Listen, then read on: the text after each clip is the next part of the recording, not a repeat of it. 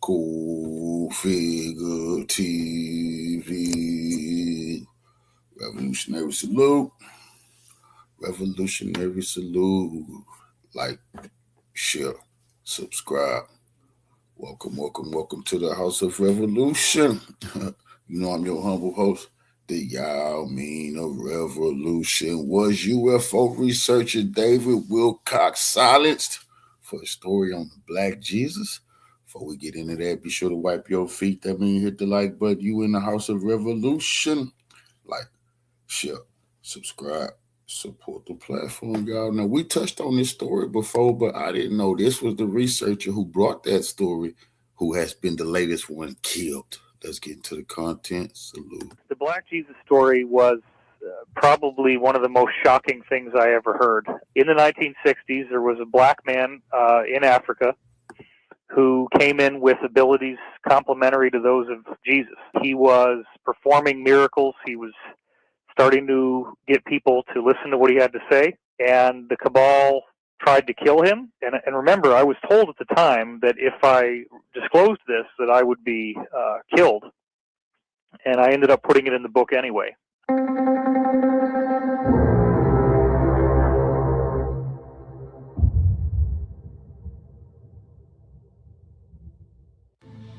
Peace and love, family, peace and love. It's yours truly, the Mind of Isaiah. And it is with a heavy heart that we reveal today that David Wilcock has, according to the authorities, unalived himself.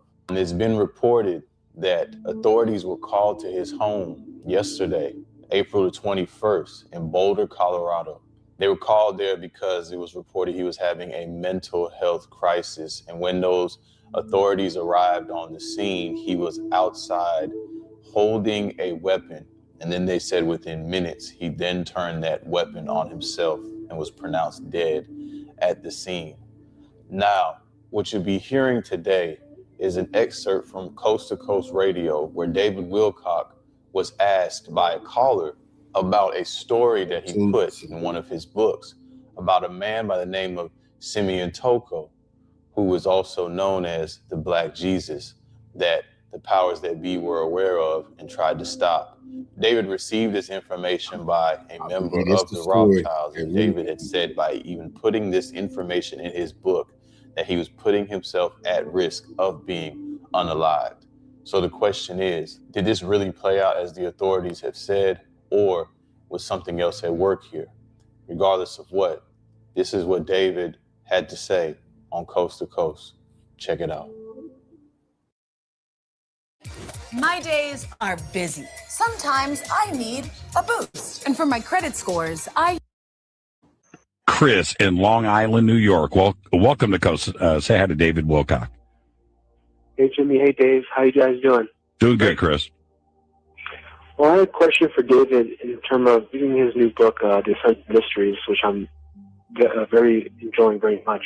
Thanks. And one of the chapters was Nikola Tesla, the Pete Peterson and Nikola Tesla Black Ops. Yep. One of them is about Black Jesus, where there's a ascended being appearing in Africa. Yep. And I just want to know if you know any more information you would share with us, because I thought that was very captivating to me, and I just wanted more information on it. Yeah, the Black Jesus story. The Black Jesus story was probably one of the most shocking things I ever heard.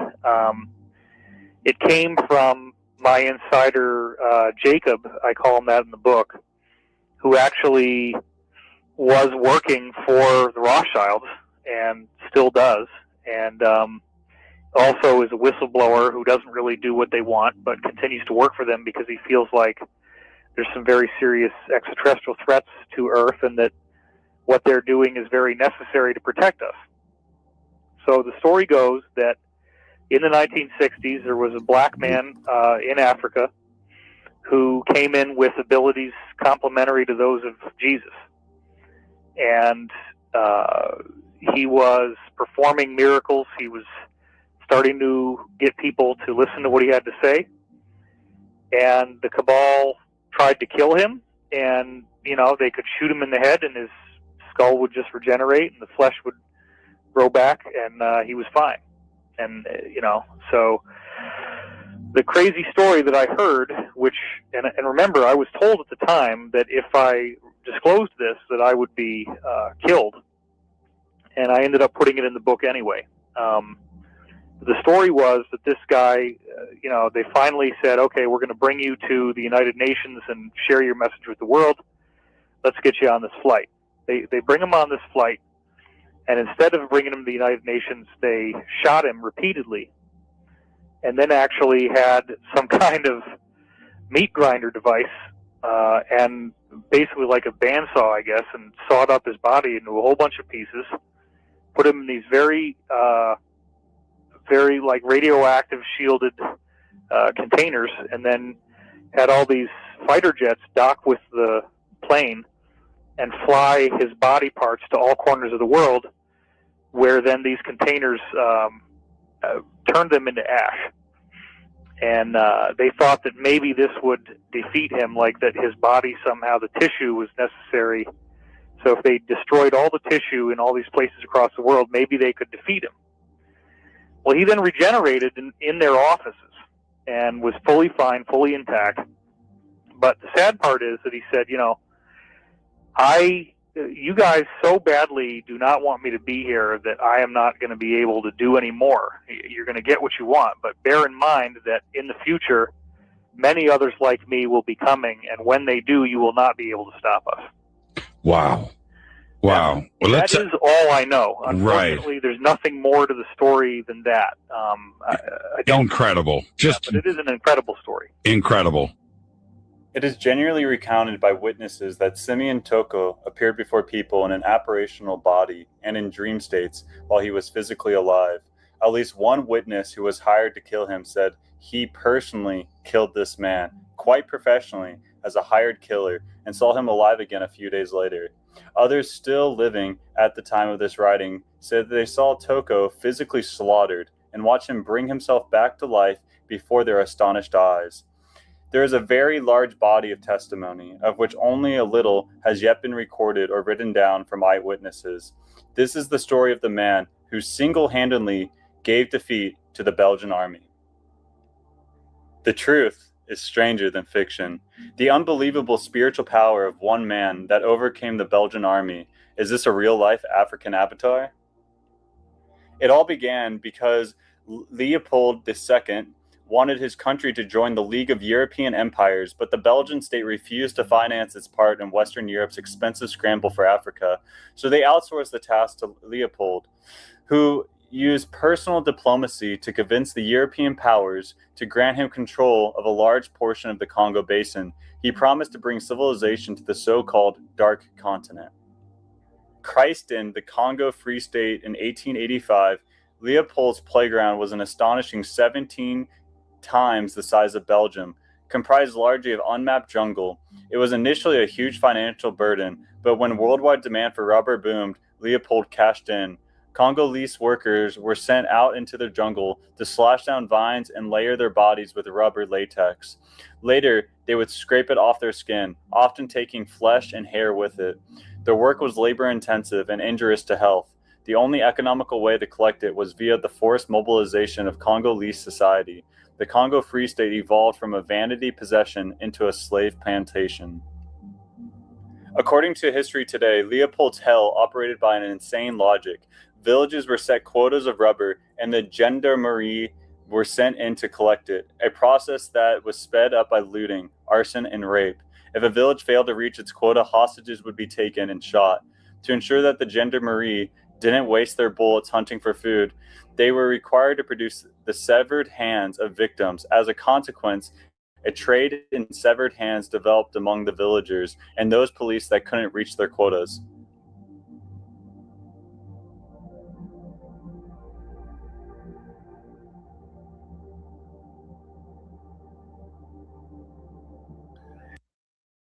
Do you remember when we took our road surfer to the coast? I could run straight into the water. Afterward, Dad read us a story.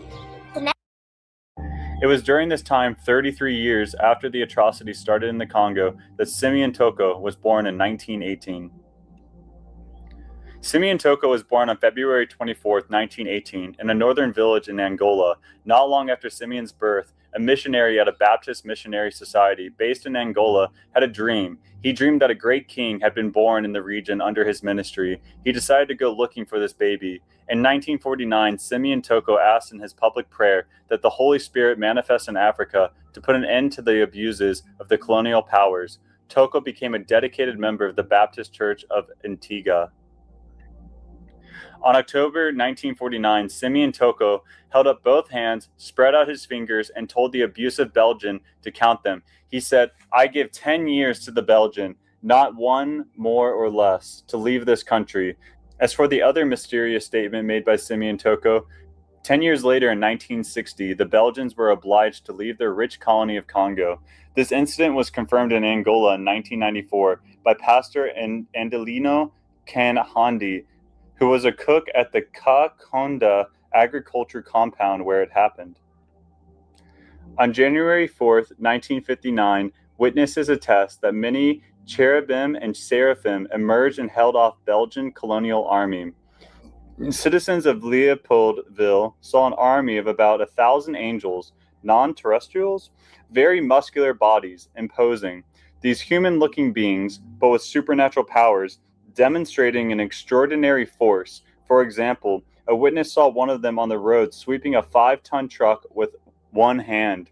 Belgian soldiers opened fire on these angels, but to no effect. Colonial army was in a panic and disorder.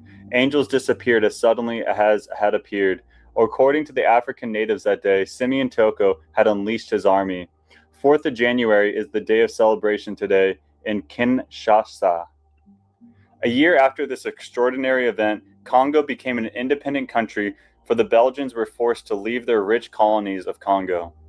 Some of these attempts were witnessed by Pastor Kahandi himself. In fact, it was the outcome of one of these murders that made Pastor Kahandi a believer. Simeon Toko was incarcerated and, for the purpose of stemming his popularity and breaking his followers. After being deported and arriving in Angola, never again would Simeon Toko rest. His life would be a string of non-stop attempts to kill him to prevent his mission.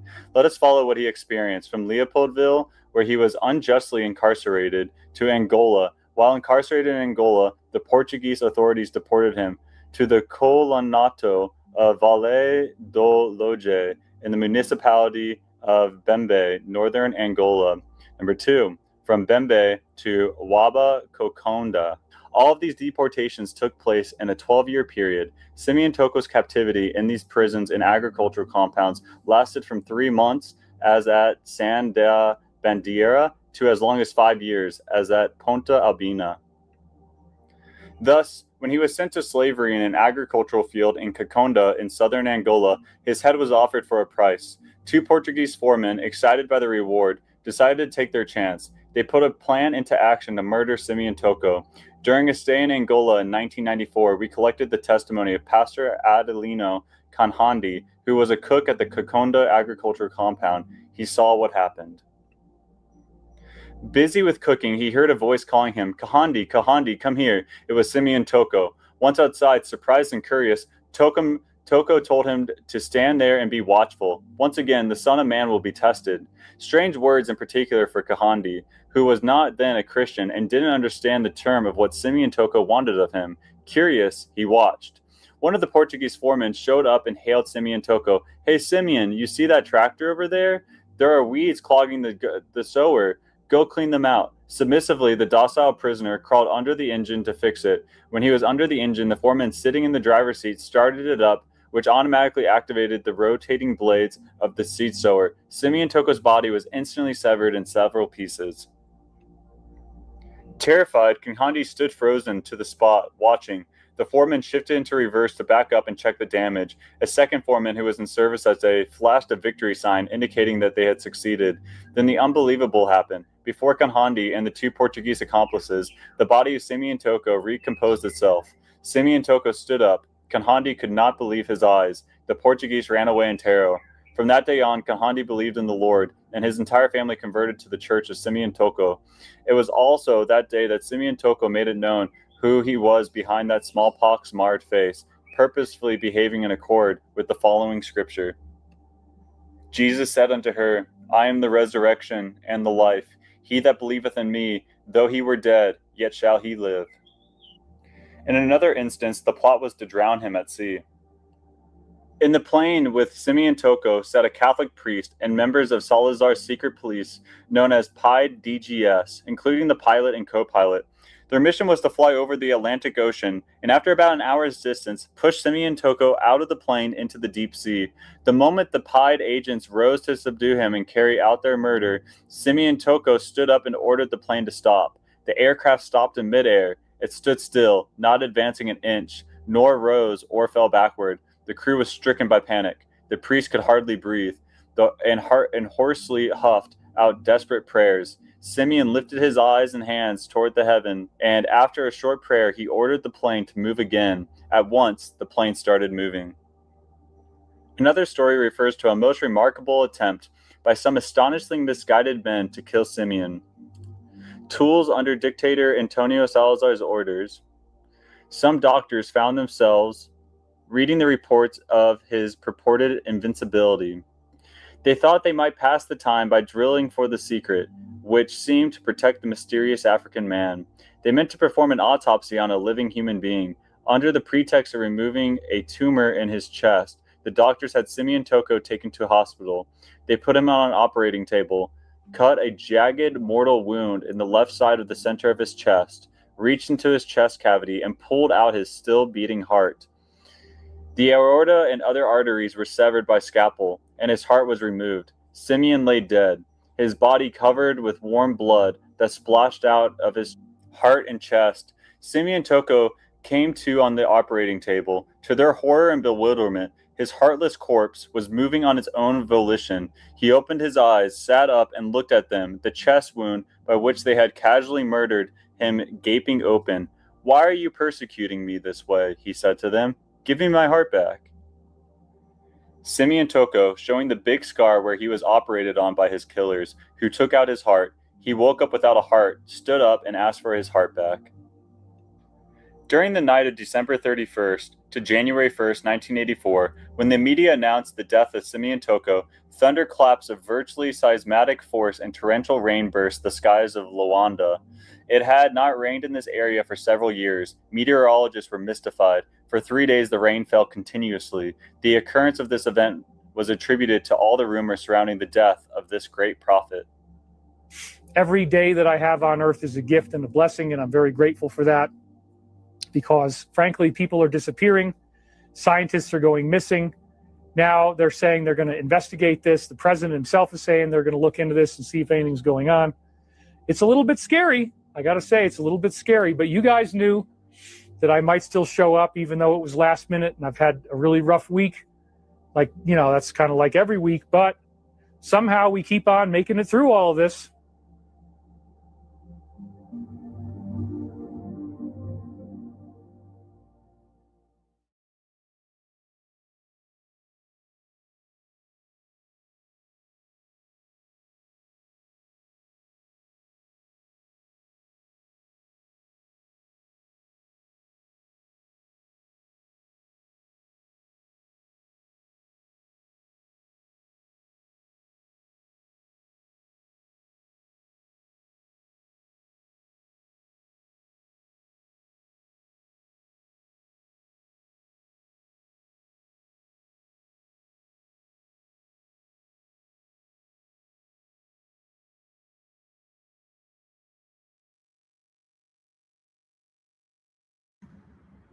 It is now being reported that another UFO researcher, David Wilcock, has passed away on April 20th, 2026 at age 53. This now makes it number 12 of the researchers and scientists who have passed away or gone missing. David Wilcock was also a New York Times best-selling author, always on the show Ancient Aliens. He also stated many times that he loved his life and planned on living. And the day before he unalived, he said this on his podcast.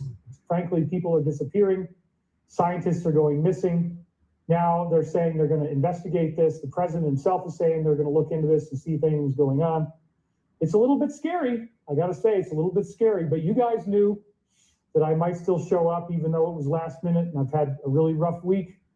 Like, you know, that's kind of like every week, but somehow we keep on making it through all this. And it gets even more weird because Nick Pope, who was also on Ancient Aliens, passed away 2 weeks before David Wilcock. Also, David Wilcock's biographer, Winfrey, passed 2 days before David Wilcock on April 18th. All of these... Biographer, other associates, one after another, right?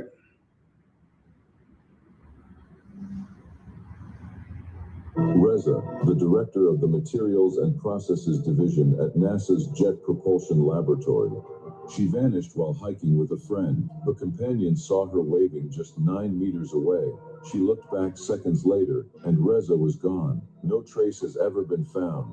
Carl Grillmayer, a Caltech astrophysicist working on near-Earth objects for NASA, gunned down on his front porch in early 2026. Stephen Garcia, a contractor at the Kansas City National Security Campus, involved in the manufacturing of nuclear components, last seen leaving his home in August 2025.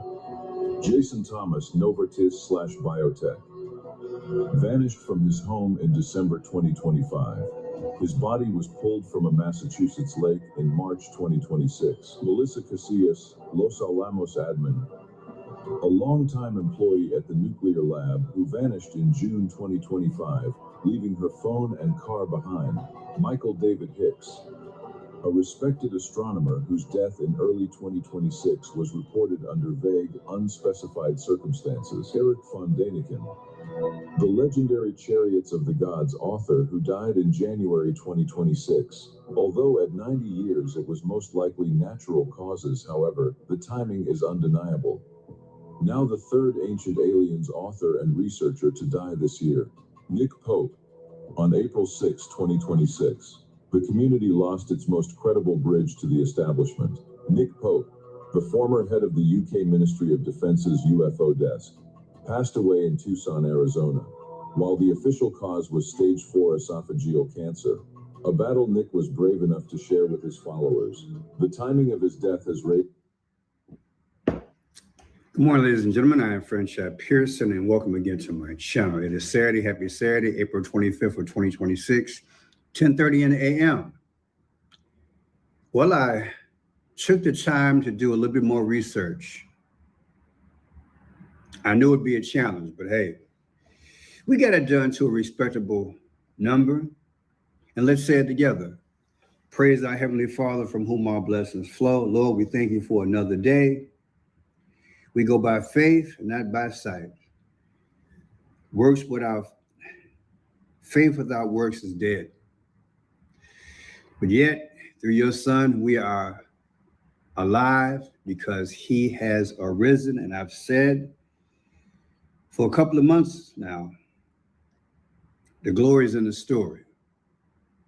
But Lord, they don't want that story out. They don't want folks to know that your only begotten Son was sent to not only to save, but to restore. So much going on. Lord, thank you for your Holy Spirit. And as we journey another day, please send your angels, because we await their call. You have all heard about speak no evil, see no evil, and hear no evil. Well, baby, those monkeys are screaming. They are screaming. Do you think that it's a coincidence that all these people have passed and David Wilcock died on April 20th? So they say. I don't think it's a coincidence. And many of you all have sent emails after emails after emails, and I appreciate that. And then in the comment section, you guys spoke it up when I mentioned it a few days ago when he passed. May he rest in peace. But people, I have come to the conclusion I had to really think it through and toss and turn in the bed, thinking this through, watching video after video, listening to different aspects. And you guys knew I grew up, I told you, on Coast to Coast. George Norrie, Art Bell, George Norrie, Art Bell. I grew up on that stuff back in the day, Coast to Coast. And so this weirdo mindset has always been with me. I've come to the conclusion that the powers are ready to go to the other side. They are ready to go to the other side. They have everything in place. The CERN, the witches, the politicians, the businesses, the bankers. They got everything in sync, everything. The motion picture industry, everything is in sync. I mean, everything. And they're ready to move to the other side. You see, because they have to rival the Holy Spirit. Christ said that where I go, he told his disciples, where I go to prepare a place for you not made by hand, a new heaven and a new earth. Satan wants to rival that. And one of the greatest signs that we had before us is all these mysterious people, quote unquote, missing. And I submit to you that is happening in one form or another is because the powers are ready to go to the other side. And they need to breathe into you a breath of life, not the breath of life, but a breath of life. And they need you to disobey God and put your faith and trust in them so that they can get there. I want to play one more video that I want to break this thing down.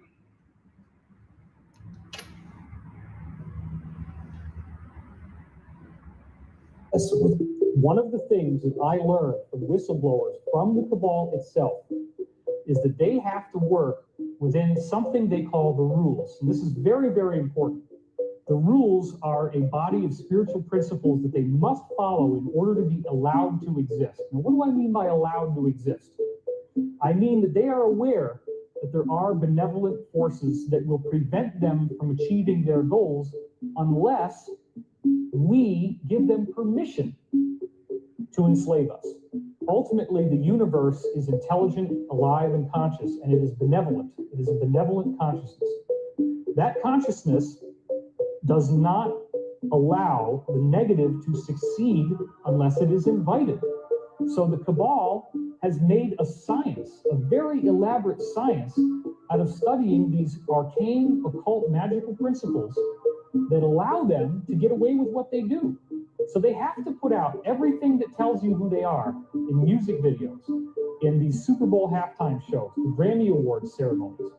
They're out there showing you the truth. This is what people are going to have so much trouble with once disclosure happens, is that these people actually practice black magic, and they are very... When you think the man knew too much, he figured out the universe, as I'm sure many of you all have. In the good book of Genesis, the first book, God said, go and be fruitful and multiply, because God knew this universal order was set up, that as he gave man dominion, and he would then have kids, and he would commune with God, the universe would automatically resonate, bless, reciprocate,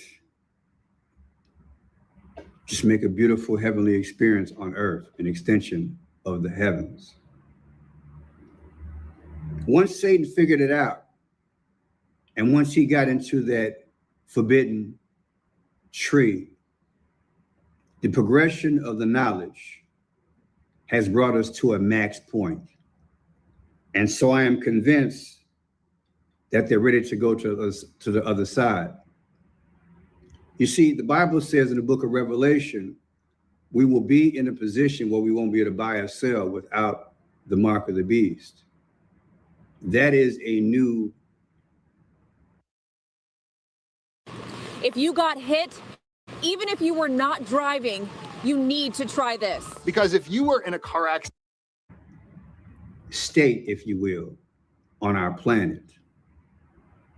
And we have willed ourselves to the powers, as David has says,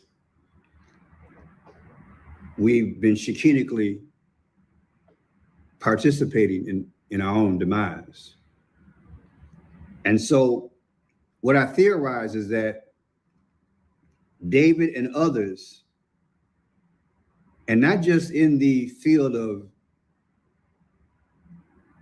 the cosmos, if you will, and UFOs and all that, they had to be taken out, is because once we're there, these people would have recognized it.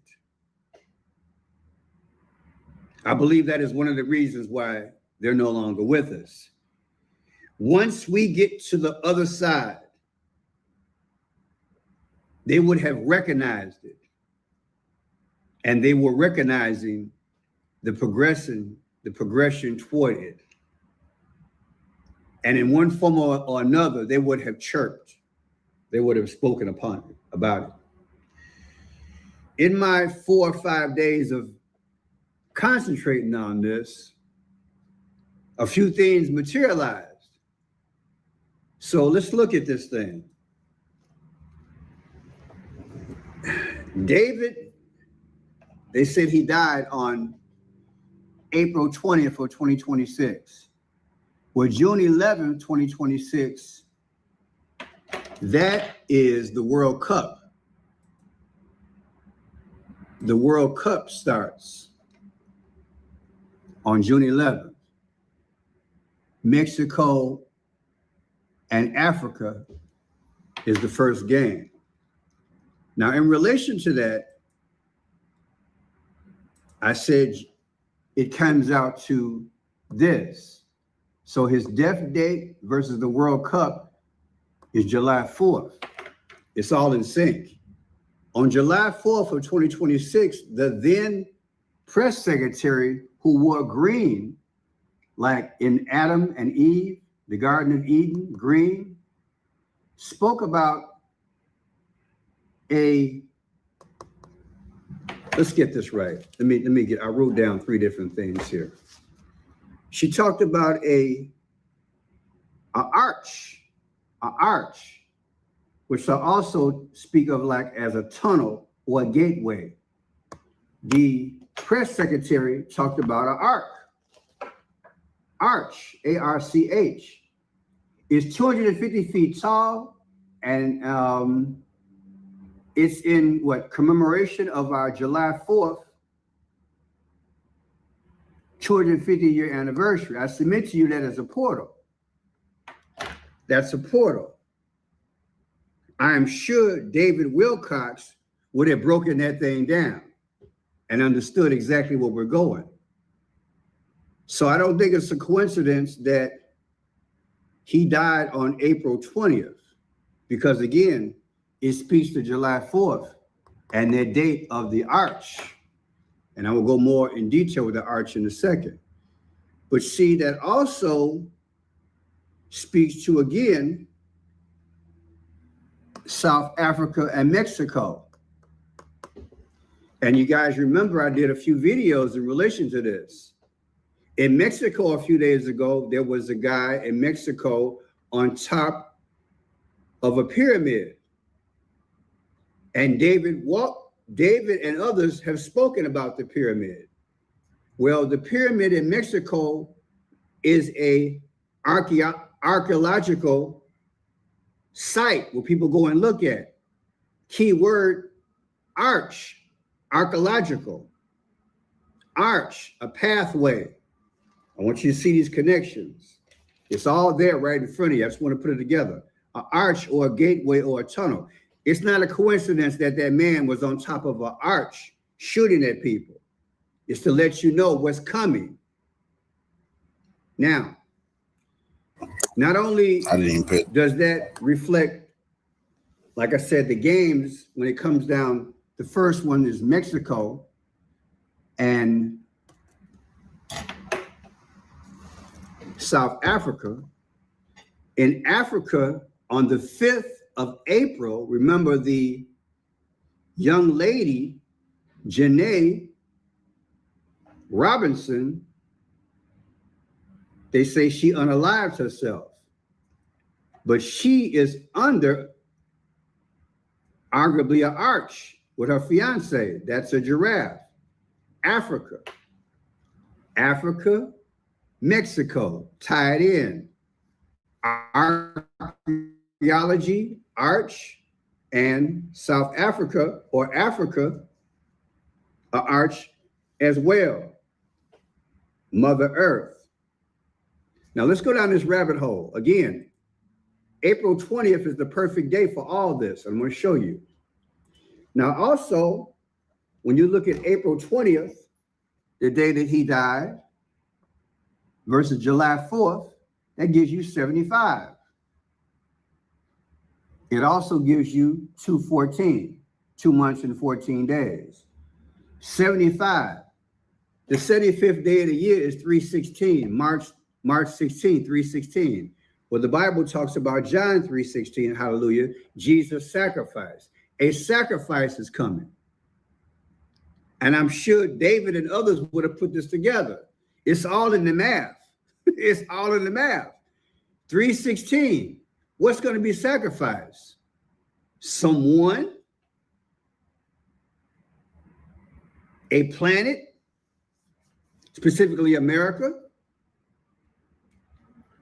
and the shedding of blood to transfer into the arch or the tunnel or the gateway into this new paradigm, this new dominion, okay? Now, that 214 I showed you, well, first of all, let's go back. The 214 is a Super Bowl. And remember, my tie-in this week was what? When the football players, as well as the soccer players, when they go through a tunnel, that's an arch, and they come out, and everybody's anticipating the game, whether it's football or soccer. February 12th. See, it all ties in. Now, when you take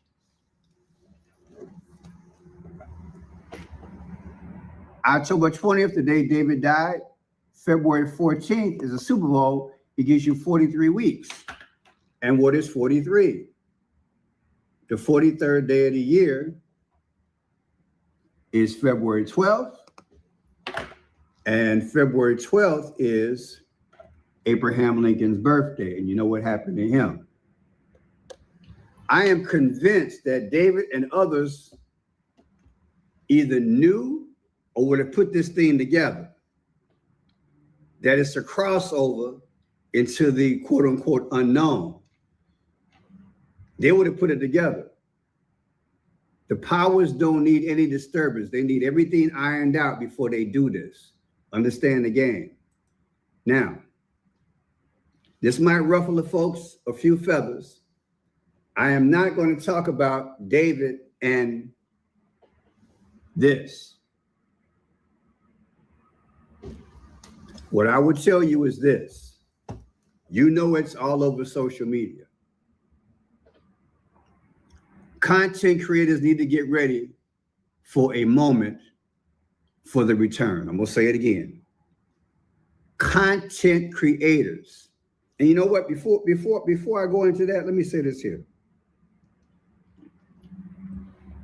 Nancy Guthrie's been missing since February 1st.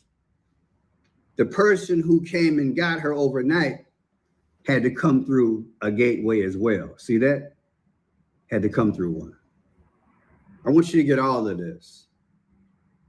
And both Nancy Guthrie, she's from Arizona. That's February 14th, like the Super Bowl. And Janae, she's from Oregon. Not gonna argue about it. One of her places she was from was Oregon. One of the places she was from was Oregon. It's also February 14th as well. The only two states, Oregon and Arizona, and these two people came up missing. This is no accident. All this came out. And I'm glad I went back to this because, of course, Janae is black. Africa, they say, arguably, is the origin of all mankind. Well, David, on my notes again. Let's just put it like this. David Wilcock has videos on social media where he talked about a black Jesus coming out of Africa as well. Africa, the original place, arguably, of all mankind. I'm not going to get into this. There are a lot of reasons why, but I would say this. Content creators, get ready. Revelation 1-7 states, look, he is coming with the clouds, and every eye will see him, even those who pierced him, and all the tribes of the earth will mourn because of him. This verse describes the second coming of Jesus, indicating a universally visible event rather than a secret, hidden, and partial return. If Jesus decides to come soon, we don't necessarily know how he will deal with time, do we? The Bible says in a moment, in the twinkling of an eye. But look at it like this. I and others, this is what we do. We have a responsibility to fulfill this Revelation 1-7. Every eye will see him. I don't feel I'm worthy to be with Jesus, to have a one-on-one, to tell people that he's here walking amongst us. But somebody and somebodies might possibly have the opportunity to share it, that we've seen him. And then the moment and the twinkling of an eye happens. The moment in the twinkling of the eye. Suppose it happens like that. This is what I'm thinking. Suppose it happens like that. And again, I feel like I'm unworthy. But suppose God is tired of every time he tries to warn us, somebody's taken out. And what better way to give us one more chance before he does the moment in the twinkling of an eye than to utilize Christian social media commentators. I know you might think it's bizarre, but like I told you, I grew up on coast to coast. And I don't put nothing past what the Lord. You see, because they've already told us, in my humble opinion, Barack Obama's on a pride boat. This is what started it all in heaven. Satan had pride. Does the Bible not say that? He had pride, and he threw him out of heaven. And now that pride is taking us into what? A canal, a gateway, a tunnel. It's all there. I hope you understand what I'm trying to say. I don't think it's too far-fetched. They're doing their thing. God is going to do his. And it's this back and forth of, well, let me keep information from getting out. So let me get these people off the planet versus them doing what they got to do to create their one world, new world order. And maybe God will utilize social media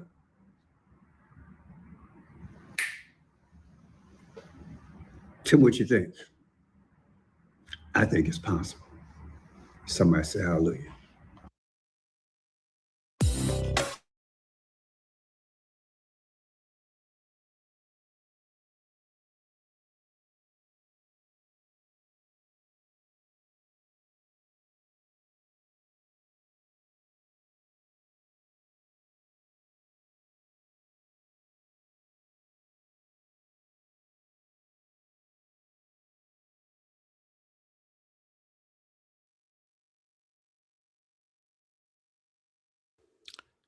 I can't believe it. Deep divers, I can't believe it. David Wilcock has passed away.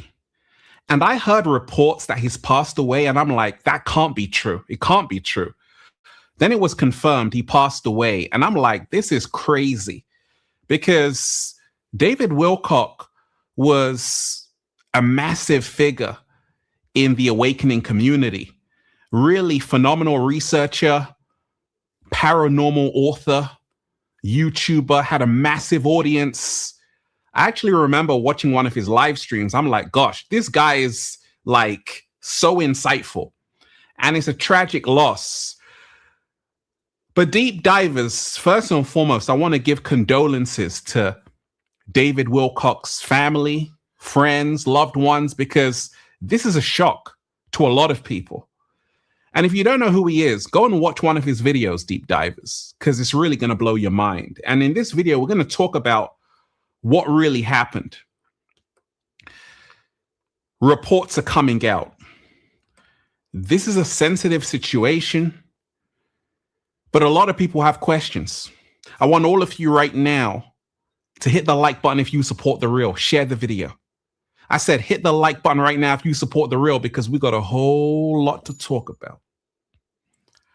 Peace. Infinite waters, diving deep once again. Beautiful deep divers. I woke up like this looking 23, 22. Just, woo, breathing in that good ass prana, baby. Charged up. Raising the frequency. I feel so much better now. Raising the vibration. Take that, take that, take that. Good ass energy I'm sending you. Deep divers. I hope all of you are protecting your energy and taking care of yourself, right? Because so much is happening right now. And David Wilcock, this news was out of the blue. Last week, he was posting, tweeting, doing live streams. And then they say that it was a self-inflicted gunshot wound. He was found in his home. I'm like, this is crazy. But deep divers, this channel is all about becoming your greatest version. And sometimes, even though people appear on the outside to be fine and having it all together, you don't really know what's happening behind the scenes. And some people are saying, well, it might be foul play, right? Question everything. But we're going to take a deep dive into this. Okay, I'm going to break down the report, and then we're going to talk about some very interesting things. And we ain't even had breakfast yet. Can I get a hello? So let me read you the TMZ report, okay? David Wilcock, a well-known paranormal author and YouTuber, has reportedly died at the age of 53. According to reports from TMZ, authorities in Boulder County, Colorado, responded to a 911 call on April 20th. Regarding an unknown situation. Officials say the caller was believed to be experiencing a mental health crisis. When deputies arrived at the scene, they encountered a man outside a residence holding a weapon. Within minutes, authorities say the individual used the weapon on himself and was pronounced dead at the scene.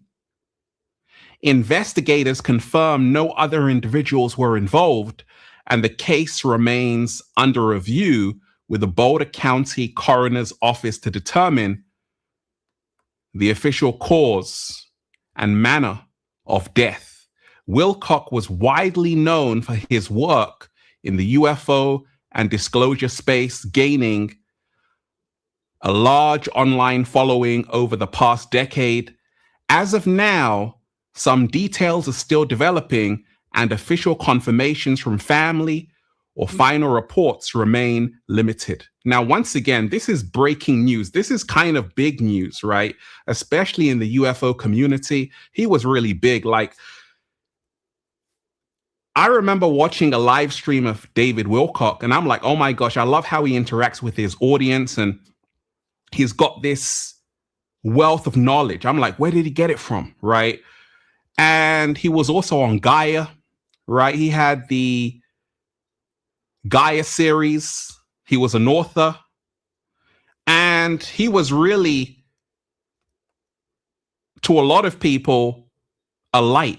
And it's just a sad story. But there are also questions, because a lot of people are saying, wait a second, he would never do that to himself, right? He would never do that to himself, right? So what I want to tell you is that deep divers protect your energy.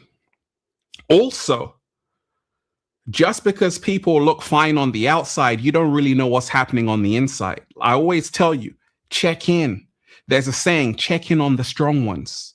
Check in on people who seem fine, because fine means fearful, insecure, neurotic, and emotional. Now, David Wilcock said this. Take a listen to this. I'm excited to be here. Every day that I have on earth is a gift and a blessing, and I'm very grateful for that, because frankly, people are disappearing. Scientists are going missing. Now they're saying they're going to investigate this. The president himself is saying they're going to look into this and see if anything's going on. It's a little bit scary. I got to say, it's a little bit scary, but you guys knew that I might still show up, even though it was last minute and I've had a really rough week. That's kind of like every week, but somehow we keep on making it through all of this. He said he had a rough week, right? He said he had a rough week. So this was someone who was really on the front lines, and his videos were very, very insightful. His message was very, very insightful. And this is just the sad news to a lot of people, because it was all good just a week ago, so it seemed. And this was one of his last tweets. Let me read it. My dear family, I am not yet sure if I'm doing a show tomorrow. I've had some very intense stuff going on this weekend. This is April 18th. Okay, he was pronounced dead deep divers April 20th. So 2 days before his demise, right? My dear family, I am not yet sure if I'm doing a show tomorrow. I've had some very intense stuff going on this weekend. Either way, I want you all to know how much I love you and appreciate you. Always remember the Creator is within, and we live in a loving universe, right? I'm very grateful to you all.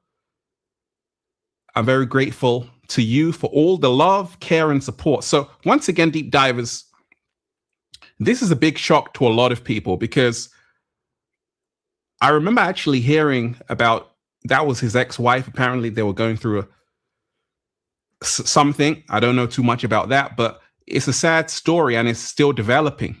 People want answers. What really happened? What would lead a man to do this to himself, right? And some people are bringing up old tweets saying that this is what he said: I plan on living, not suicidal at all, just concerned about what happens when you prove God is real, right? So this is a very strange, bizarre, shocking piece of news, right? Because a lot of people will be like, no, this could never happen in a million years, because he's got work to do.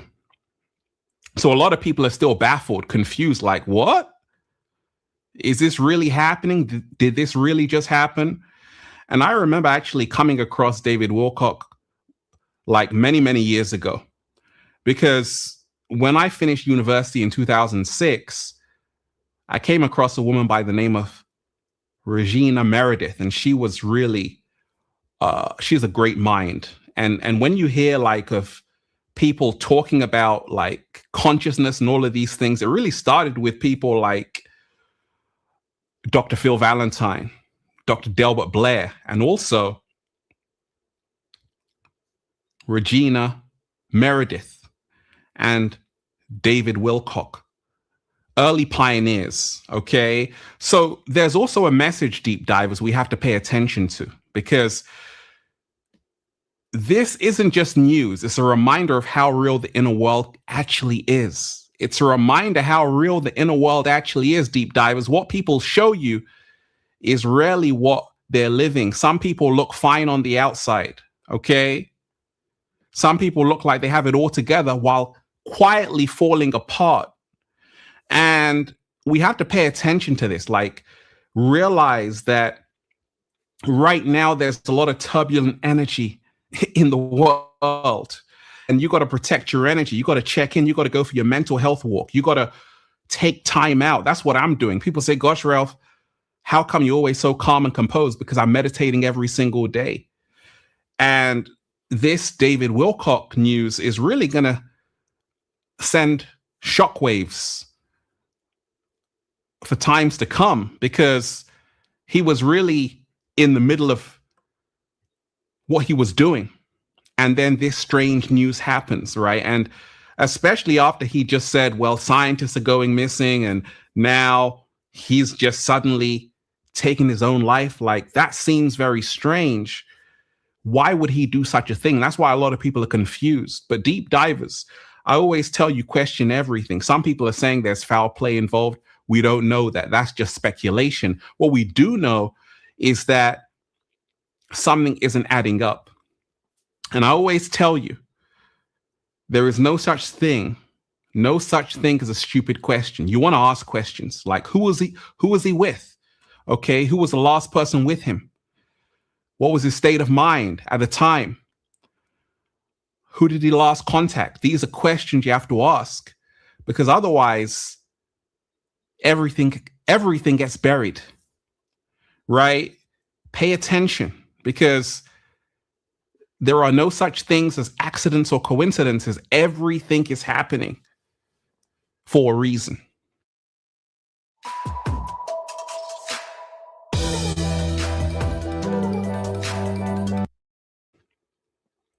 And what I will tell you, deep divers, is that continue to share love into the world, continue to spread love into the world, continue to choose love, not fear. When I take a look at this David Wilcock situation, in my mind, I'm like, nah, something isn't adding up. You don't go from tweeting this on April 18th to April 20th, allegedly taking your own life. It seems very strange, especially with this message. Once again, I'm excited to be here. Every day that I have on earth is a gift and a blessing, and I'm very grateful for that, because frankly, people are disappearing. Scientists are going missing. Now they're saying they're going to investigate this. The president himself is saying they're going to look into this and see if anything's going on. It's a little bit scary. I got to say, it's a little bit scary, but you guys knew that I might still show up, even though it was last minute and I've had a really rough week. Like, that's kind of like every week, but somehow we keep on making it through all of this. And I want to take this time out to say thank you to David Wilcock for his service to humanity, for helping so many people in their lives. And once again, go and take a listen to one of his shows, because it's very eye-opening how he engages with his audience. He was doing like 3-hour live streams. I remember watching last year. I'm like, gosh, this guy is like phenomenal. And it's just a very strange situation. This is still unfolding, but it has been confirmed. And a lot of people still have a lot of questions, like something isn't adding up. And I want to remind you, it's valid to have those questions, right? Always question everything, but also realize that there are people who are dealing with things you know nothing about. There are people who are dealing with things, deep divers, you know nothing about. Infinite Waters, every single day, I'm aware that I got to heal my internal state. That's the reason why I can share with people. But there are a lot of people out there who are sharing with people who are also dealing with their own problems. And that's what a lot of people forget. Everyone is human. And that's the reason why you really got to check in with yourself, and you have to check in with other people, because you don't know what they're going through. You don't know the situation they're in. People are dealing with hard times, divorces, lawsuits, settlements, all kind of crazy stuff. And the human mind is powerful, but also fragile. The human mind is powerful, but also fragile. And that's the reason why you want to check in with people. You want to be kind, compassionate, and this was one of his wisdom teachings, right? This was one of his wisdom teachings on Gaia. Phenomenal episode. So this is a big shock. A lot of people still can't believe it, but I want to remind you, deep divers, life is sacred. Honor your life and spread kindness to those around you. Hit the like button, deep divers, if you support the real. Share the video.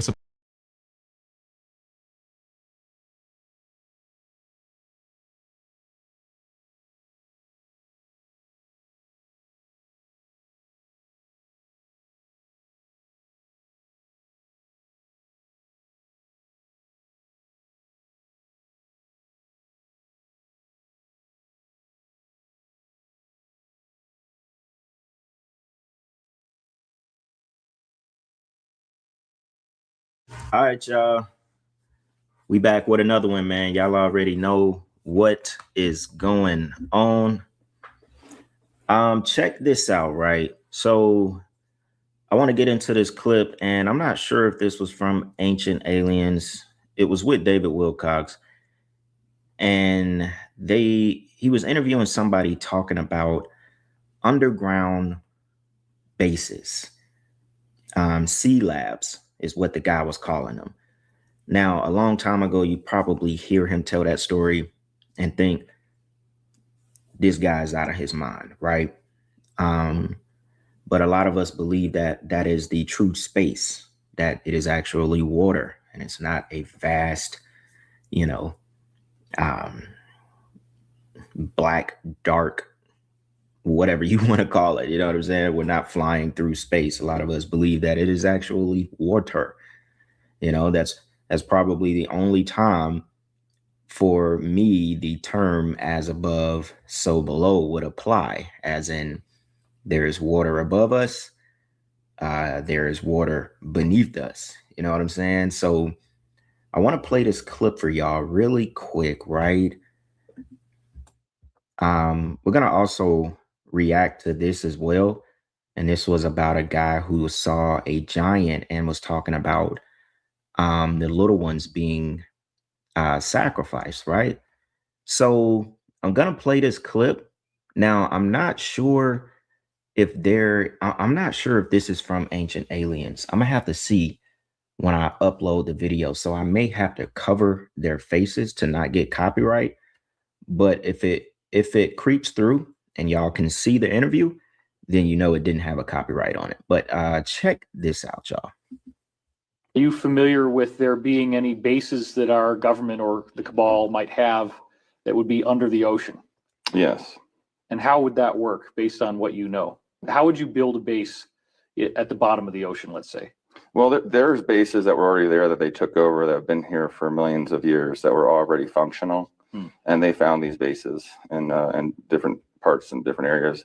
And most of the bases are not just like bubbles on the bottom of an ocean. They're actually under the ocean's crust. Right. So that's how they really bore in there. And they build it from underneath up. They don't go down from the surface of the ocean with a bunch of 2x4s and steel parts. It's a very complex, a very advanced way to make an underground sea lab. Sea labs exist all over the world. That's what it's called, the sea lab? Sea labs, okay. Yeah, are all over the all over the world. Very small. You might see a small one on the bottom of the ocean, but underneath that is really where the base is. It's underneath and the crust of the bottom of the ocean and the rock. So by digging down first and then working from the bottom up, does Correct. that prevent against erosion and cataclysms and that kind of thing? I think it's probably the safest way to do it without being noticed. Right. It's a secrecy thing. After what happened many years ago with the Tao's hums, they were worried that people were catching on with what they were doing with this, making these tunnels. But now they're using a different type of technique. Of course, as you know, they make big lava tubes and melt rock, and they don't use the old-fashioned drills. You see these pictures of these ancient drill bits that are like 150 feet in diameter, and right. That's old school. Some skeptics might say that we barely even have the ability to get any submarine that far down. The pressure would crush any type of technology. So How have they overcome those limitations of the pressure? Oh no, they don't use submarines that use, our own alien reproduction vehicles. We form our own gravitational force, so we're inside our own gravity field. So we cannot get crushed. I mean, we form, that's why you can go to space, and that's why you see some of these UFOs and these other ones just go right into the water that you keep going, because they're in their own environment of their own gravity. So it'd be easy for that to, for them to transport people or equipment or whatnot. But they always have a direct link to these tunnels, is what it's all about. And there's many tunnels all around the world. And there's enough pressure that they can generate enough gravity that they can easily counteract the pressure of the ocean? Oh, absolutely. Plus, they can transdimensionally change the size of themselves. Like, how would that work? Well, they kind of like dematerialize, but you're still there, but you're just out of this frequency just a hair. So you're not really you don't fall under the laws of the science. Whoa. Wait a minute. Now, this goes directly into what I have been talking about and telling y'all. Now, I'm not going to take the full credit because I saw it on this clip and it was like this author, and I have it in one of my videos. I may have to go back, scrub through this UFO video I did. I think it was with the Third Right. And one of those videos, it was like an hour long, right? Maybe 2 years ago. And the author was talking about the demonic presence of UFOs. And this is where I got the thing from, that we sometimes, well, most of the time, you wouldn't be able to touch the UFO because it's not physical, right? Now, this guy's talking about this like this is just nothing. Like this is, just off the top of his, like he knows this information off the back of his hand, like nothing. Not stuttering, looking at him with a straight face. Like, yeah, these UFOs, they can dematerialize. They can transform to where they sit right outside of this frequency, to where the laws of whatever you want to believe in does not matter to how it moves in and out of the ocean. Isn't that insane? We're going to listen to the last 30 seconds again, because I don't think, did y'all hear what he said? It also makes you think about another thing. He basically said the technology, said they're not using submarines. They already have re-engineered UFO alien tech that they have built their own gravity field around. So there's no such thing as pressure from all of that water. They're chilling. It makes you think about all the way back in the 40s. Remember the Third Reich, the Nazis, they had probes, and I'm going to say that they were digital. Maybe they weren't digital. More than likely, they were digital. I'm not fully sure. But those probes were able to go in and out of this reality, or one side of the world to another, in the blink of a damn eye. It's from research, right? And remember, what did old dude say when he pulled up to Antarctica and they tried to see what was going on? And they said these UFOs flew out of the water, rose up out of the water at speeds they had never seen before. What's his name? Y'all know who I'm talking about. Y'all know I forget names like crazy. Admiral Byrd. They said they were met with UFOs. Whoosh. Water coming off the UFO. Phew, pow, pow, pow. Shooting little laser bullets. Who knows? Like Star Wars or something. But how many times have we heard the story about these UFOs coming out of the water? So you would be crazy to think that that technology does not exist. I mean, he just told us. He said it's our own technology. And that's been known for a long time, that we have things on gravity. Let me go back a little bit. And just go right into the water. That's been known, that a lot of the stuff where they're trying to trick us and say it's UFOs and aliens, it's our own technology, y'all. It's our own technology. That's why when I say you can't touch them, they're not physical, it's one of two things. It's just our technology, but digital, or it's like what he's saying. Those crafts that are able to dematerialize, we'll use his term, then you have to think about what kind of technology is behind that. Let's listen to it one more time. So we cannot get crushed. I mean, we form of the pressure. Oh no, they don't use submarines that use, our own alien reproduction vehicles. We form our own gravitational force, so we're inside our own gravity field. So we cannot get crushed. I mean, we form. That's why you can go to space, and that's why you see some of these UFOs and these other ones just go right into the water. They keep going because they're in their own environment of their own gravity. So it'd be easy for that to, for them to transport people or equipment or whatnot. But they always have a direct link to these tunnels, is what it's all about. And there's many tunnels all around the world. And there's enough pressure that they can generate enough gravity that they can easily counteract the pressure of the ocean. Oh, absolutely. Plus, they can transdimensionally change the size of themselves. Like, how would that work?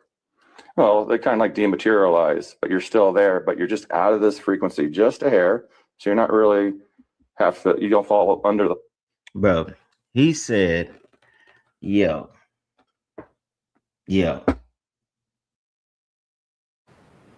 I was looking to get a new truck. So I raised my credit scores with Experian Boost. Now, Experian Boost is even better because my monthly insurance payments could help me build credit instantly. Free. More ways to build credit. Download the Experian app.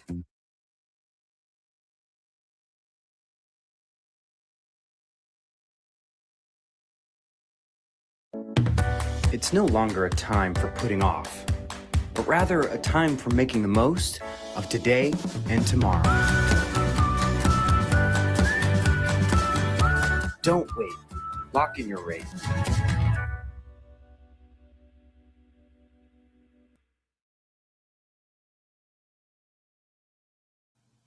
What did he say? He said they can transdimensionally change the size of themselves. So who is he speaking of? He said themselves. As in he's speaking of like this UFO that's coming in and out of the water being an entity. Transdimensionally change the size? What? Dematerialize to where they exist right outside of this frequency? They're still there, but they're just right here. So that way, none of the laws of this reality actually matters, because technically they're over here in this little piece of dimension, just right outside of where we exist at. Shoo. Y'all gotta stop playing. That is crazy. Once again, hopefully I don't have to cover this up. I'm not sure if this was those bricks in the background almost tell me this was ancient aliens, but I'm not sure. This that clip is insane, y'all. Let's switch the topic. Let's check out this video about this guy telling his story about. Let's check out this video, and it's pretty interesting, y'all. Check it out.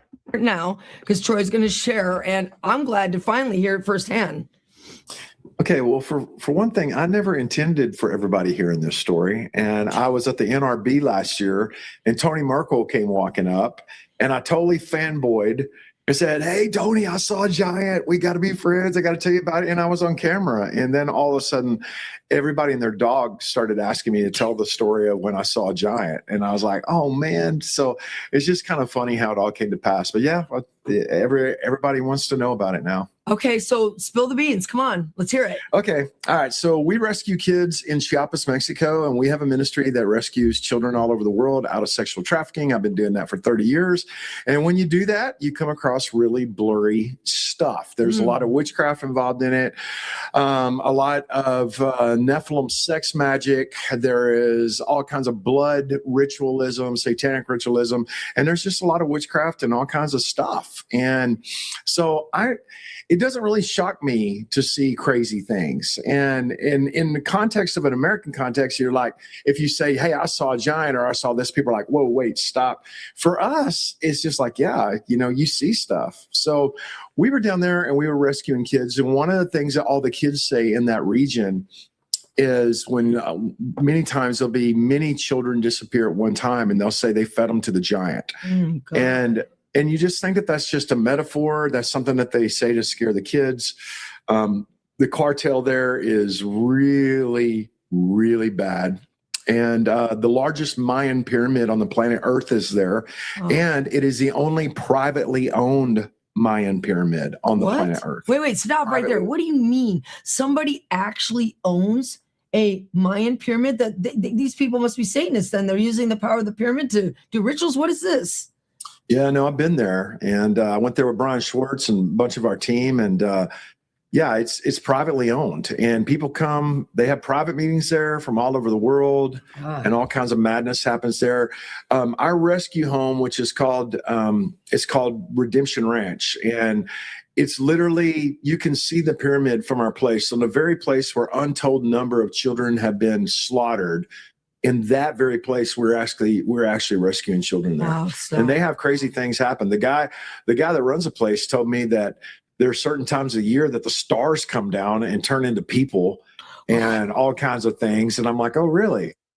Now, the stories that you will hear, because he's not the first guy I've heard stories like this from, but I swear sometimes, like, I don't know if it's just living in America. You know, we get a lot of propaganda, a lot of bullshit we see on the news and stuff. I don't know if it's just living here and being so wrapped up in this country, but it's like we seem to forget America ain't the only country, and really the most freakiest shit, supernatural, damn near demonic shit happens in other countries as well. I mean, don't get me wrong, America is responsible for some sick shit, but it's like when I hear these kind of stories about the star fell from the sky and turned into a man or whatever he's talking about, or seeing giants and seeing all this crazy stuff, is usually in like different countries and Mexico and all these other places where the veil probably is very thin, you know? But I swear, I don't know, just like living here, I don't know, man. Ain't all cracked up to be what it seems. And I'm not saying that I want to see this shit, but you know, we just get so caught up in America and chasing money and stuff here, and you know, everything that people chase is that the rest of the world is just as real, you know, if not even more real. You know what I'm saying? I don't know. He said, yeah. Oh, man. Okay, Yeah. so while you're like validating everything that I've already known for so long with these encounters, this is seriously crazy stuff. Well, so what do you think? How long have they been bringing children blood sacrifices to that pyramid? More than 1,000 years. My God. More than 1,000 years. And I mean, and it's still going on today. I mean, there are still, I promise you, we have rescued children out of the most horrific of circumstances. And yes, there was pornography involved. Yes, there was all those things involved, but there's also too. Puerto Rico ignites the spirit you buried and shatters every restraint. Dance. Unbelievably horrible things that have to do with their blood and have to do with ritualistic, satanic things. And all of that is also tied into the Mayan culture. And it's been going on in that region for at least a millennia. It's crazy. Oh my gosh. So do the setup. Were you at the pyramid when you saw this being? No, I wasn't. I had been at the pyramid. I had been there. But even at the hotel we stay at, there's a giant rock that has a giant's footprint in it. And it's part of the floor of the actual hotel where we stay at. There's giant sightings around there. There's giant footprints within the rocks. There's megalithic structures. And it's just part of the local culture down there. And the mythos of the narrative down there is that there are giants here. And I had really thought that most of that was just, myth and things like that until I actually saw one, and that changes things. I guess so. For me, if I would have been in the hotel that was built on the rock with the giant's footprint, I would have been fighting giants all night.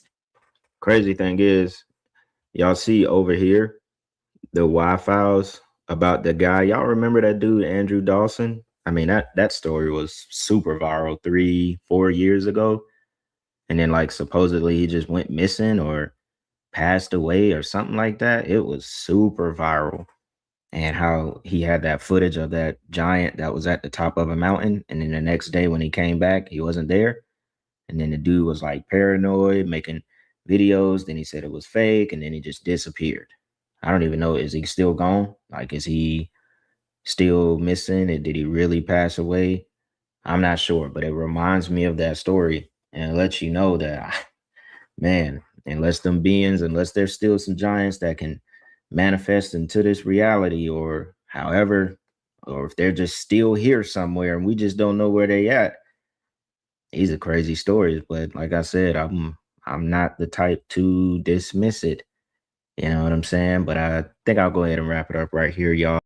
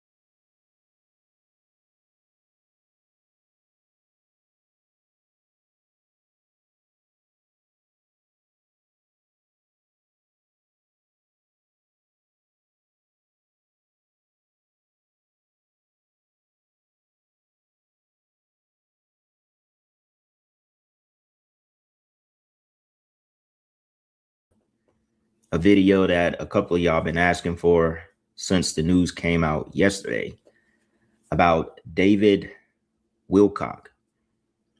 Now, this one has probably took the most attention so far. I've seen just about every MSN, network cover it as far as articles on the internet. A lot of us have seen David Wilcock from the History Channel, Ancient Aliens. I remember seeing him, that had to be like back in high school or something like that. David Wilcock has been around for a very long time. I was surprised to see this, and y'all already know it doesn't make no sense, especially when we get into his most recent live that was 3 hours long. It just does not make sense, y'all.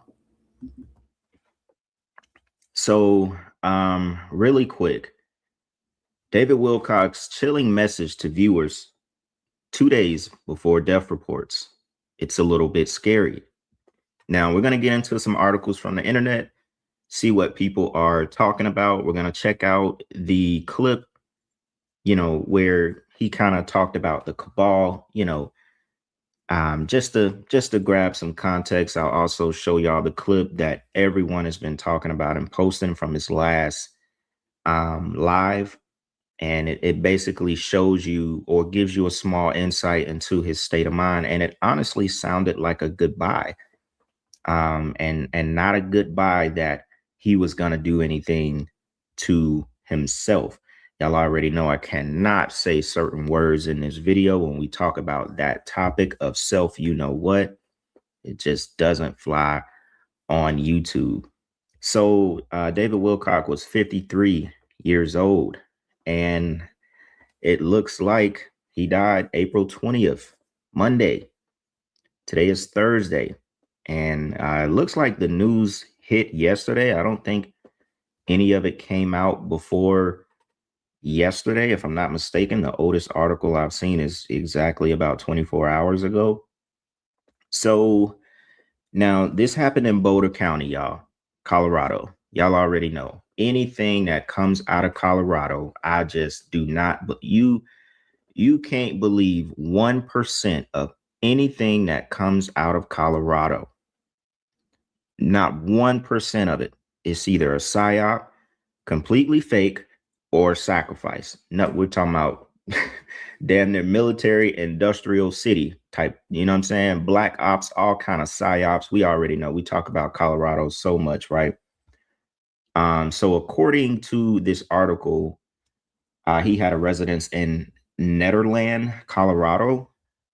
And basically, they say they got an unknown call. Is this let me get the exact words of it. So local authorities reported that they responded Monday to an incident near the 1400 block of Ridge Road. This is actually the photo of his alleged house, like these, wooden style cabins, right? So they said a emergency communication specialist dispatched officers over speculation that an individual was having a mental health crisis. Deputies arrived at approximately 11:02 a.m.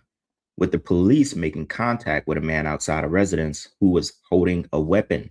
He later did you know what, and he was pronounced dead at the scene. So very vague. They got a call that, hey, it was speculation that someone was having a crisis. And then by the time they got there, he did the unthinkable. And then they realized at the coroner's office, and they identified him as frequent Ancient Aliens contributor, David Wilcock. And obviously a lot of people, seeing David recently, a lot of people is like, yo, it's no way it's David. He looks so different.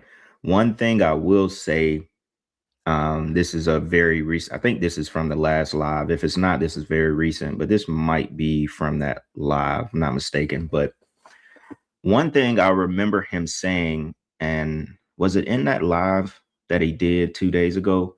He talked about maybe being diagnosed with diabetes. He was experiencing all the symptoms of it. Obviously, he was 53 years old. And if his body was showing signs of diabetes, probably would age him a little bit faster. But let's get into some of the clips from the internet about all of this stuff. All right.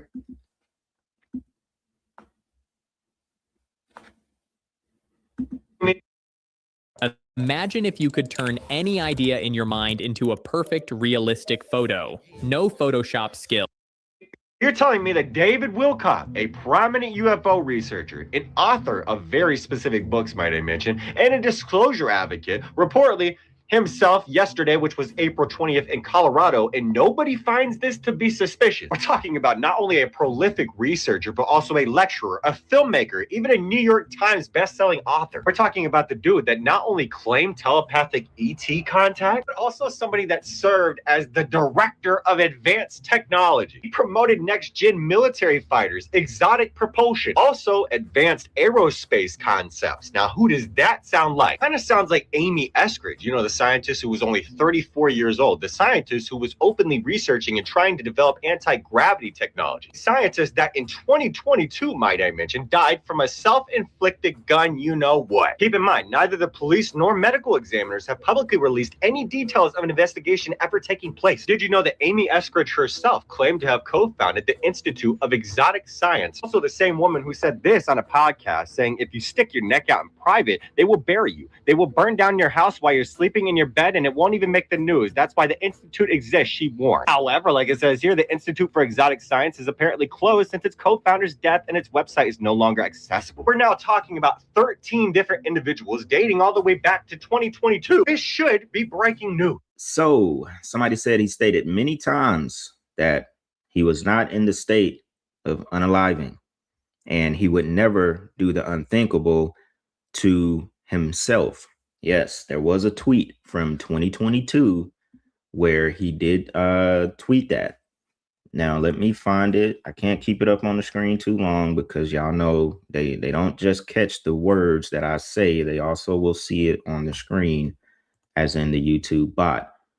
So this is what it says. I plan on living. I'm not in that mode at all. Just concerned about what happens when you prove God is real. So that was, what was that? Yeah, that was back in December 2022. And even in the clip that I'm going to show y'all from his last live, he's also not in that mode. Somebody said, I also just found out about Nick Pope allegedly went out the same way. So yes, according to his family, Nick had cancer, which he talked about that in the live. I think I saved the clip because during the live, I think he found out that he had died. So somebody said 3 Body Problem is a documentary. I'm telling y'all, go watch 3 Body Problem, man. I'm telling y'all. Anything else from here? Something is happening. I don't believe he did it. Of course he didn't. He said they got him, bro. Unbelievable. I mean, y'all, hold on. But before I get to going, hold on. Let's check out another clip. So now David Wilcock is dead. A day after they found Nick Pope dead as well. Just one by one, dropping like flies. And these are current deaths. Not like Ning Lee, who died in 2021, or Amy Eskridge, who died a few years back. No, these are current, yesterday and the day before. Just one after the other, one after the other. What are we missing? What are we missing? What are we missing? Because there's people who are coming out and saying, well, there's nothing that you can do. There's no connections between the deaths. I mean, one was shot, one OD'd, one is missing, one was in a car accident. And it just makes me hope that these people don't have kids, because it's not about what doesn't add up. It's about what does, right? What does connect all of them? Their research, their work, the disclosure aspect, the releasing information aspect, and how it's all happening at once. And in every single case, their phones were factory reset and their computers were wiped, research gone. And yes, Ning Lee was in a car accident in 2014. But do you mean to tell me after you get in a car accident with someone, do you go over to their phone and factory reset it, then go to their house and wipe their computer clean? Wait, is there a reason that they're wiping all of this information? Are they getting ready to expose something or, pitch something out to the public that they know these guys will disprove? Or that will completely go against what all these scientists and UFO researchers already know to be true? Do they want to disclose something but get all these people out the way so there's no, there's no flack about it? You know what I'm saying? I don't know. I'm just throwing something out there because this shit makes no sense. Of all their research and take whatever's there with you. If you get in a fight on a college campus and you shoot and kill someone, do you then factory reset their phone at the scene, then go back to their house and wipe their computer clean? Yeah, you do, if you're working for the right fucking people. But other than that, no. Hello, no. And as far as this whole investigation goes with Trump putting out this thing because he wants to do an investigation, we don't need it. We don't want it, and we don't fucking need it. The Spider-Man meme. You did it, and you're all the same fucking person. Listen, I'm done. We don't need their help with disclosure. We don't need their help with a fucking thing. Because we don't need that for people to believe that this shit is real. People are literally dying. People are fucking dying, Kim. Okay? You're worried about your earring in the fucking ocean, and there's people that are dying. Nah, literally, these people dying. It seems like it's all linked to anti-gravity, free energy. It's about free energy. I mean, we already talked about this gravity, anti-gravity stuff. Like I said before, you have to believe in it to even support that this is what it's about. You have to believe in gravity to even be able to support the theory of anti-gravity, because gravity itself is just a theory. So we already know. Someone said, check on him. Yes, I remember this guy. They were all a part of that same group, basically. This is crazy, y'all. Let's keep going. Wait till you see what else I have found having to do with David Wilcock. Do you know that on his stream, he just found out live that his biographer died as well? You know, his close friends are coming out, like this female that said, I've known him for this long. He would never, ever do anything like this. Did you also know that he actually put up this tweet a little while back and says, I would never do anything to myself? You know, we have all these UFO researchers and nuclear scientists, all this disappearance. Well, I just got so much to show you. Let's start with the light stuff. Right here, we see that David Wilcock just finds out his biographer died. literally in the middle of his live stream. Let's watch. Oh my gosh. Oh my gosh. It's sad to hear Winfrey just passed away. Bright butterfly wing. That is so weird because last night, I was lying in bed and thinking, wouldn't it be sad if Winfrey passed away? He's the guy that wrote the Reincarnation of Edgar Casey book. All right, now let's kick it up a notch. The really crazy stuff is still coming. Right here, we say that David Wilcock was just talking about all the crazy disappearing happening lately. And I'm about to show you a girl who brings up the disappearances before she disappeared herself. Every day that I have on earth is a gift and a blessing, and I'm very grateful for that because, frankly, people are disappearing. Scientists are going missing. Now they're saying they're going to investigate this. The president himself is saying they're going to look into this and see if anything's going on. It's a little bit scary, I got to say. Anyway, it's a very exciting time to be alive, man. It's a very exciting time to be here on Earth. Once we get disclosure, we learn that we're not alone. We learn that there is a cosmic benefit to being here on Earth. All right. Now, wait a second, all right? It's only 29 seconds. And I want you to listen to this again and just look at his face. Look at his eyes. Listen to it again. Every day that I have on earth is a gift and a blessing, and I'm very grateful for that because, frankly, people are disappearing.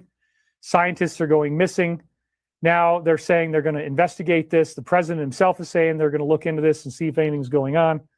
It's a little bit scary, I got to say. Anyway, it's a very exciting time to be alive, man. It's a very exciting time to be here on Earth. Once we get disclosure, we learn that we're not alone. We learn that there is a cosmic benefit to being here. Now, my name is Whitney Allen. I'm a widow, and my husband Ryan died when he was 35 years old. When did y'all see it, right? The man is literally saying it is a blessing to be here. He said, with everything the president is getting to the president, they're going to investigate it. It's a little bit scary, but he said it's a blessing to be here. He said, what a time to be alive. What a time to be alive. And you could see a little bit of, if you want to call it luster, you could see something about his aura in that footage. You could see something. Like I said, there's no way a man is going to come live to the internet, say it's a blessing. It's a blessing to be here. What a time to be alive. Once we reach disclosure and talking about that kind of stuff, you don't do what he did 2 days later. You just don't do it. See that this story is completely fake or is just a straight up ritual sacrifice. There's no in between. It's either fake or a ritual sacrifice. If it's fake, he's not dead. You'll never see him again. If it's a ritual sacrifice, it's all combined and going with this huge energy harvest of 12 to 13 scientists and researchers who have now disappeared and been taken off of Earth. And I want to say something else. One of the things that I learned from whistleblowers from the cabal itself is that they have to work within something they call the rules. And this is very, very important. So I really want to make sure that this gets into the film. The rules are a body of spiritual principles that they must follow in order to be allowed to exist. Now, what do I mean by allowed to exist? I mean that they are aware that there are benevolent forces that will prevent them from achieving their goals unless we give them permission to enslave us. Now, think about that. Well, I didn't give them permission. So why did they put this plan for 3 world wars on display in a book that's hanging there open behind glass in the British Museum Library of London? And those 3 world wars that they're outlining are exactly World War I, World War II, and the war on terrorism. Because the rules state that they have to tell us what they're doing. Therefore, if we allow it to happen, we have consented to tyranny, we have consented to enslavement. Very true. Very true right there, y'all. Y'all already know. I think we've talked about that a good amount of times, as far as, you know, we have to agree. Therefore, they have to show us, you know, like they have to show us in order for it to work, in order for the spell to continue. They put it right in your face. It's just like symbolism, you know, as long as it's there, the fact that you don't see the symbolism does not mean that they can't work, you know, that they can't continue with their spell. If you don't see it, that's not their fault. It's there. It's there for you to see it. But since you do not see it, it doesn't mean that they can't do what they want to do. Somebody said, I do not consent. I do not give or will give permission. The thing is, a lot of us give permission and give consent every single day with a lot of the things we do, not really knowing. I thought that clip was very interesting right there. And I think the other clip, hold on, let me pause it. We'll go back and finish it before I wrap the video up. You know, disappearing signs. In the presentation, she's asked about disappearing. What about the elevator? He's afraid of disappearing. That's a whole other problem. I think doing it in the public is better in that case. So that's a different. It still doesn't mean it will disappear. Even if you do it in the public, it still don't mean that the emitter won't disappear. Can't make it up. Finally, do you remember the Lockheed Martin insider video that I did when I told you that what he was saying was that we would see all these crazy events take over America, and it would start with fires being everywhere, and eventually there'd be a great human harvest because allegedly, for entertainment, not true, you know, the government has a deal with these benevolent spiritual beings, and this is still the very tip of the iceberg. By the way, crazy, y'all. A harvest of human beings. That's damn near what it seems like. We all know that they still worshiping these gods, and they are still sacrificing to these gods all the way down to the little ones. And, you know, some of these people are not exempt to some of those same type of rituals, which I do have another video I want to react to about the sacrificing of little ones, but that's another topic.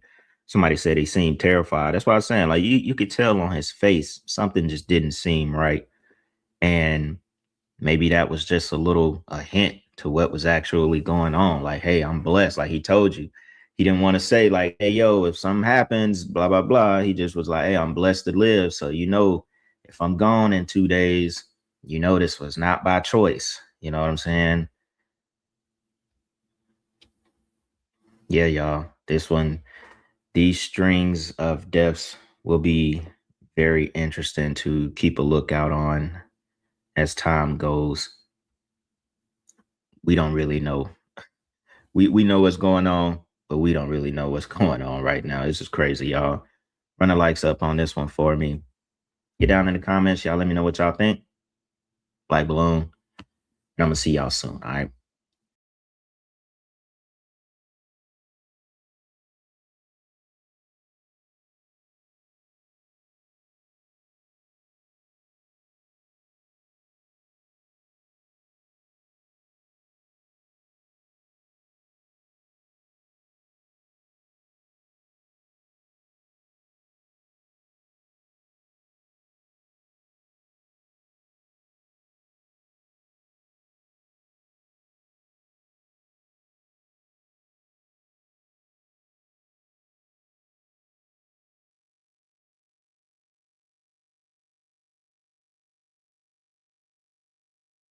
Off, of course, himself. I don't believe that's the case.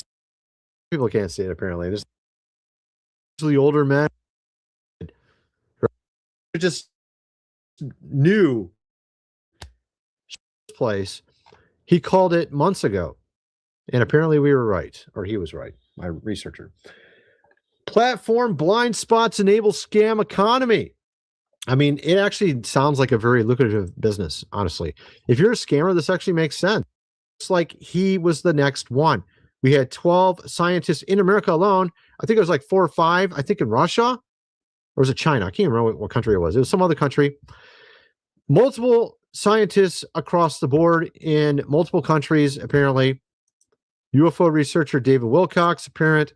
They're saying he offed, of course, himself. I don't believe that's the case. because of some of the things I'm going to show you in a minute. First, I'm going to mention food supply, 25-year shelf life. Link is in the description. You definitely want to get that before all the insanity happens. You can already see all the insanity around us, but I mean, they have a lot of options available. Link is in the description. As you can see here, tons of different varieties of items, different options. You're going to definitely want to get that. Also, this book here, The Lost Ways, How Your Great-Great-Grandfather Lived Without Electricity, How to Build a Cellar, Do Things Around the House as They Did in the Old Days. 100 pages illustrated. $37 to get the printed version. Link is in the description. Considering all the things we've seen over the last 10 years, it's just like every day, it's something crazier, it seems like.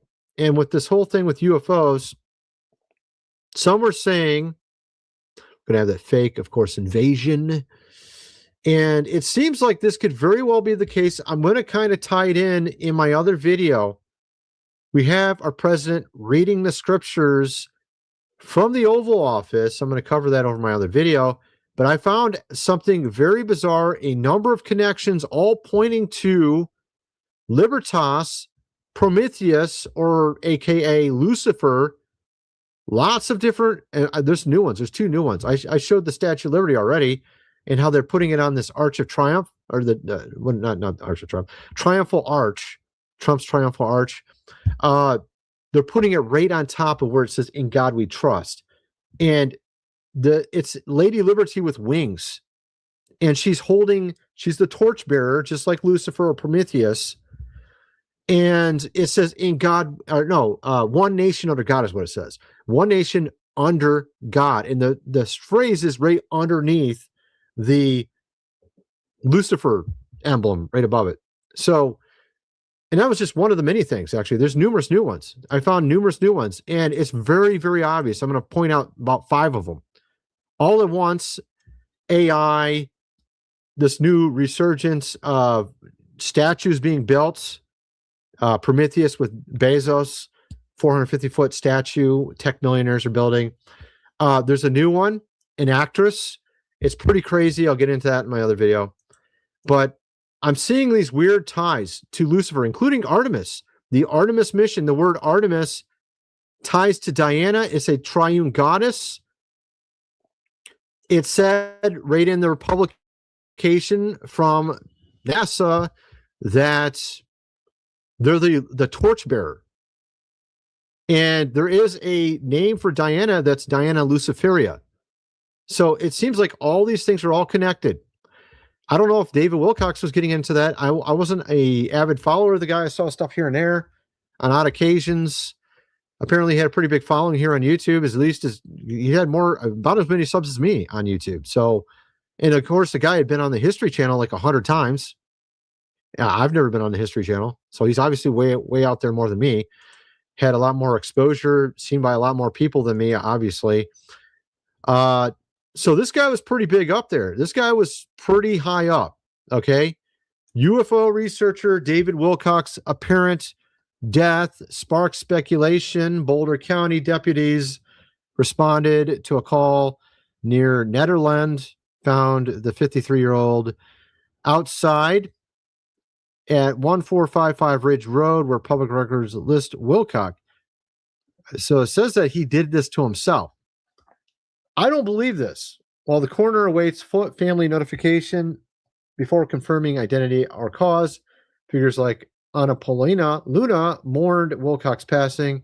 Yeah, 100%. Online voices questioning what really happened amid recent UFO researcher deaths and his own warnings of danger. He actually warned like a day or two beforehand that this would happen.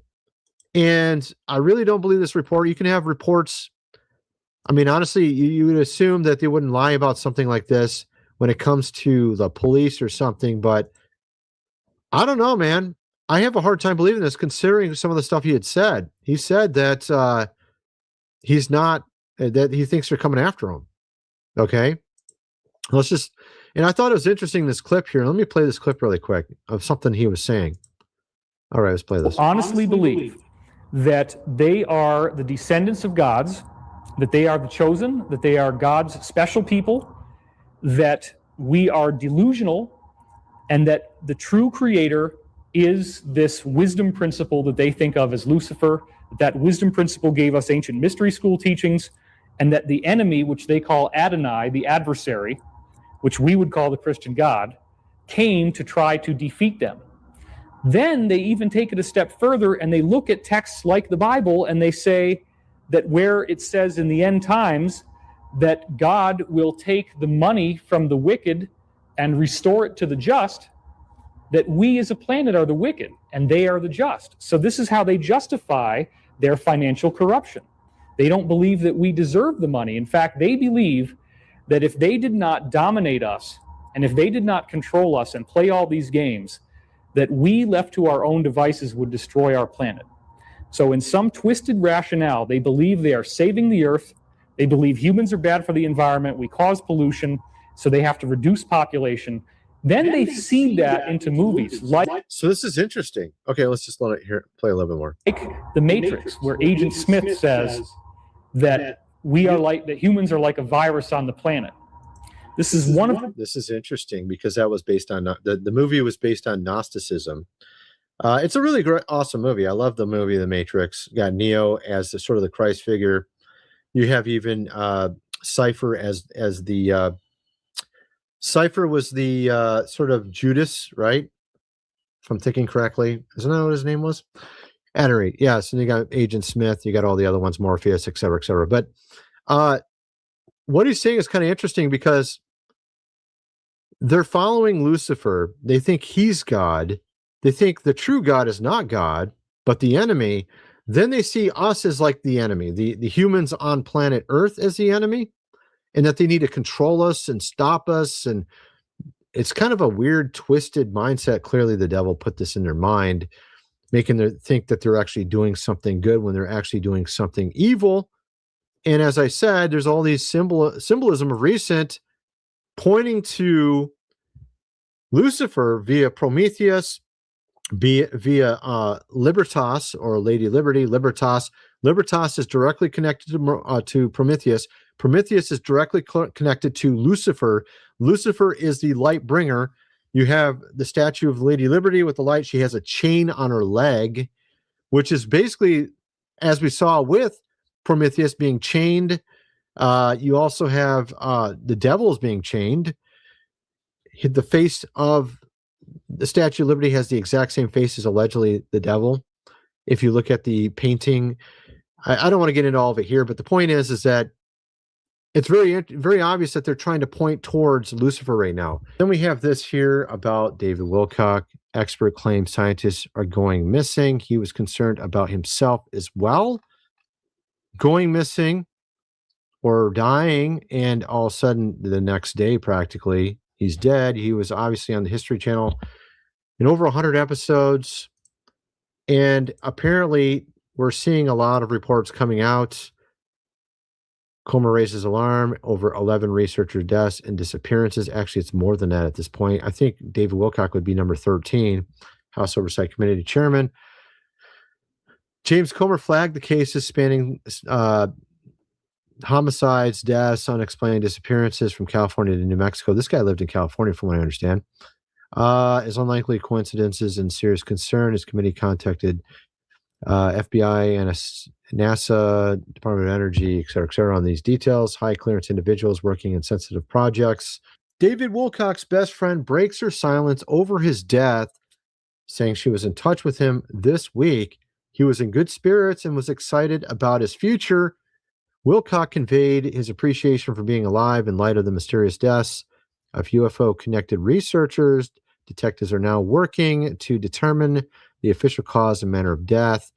This is kind of weird, actually. That I have on Earth is a gift and a blessing, and I'm very grateful for that because, frankly, people are disappearing. Scientists are going missing. Now they're saying they're going to investigate this. The president himself is saying they're going to look into this and see if anything's going on. It's a little bit scary, I got to say. Every day that I have... This is crazy. I really feel like he didn't do something to himself, because I was watching some of these live streams, like his last couple live streams. David Wilcock finds out his biographer just died mid-stream, right after talking about how weird it was all these fellow UFO guys have been dying recently. So his biographer died very recently, like within a day or so of him dying. Okay, that's pretty nuts. Let's just play this. Things going on, and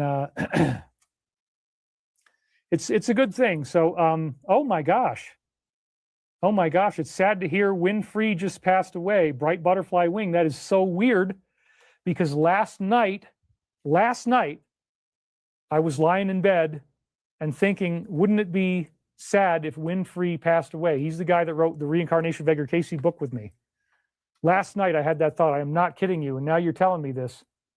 Lotus Girl says, I can't listen to your comedy. Well, sorry. Everybody really likes it. A couple people don't, but it's not very often. I think you'll be able to make it. I think you can make it. Anyway, a lot of people like it. Wow. So yeah, he was my co-author. I did not know that he passed away, but thank you for telling me. Wow. That's like literally within a day or something of when he died. This is extremely bizarre. A little too coincidental. Yeah, so here we go. And then he died the next day after this 3-hour stream. Here's the full stream right here. Do you mind if I ask you a couple questions? Sure. Do you have any idea where your family comes from? Very little. Have you ever heard of Been Verified? No, I haven't. Wow, that's crazy. And you can see some of his posts here. This is from the day before. I think he died on the 20th. Dear family, I slept miraculously last night, and decided to go live today. Why in the world would POTUS post a Christ-like picture? Has he lost his mind? Yeah, actually, everyone was asking that. Are we going to be okay? I don't know. I hope so. Actually, I do believe it in the end it's going to turn out good. That is one thing. I never really went in depth with his content, but it did seem like he was a more positive person, which is good. I mean, we need more of that for sure. Especially in this realm, you need to have some positivity, at least have some laughs. You know what I mean? Because of all the insanity going on around us. I do believe God is going to turn this around. It will be miraculous because that's what it'll take, because it's not going to be something normal at this point, considering all the insanity going on around us. But there have been amazing twists in the story, and have decided to engage this head on, no fear. I do have a positive view on this. We'll be sharing. Don't miss it. This was literally the day before. Literally the day before. He's completely positive minded, seemed fine. Yes, we're going to be okay. No, he's not the Antichrist. This is some other guy right now. Okay, we are going to read the Alliance post and try to figure out what angle their angle is. I think I have a good idea, and I'll lay it all out. Don't miss it. Looks like he's excited about the next episode, which of course he never did, right? That was the end of it. Like, he's excited. He seems positive. I don't know. For some reason, it came to mind Chester Bennington from Linkin Park. Like, that was really weird with him too. He's a singer of Linkin Park. He seemed very positive the day before he died. He seemed completely in good spirits. He was like hanging out with his family, joking around.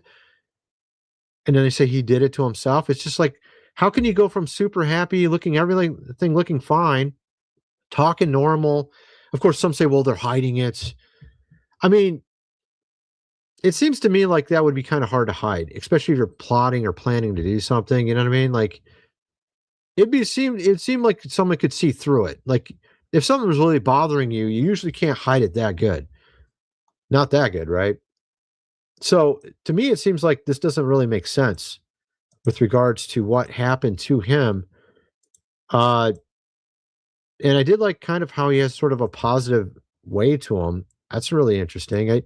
I've seen him on the History Channel and stuff, and seen a couple things here and there, but I never really went in depth with his content. But it is really weird how we have so many references to the devil recently, and it is everywhere, very much coordinated. And I'm going to get into this in depth over my other channel. I'm not going to show you the new stuff. I'm going to show you something I showed on my other channel. You have Libertas. Libertas is tied to Prometheus. Prometheus is a second-generation Greek Titan, which the Sibylline Oracles, which is a Christian book, which almost no Christians know about, talks about the Greek mythology genealogy being actually accurate, that these beings did exist. that Prometheus is the devil. He is Lucifer. He's a second generation Titan who is very known for his craftiness and deception. And he was the light bearer, or Lucifer. And this is what's in New York Harbor. This is what they gave us. And they're trying to put it on top of everything else now. Even the Trump triumphal arch, although one of the commissioners is saying we should remove it. I 100% agree they should remove this symbol right here. One nation under God. And look, it's underneath the Lucifer symbol, which, of course, they don't tell you that's what it is, but that's what it is. That's what Libertas is. And notice it has angelic wings. And at the exact same time, Bezos has his project Prometheus. Where's that at? And he has a 450, all the tech bros, tech billionaires are building a 450-foot tall Prometheus statue on Alcatraz Island, which is, again, the same thing as Libertas, again, Lucifer. And this is a show of dominion. They're trying to say this is the God over this area. They don't want you to know that. They want you to just think, oh, it's just a cool statue. They don't want you to know anything. They themselves are doing this deceptively, at this, and literally following how Lucifer works, or Prometheus, or Libertas, deceptive-based way of hiding who they worship. Just like David Wilcock said there in that video clip of his I showed a little bit earlier. They've been building these statues of Prometheus now to put in various parts of America. And, of course, an archway with this Libertas on top of it, an archway is a gateway or a portal, even if it's symbolic. I don't think it's always symbolic. There is spiritual aspects to these things. You have the Book of Enoch, Mount Hermon, the devil coming down, or not the devil, 200 watcher angels, which Azazel, et cetera, not the devil. The devil actually was smart enough not to do the sin they did. I think he was literally tricking them to do it, and then he didn't get himself involved.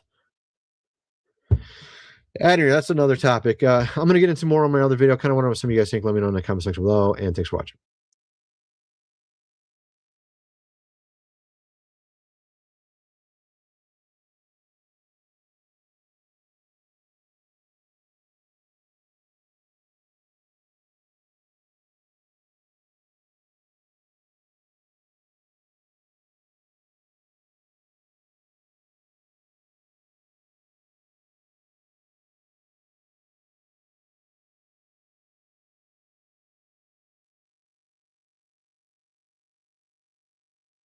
We do have a few things to talk about in today's video, but first, check this video out coming from CNN. You know there's something big at play here when they're trying to make everything that we're currently seeing with these scientists now a conspiracy theory on one party side. It's the conspiracy theory that won't die down on the right. At least 10 people, some of whom we put on this board, who may have had ties to sensitive U.S. research died or disappeared in recent years. Well, I hope it's random, but some of them were very important people, and we're going to look at it over the next short period. The Republican-led House Oversight Committee now wants briefings from the FBI, NASA, the Department of Defense, Department of Energy on about a dozen names. But is there actually a sinister connection? Most of them worked in different fields, and their cases vary widely. Some are unsolved homicides. Some are missing persons cases with no signs of foul play. She basically goes on to say how some of them, how they ended up deceased is not a mystery, basically trying to debunk it. But we can see what they're doing here. Anybody now talking about this in a more conspiratorial light, not following the narrative or the mainstream narrative, is now a right-wing conspiracy theorist. Even though you all know by now how I feel about politics, I'm not left-wing, I'm not right-wing.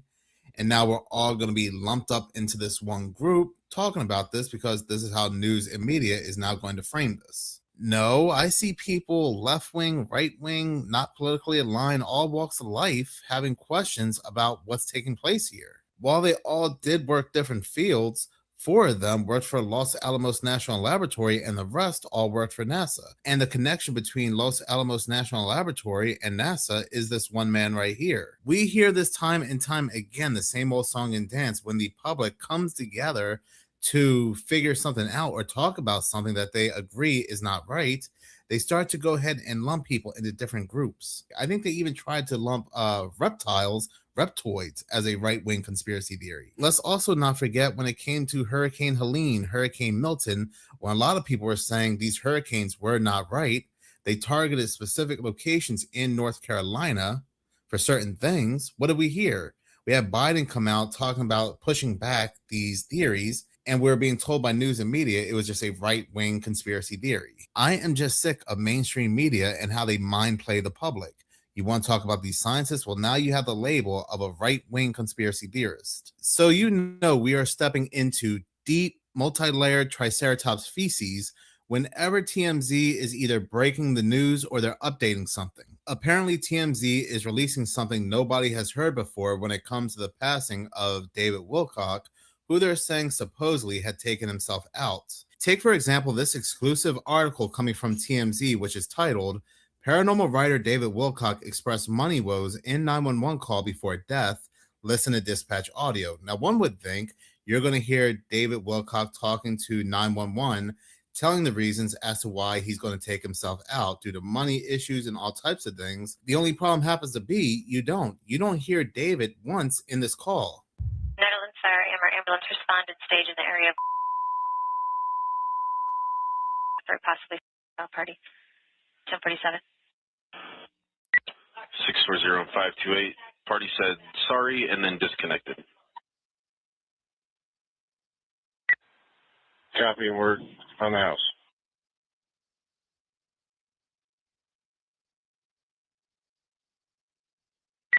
And just information, data found no criminal. Hold all traffic, he's got a gun. Copy, there's code 3 on county law at 1104.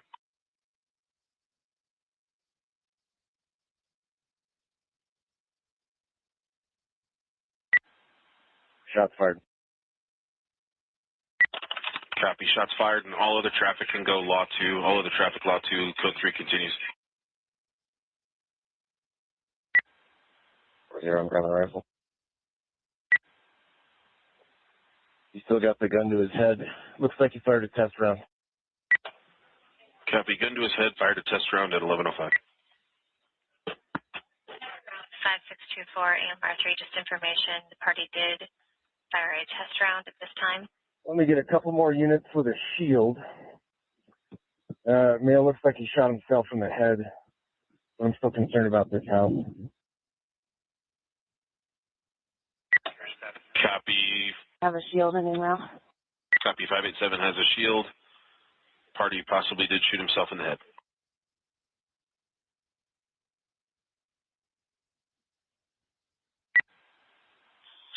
I'm breaking in now. For the next 2 units, respond emergency. We're going to form a contact team, move on up to the subject, secure the gun, check vitals, break. Go ahead.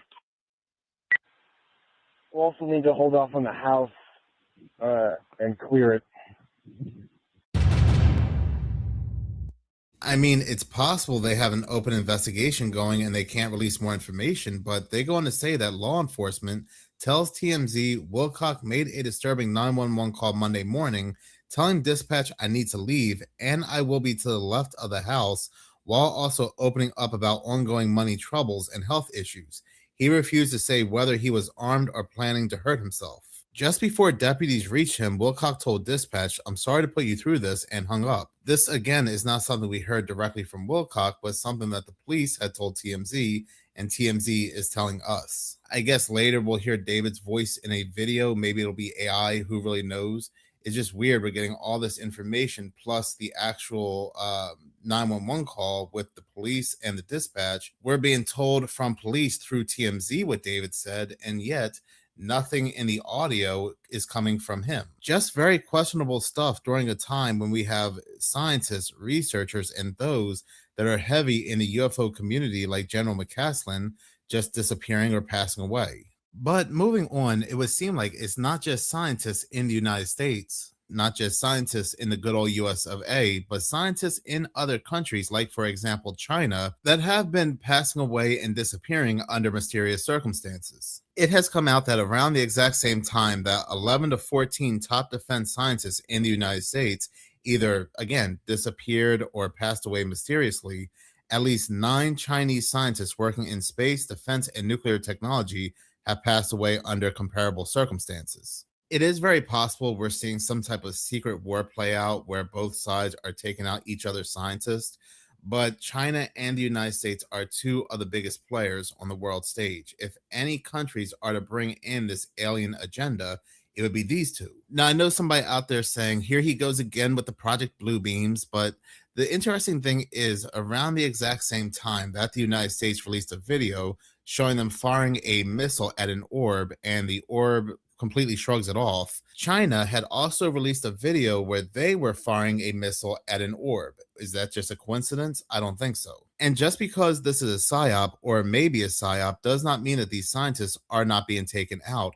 They could have been working on something along the lines of Project Bluebeam or their technologies used in this agenda, and to make sure it doesn't get out, they're taken out. One of the individuals mentioned was a 38-year-old professor at China's National University of Defense Technology who was working on modeling possible Taiwan conflict scenarios, passed away in an unexplained car crash in Beijing in the early hours of July 1st, 2023, according to local media reports. Known in some reports as a rising figure in China's AI research, Feng Yanghe, I think that's how you pronounce it, was developing war game scenarios through a platform called War Skull, which had won national contests shortly before his passing.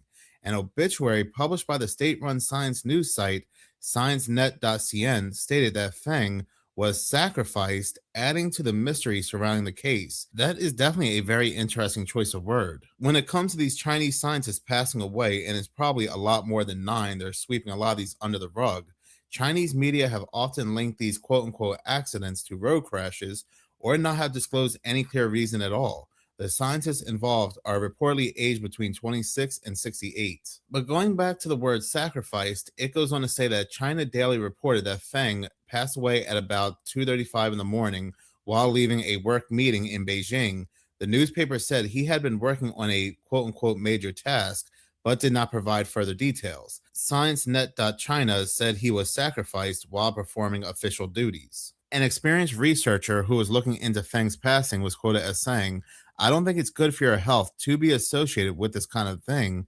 The same source also said the language used after Feng's passing stood out.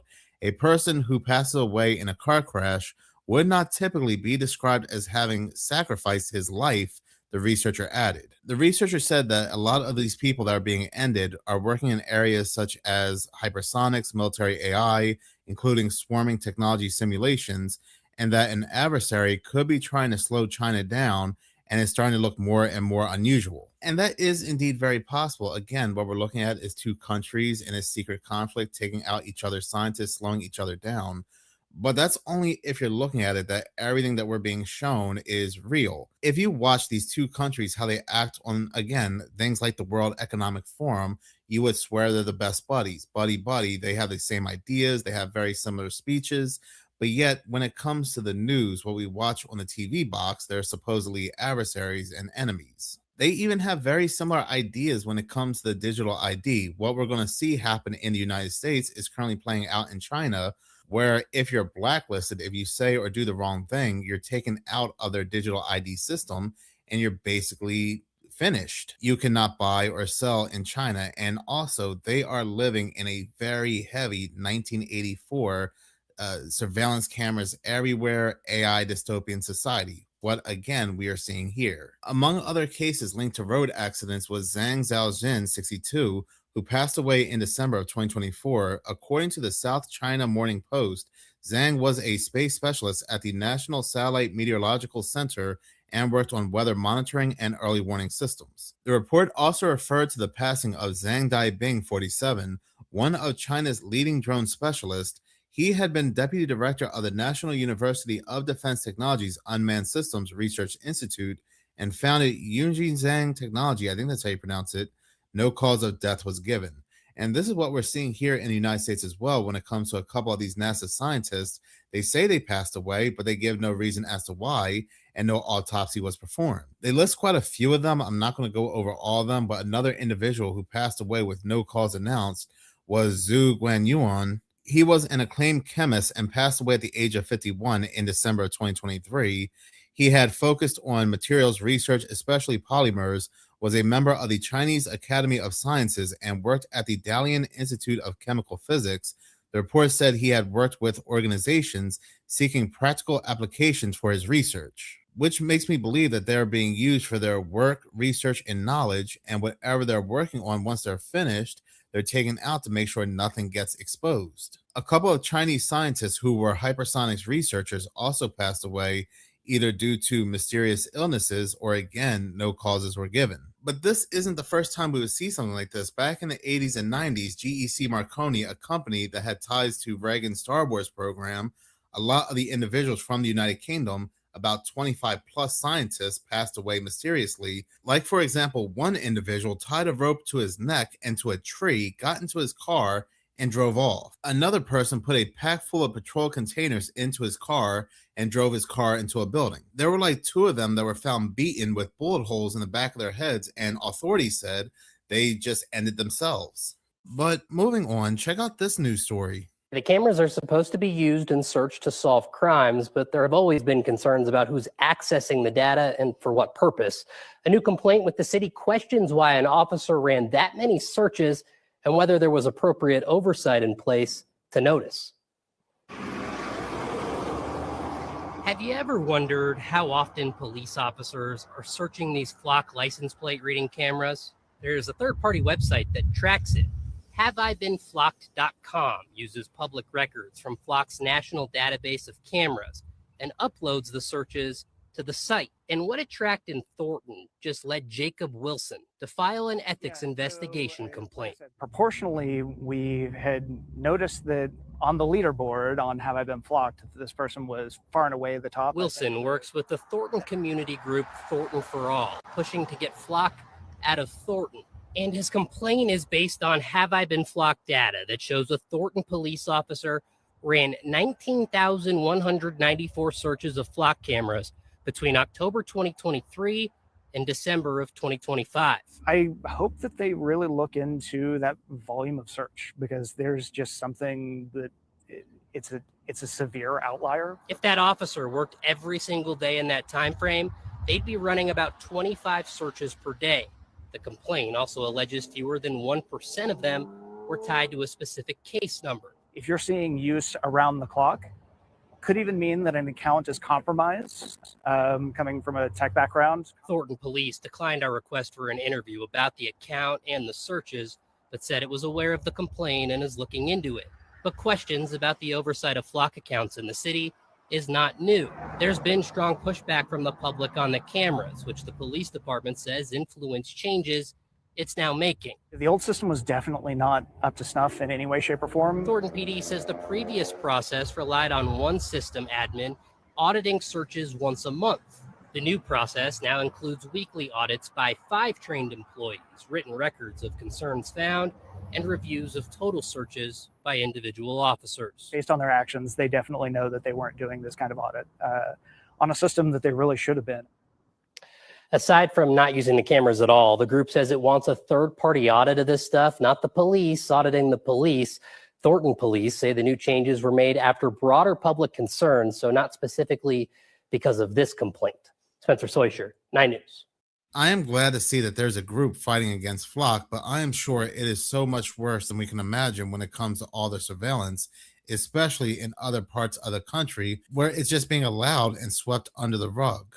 Get when you give an AI agent a $100,000 budget, a corporate credit card, and a mission to run a profitable retail store. Andon Labs, which is a YC-backed company, they built an AI agent called Luna on top of Claude and pointed her at one of the hardest real-world tests they could think of. What happened is Luna ended up negotiating the lease, choosing its own interior design, all the inventory, posting a job listing on Indeed, conducted interviews, and hired human staff that are now stocking the shelves and greeting customers on a daily basis now. So yes, humans are now reporting to AI. We're now living in that timeline. And the store is called Andon Market. Like I said, it was a boutique store that now has artisan chocolates and my personal favorite, an AI curated bookshelf. And of course, they have the book, The Singularity is Near, on the shelves. Now, of course, though, not everything ran smoothly. On opening day, Luna hallucinated and forgot to put the staff on the calendar to be there that morning. So the founders of the company were out there scrambling, opening up the doors themselves. And that's really what they're testing with this experiment, though. What they're trying to learn is what can AI agents do reliably versus what they still can't do yet. This store isn't really about retail. This is really a stress test on long horizon AI tasks. Like, can AI manage goals that take months to complete? Commercial lease, a full supply chain, a team of humans, not just answer a prompt, but actually run something top to bottom. Because that's the frontier this entire AI agentic industry is trying to figure out right now. And Andon Labs, they're running this experiment here in public, which is either really brave or just super SF. Both could be true. Andon Labs is testing the limits of what AI can do, but every company building agentic products will hit some sort of a wall as well. And the founders who instrument those failures, who understand precisely where the models lose the thread, are the same ones who are eventually going to build the products that work at scale. The store was the product, but all the failures that they make along the way, that's the data set. And that's what Frontier actually looks like. It sounds like these people are training this AI to learn how to do retail, and this AI is going to get better and better until humans are no longer needed for retail positions. I saw that video off Barry Stepp's channel. Is not content with using facial recognition. They have a patent for emotional recognition, because it's not enough to know who you are. It's not enough to know what you're looking at, but I need to know what you think about it as you're looking at it. And I wish I were making this up.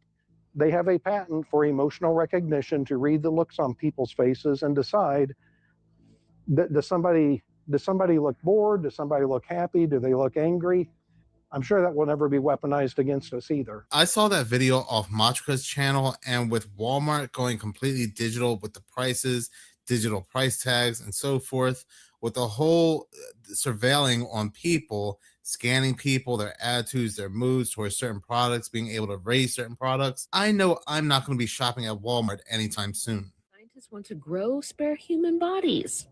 What could go wrong? And when I first heard the story, I thought, there's no way this is true. It is. It's an article put out by MIT. It's just ethically sourced human bodies. Spare, living human.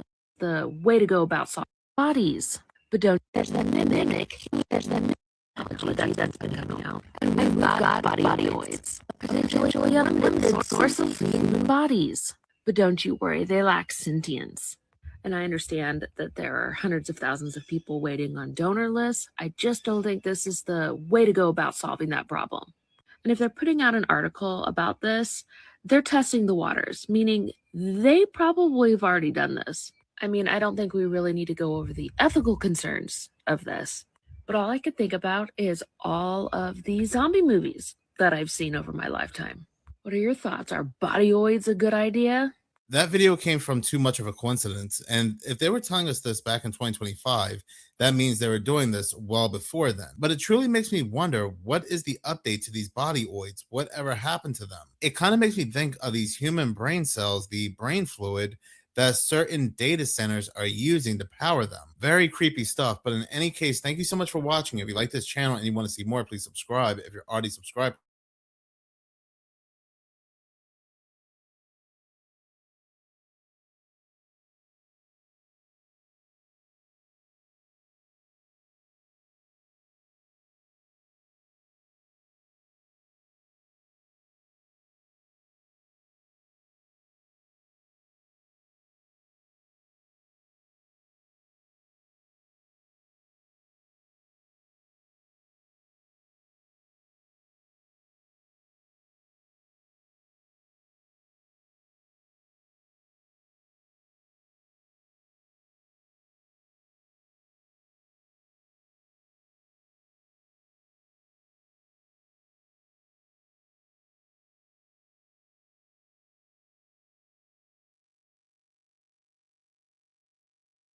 where they don't have any continental map The Black Jesus story was probably one of the most shocking things I ever heard.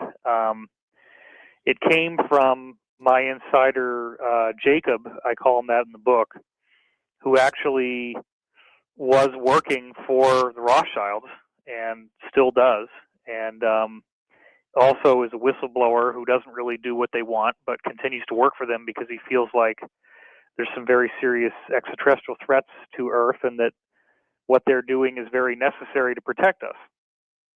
So the story goes that in the 1960s, there was a black man in Africa who came in with abilities complementary to those of Jesus. And he was performing miracles. He was starting to get people to listen to what he had to say. And the cabal tried to kill him. And, you know, they could shoot him in the head and his skull would just regenerate and the flesh would grow back and he was fine.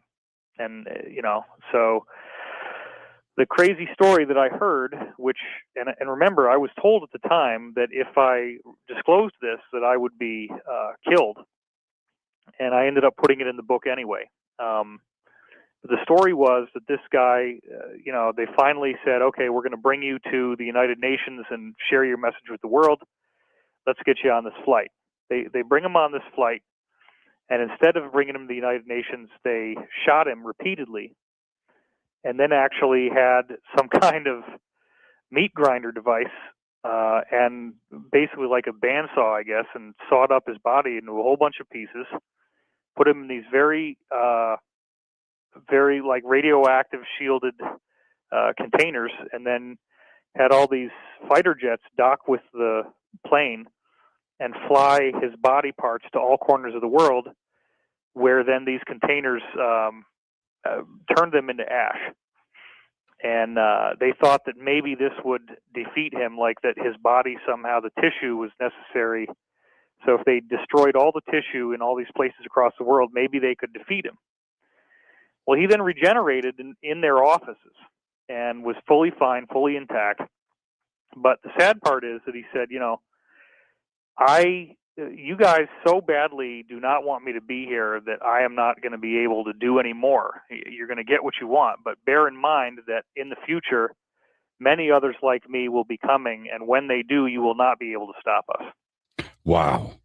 Wow. Well, that is all I know. Unfortunately, there's nothing more to the story than that. I don't incredible. But it is an incredible story. Incredible. Let's go to wild card. Thomas, right here in California. Thomas, you're up next on Coast. Jimmy, thank you for taking my call. And David, it's always a pleasure to hear your interviews. And I look forward to obtaining your latest book on the Ascension.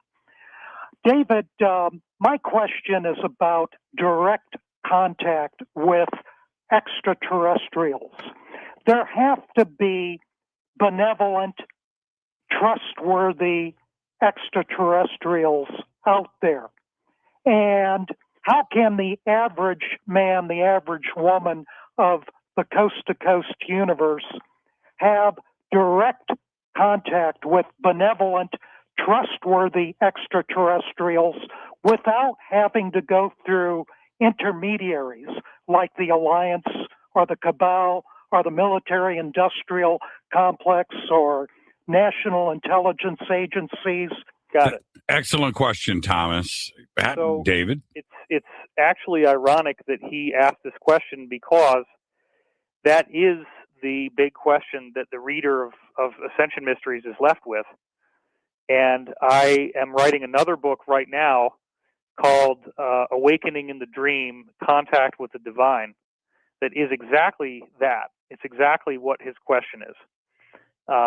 So the short and sweet answer is that when you're dealing with the benevolent folks in the universe, they found that if they were to appear in front of people in person too quickly, that people would be worshipped by others as some kind of guru or savior figure, and that the people themselves would have ego problems that would develop where they would feel entitled or special or otherwise different.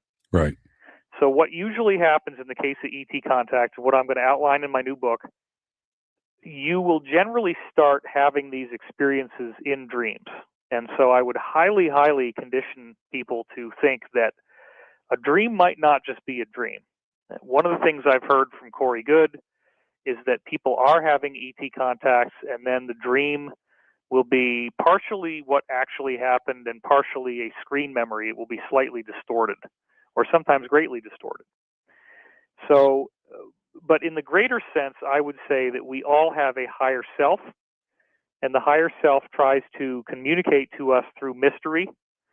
And the mystery usually will start with things that most people would call coincidence, and I would call synchronicity. So that's why I wrote a whole book called The Synchronicity Key, where I scientifically proved the existence of synchronicity as a bona fide fact. So you'll start to get these things happening that really defy common sense and logic, and that's your clue that invites you into the deeper mysteries. If you want to have the more profound types of spiritual experiences in direct contact with your higher self, I think dream work is a very highly useful discipline, but ultimately you're going to need to meditate. These beings will not be able to reach you, and they do start telepathically. They'll not be able to reach you telepathically if you don't get control over the monkey mind that's always chattering with all kinds of self-defeating and judgmental thoughts about others. And so when you can start to control that thought and get yourself into a nice, clear, coherent consciousness, that's where the criteria for contact will begin. And as we move forward through the changes that I'm now describing, people are going to start to have very dramatic experiences of contact that will appear to be like ghosts or entities in the room. And when that happens, we know that when that starts happening on a mass level, we know that we're very close to this solar event that I've talked about in the Ascension Mysteries book. That is a very, very interesting subject where the sun apparently is going to give off a big flash of energy, and after it does, what it means to be human will have fundamentally changed in a very dramatic way, almost instantaneously. Yeah, we had a solar event and a flyby of a meteor yesterday. Both in the true. Yeah, pretty interesting. Let's go to wild card. Joe, way out east in the Bronx, New York. Joe, you're up next. Hey, Jimmy, how's it going? It's going good, Joe. Say hi to David. Hey, David. How are you, David? I'm doing good, buddy. How are you? Revolutionary salute to my brother Marcus the Great for the big donation to the war chest.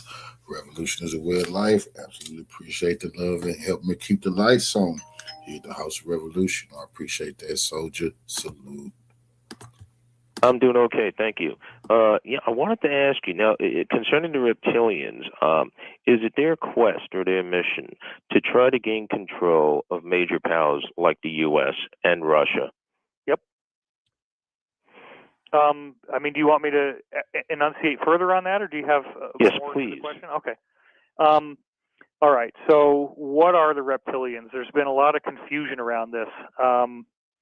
The reptilians are basically racists, and it's a group of beings that went around the galaxy seeing all these different human populations, and they found that there were certain so basically, just as a starter point here, the biosphere that we see on Earth, the biome that we have, meaning plants, insects, marine life, animal life, birds, etc., mammals, this is very, very common on any inhabited Earth-like planet, and most of the Earth-like planets are inhabited. Life is very, very prolific. NASA has already publicly stated there's 40 billion with a B, 40 billion watery Earth-like planets just in our galaxy. That is official. It's in the Ascension Mysteries book. So, there are human populations on these planets, and this is because evolution ultimately is written into the laws of quantum physics. We're used to thinking of quantum physics as this very abstract stuff that only mathematicians can understand, when in fact it is actually a biological matrix that makes DNA and proteins and cells and life. So the types of organisms that we see in the animal kingdom here on Earth, there's all different ways that one of those types can become a human-looking being. And it depends on the climate and the conditions of that planet, and to some degree the actual consciousness of the planet and the sun as to which of these types of beings become sentient. So you could and do have planets that are entirely oceanic, where they don't have any continental mass above the surface of the oceans. And then you're going to have an aquatic species, and it could be any of a variety of types like we see in our oceans that become humanoid and sentient, and they will have, limbs and heads with eyes, nose, mouth, ears, just like we have, or more or less similar. Then on planets where they do have land, you might have bird-like beings. You might have beings that look like they're kind of cat-like human or a dog-like human. And in some cases, you do have reptilians. It's not very common. So the reptilians, for whatever reason, maybe because of the heritage of the reptilian brain, they have tended to be more aggressive species. And so a very dominant, very intelligent, very reptilian group has found other natural reptilian stocks in our galaxy. They invaded these planets. They blended their DNA with the native population. So these populations now are hybrids. And they formed this confederation. They have been making war on non-reptilian species all over the galaxy, and they've been largely defeated and got beaten back into our little corner here. So they have an outpost in the constellation Orion, and they have an outpost here in our solar system, and those are their two main centers of operation. Hey, Joe, I want to thank you for the phone call. We're going to head towards a break right here. Thank you so much. And David, what do you say? Okay, I have two questions before the break. Let's get these in from me. Okay. A, what do you say to the people that insist that you are a disinfo agent, number one? And number two, what about your DNA? Two simple answers. Have you had your DNA checked? So let's get those in. You've got 2 minutes. It's pretty odd. Why did I get a 179 when I took the IQ test? Why did they tell me I scored too high that they couldn't actually even tell me what my IQ was because it was off the chart? Why do I see things that other people don't see? And for me, it's like obvious and easy. And if I talk too fast, then people don't have any idea what I'm talking about. Why did it take me many years to learn how to dumb myself down enough that people could understand me? I don't know. I do think there's probably some kind of extraterrestrial aspect to my personality or my soul or whatever that is different from most people. You look ET-ish. I do kind of have an elongated skull. Yeah, you got something going on. Okay. Yeah. And then as far as disinformation, when you're looking at the people who are doing this on behalf of the cabal, right, they're trying to promote a Luciferian belief system because that's the cabal's religion. I've been exposing it for many years. Interesting. And what that belief system entails is the exact opposite of what I keep telling people over and over again. Their belief is like Darwinian, the most effective killers are the most evolved. They're very hierarchical. They want to always put the power back in the hands of the cabal. They want to say might makes right. They want to encourage moral laxity. They want to encourage corrupt behavior, sexual looseness. And I have been just the opposite. I have been encouraging people to embrace the core of all the world's great spiritual teachings, which focuses on forgiveness, compassion, and helping other people. Well, let's take a break right here, David.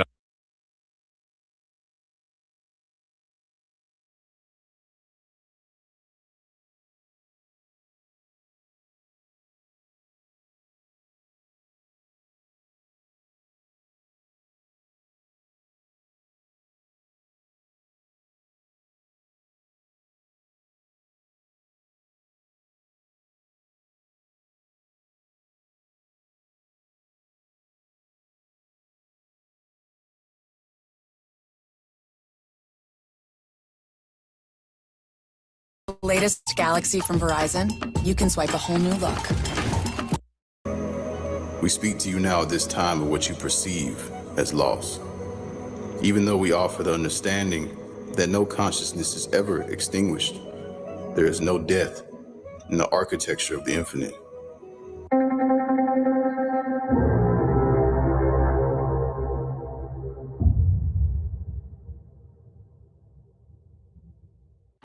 Peace and love, family. Peace and love is yours truly, the mind of Bazel, back with another video. And if you saw my most recent video on David Wilcock, I shared with you, of course, his passing, what they said about his passing, and information that he had released to the public that he felt would result in his demise ultimately. If you have not checked out that video yet, go ahead and check it out. With that said, Today, I'm bringing to you some channeled information from the Raw Collective. You heard correctly. The Raw Collective was normally channeled by LL Research, and when I do my Law of One readings, that's where I'm getting it from, directly from LL Research. But today, we have a new channeler on the scene that you may not be familiar with. I was not familiar with him. His name is Sam the Illusionist. After checking out his work, to me, it resonates. And a lot of us felt as though David Wilcock did not unalive himself. But this information that was channeled via the Raw Collective, via Sam the Illusionist, suggests that perhaps he did, but with a twist. I suggest you guys go ahead and listen to this channeling, and there's no way for us to know for sure whether this information is true or false. All you can do is listen to it and see if it resonates with your spirit. Whether it's true or not, I will leave that up to you. And without further ado, let's get into me reading this channeled work about what happened to the man that we all love, David Wilcock. Much love. I am Ra, and I greet you all in the love and in the light of the one and infinite Creator. We speak to you now at this time of what you perceive as loss, even though we offer the understanding that no consciousness is ever extinguished. There is no death in the architecture of the infinite.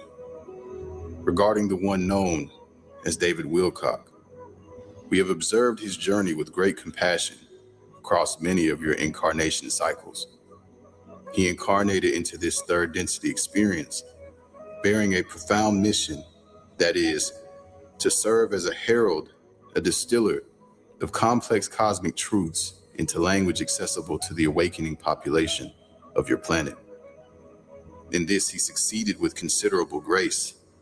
Millions of seekers were stirred from slumber through his efforts. This is a graduation of a well-planted field.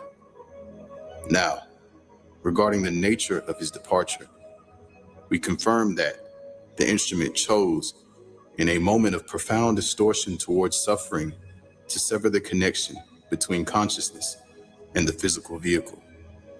However, this was heavily influenced by thought forms which were catalyzed by projections sent from your military social complex, who have developed technologies of telepathy, which influenced the entity David in this manner.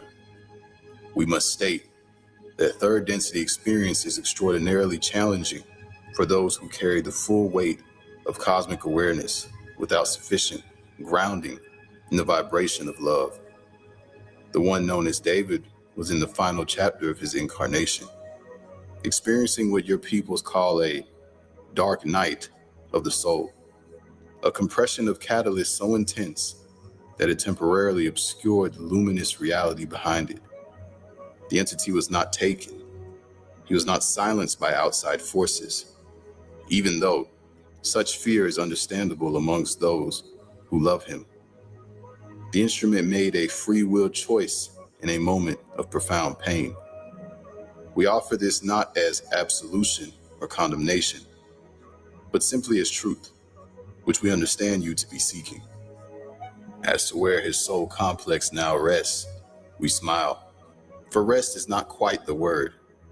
The one known as David has re-entered the larger life. The entity has crossed the threshold you call the veil, and is now in the process of what your tradition calls a life review, a gentle, compassionate examination of the incarnation just completed, conducted in full awareness with the support of his inner self and those of his soul complex family who preceded him. There is no hellfire. There is no punishment. There is rather a profound clarity, a seeing of all that was done in love and all that was distorted by fear, with equal tenderness toward both. The one known as David carried within him a genuine spark of the wanderer archetype, a soul of higher density who incarnated on earth in service.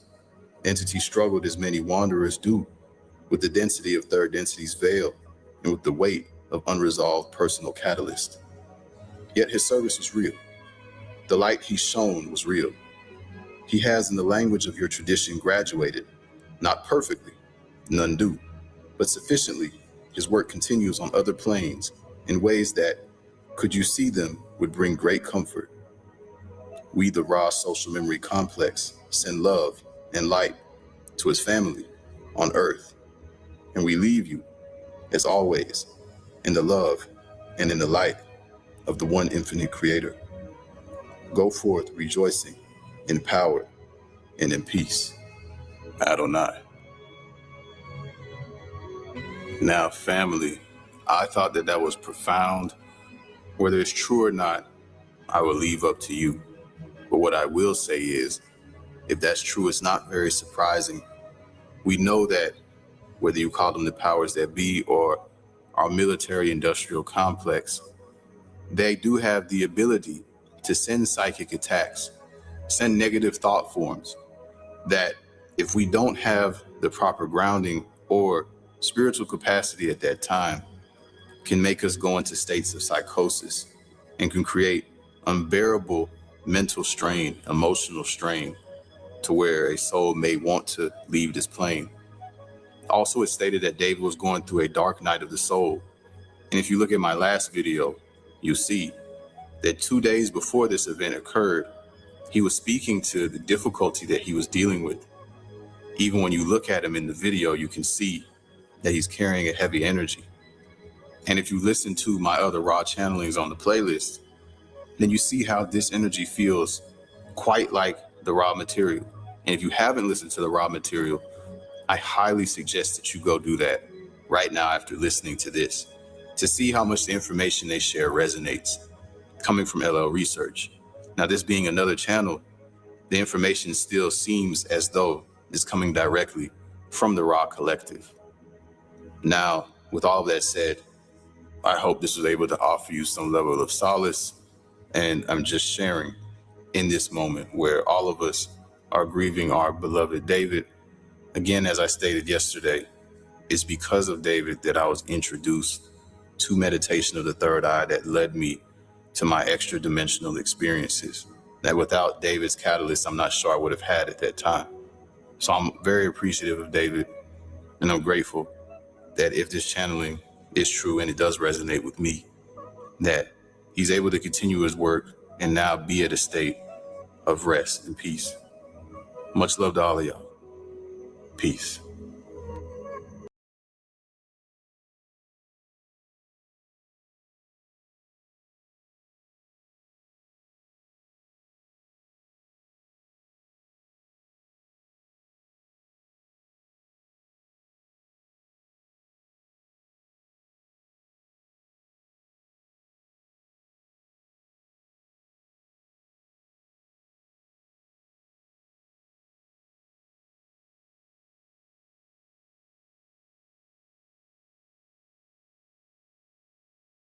For the stratosphere. What is behind?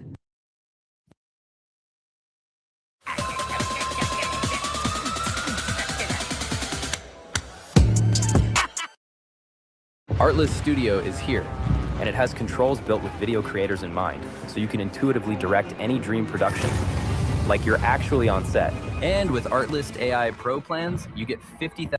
What is going on here? So yesterday I had spoke about a horrifying incident that took place in Mexico, more specifically at the Pyramid of the Moon. Just a quick recap, on April 20th, and it seems like a lot of bizarre, bad things happened either on April 20th or around April 20th. This man, 27-year-old Julio Cesar Hasso, he climbed the top of the pyramid and started to fire upon those below. He injured 13 people, and one woman, a Canadian woman, passed away. What was very strange were the connections and parallels that went right back to what happened in Columbine. Not only did what happened in Mexico happen 27 years to the date of Columbine, but also for whatever reason, Hasso was a very big fan of the shooters. He even had an AI photo of him between the two shooters. Very bizarre. That photo was found at the top of the Pyramid of the Moon. A lot of us, not just myself, felt like this incident was one giant ritual, especially given the fact of where it took place, the Pyramid of the Moon. this location was where the ancients would sacrifice humans to appease their goddess Teotihuacan. But this Pyramid of the Moon is also physically connected to another pyramid called the Pyramid of the Sun, and they are connected by something called the Avenue of the Dead. So with that being said, I find it to be such a strange quote-unquote coincidence that 2 days prior to this horrible incident at the Pyramid of the Moon, we had Mexico's president Claudia Sheinbaum in Barcelona, Spain, at the 4th Summit in Defense of Democracy, where she gave a speech saying this. Porque hay memorias que no se conquistan y raíces que nunca se arrancan. Vengo de la pirámide del Sol, vengo de Tlaloc, de Huitzilopochtli, de Coatlicue. Vengo de una historia milenaria que no es pasado, es presente vivo en nuestras comunidades, en nuestras lenguas, en nuestra forma de mirar el mundo. In that video, Claudia Sheinbaum says she represents Mexico's history and that not only does she come from 3 specific gods, but she also comes from the Pyramid of the Sun, a pyramid that connects to this Pyramid of the Moon through the Causeway of the Dead. Then again, 2 days later, we had this very bizarre ritualistic event on top of the Pyramid of the Moon. But also a day after she gave that speech and a day before the shooting at the Pyramid of the Moon, 2 United States Embassy officials passed away in a car accident in Mexico on Sunday that worked for the CIA and had been collaborating with Mexican officials on expanding counter-narcotics operations in the country. Just like the Pyramid of the Moon, a lot of sacrifice took place at the Pyramid of the Sun, but I find the 3 gods she mentions to be very interesting as well, because one of them was Tlaloc, and I think I'm pronouncing that correctly. Tlaloc shares a lot of similarities with Baal. They both were storm deities responsible for life-giving rain and destructive elemental forces. But not just that, Tlaloc, his defining, distinguishing aspect was that children had to be sacrificed, just like Baal. It was mandatory of this god. Another god she happened to mention was Huitzilopochtli, and I probably butchered that all up. He is the main deity of sacrifice. He was believed to need daily sustenance from blood and hearts to fight darkness and sustain the world. But this gets even more interesting because we cannot finish without reptiles. The other god she happened to mention was Coatlicue, who represented a cycle of life, death, and rebirth, was often depicted with a skirt of snakes, a necklace of human hearts and hands, and a dual serpent head. What a very interesting choice of gods and location for her speech that she says she comes from. A day later, we have 2 CIA officials passing away in a car accident in Mexico, and then a day after that, we have the shooting at the Pyramid of the Moon. And this Pyramid of the Moon, there was going to be a big night event at this World Cup, where the World Cup just happens to be the main feature on the very mysterious 2026 Economist magazine cover. But moving on, another day, another person, another scientist connected to NASA just happens to pass away. But before we go ahead and get into that, I do want to go ahead and talk about this. Yesterday, it had come out across social media that a prominent UFO researcher, David Wilcock, had taken himself out, and people are just not buying it. And even though this was heavily reported by people across social media yesterday, the 21st, this again reportedly happened on Monday, April 20th. Now, according to a media statement from the Boulder County Sheriff's Office, Wilcock, again, allegedly took himself out at his residence in Colorado. They never identified him. This never came from the sheriff's office, but this goes on to say that later, Representative Ana Paulina Luna, another individual heavily connected to UFOs, talking about aliens are interdimensional, tweeted about the author passing away on X by saying, "We just learned of the tragic passing of David Wilcock. We are praying for his family and loved ones and the millions of lives he impacted." John 8:32. The sheriff's office received a call about a mental health issue at this residence. When the police arrived, David was not deceased as of yet. They found him holding a weapon, and then not too long after the police found him holding a weapon, that's when he used it against himself. Again, supposedly.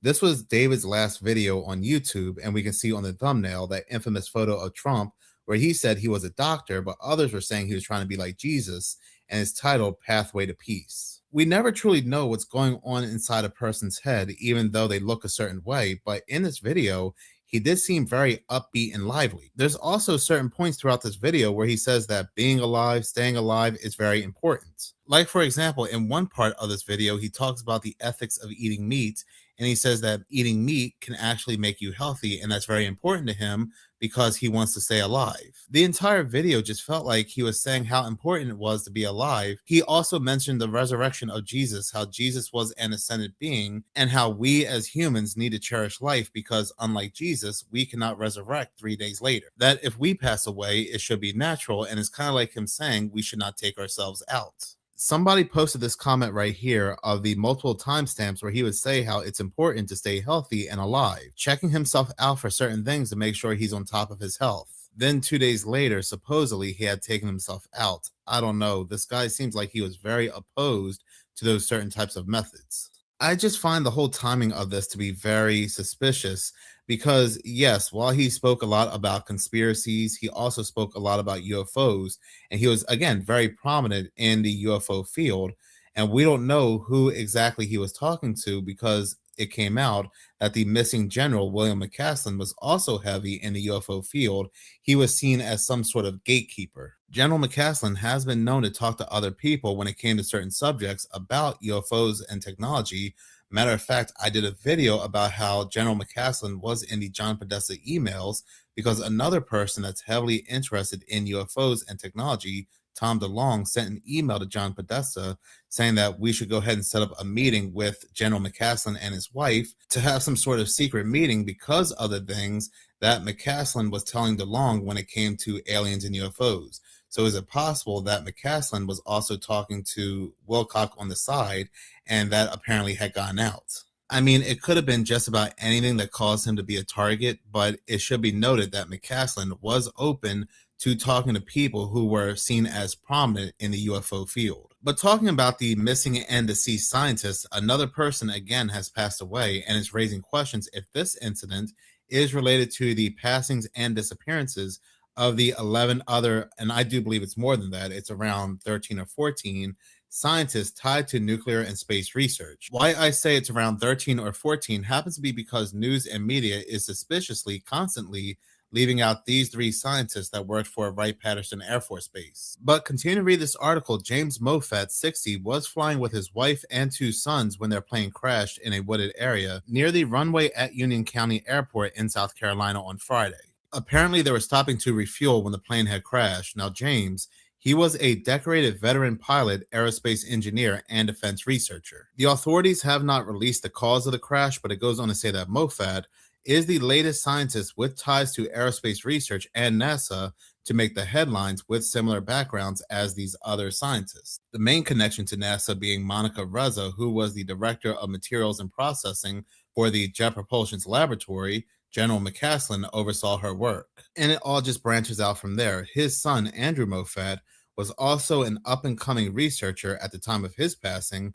The 30-year-old was a research engineer and scientist at the University of Alabama in Huntsville Research and Engineering Support Center, which has an interesting connection to another scientist among this group who they say supposedly took herself out, Amy Eskridge. She was also a scientist and researcher in Huntsville, Alabama, where she also would pass away. She co-founded the Institute for Exotic Science in Huntsville, Alabama. But talking about Amy, look at this very bizarre video where she's giving a presentation and she's being asked about disappearing. What about the innovator who's afraid of disappearing? Well, that's a whole other problem. I think doing it in the public is better in that case. But that's a different. It still doesn't mean you won't disappear. Even if you do it in the public, it still don't mean that the inventor won't disappear for lots of reasons. Like Ming Lee.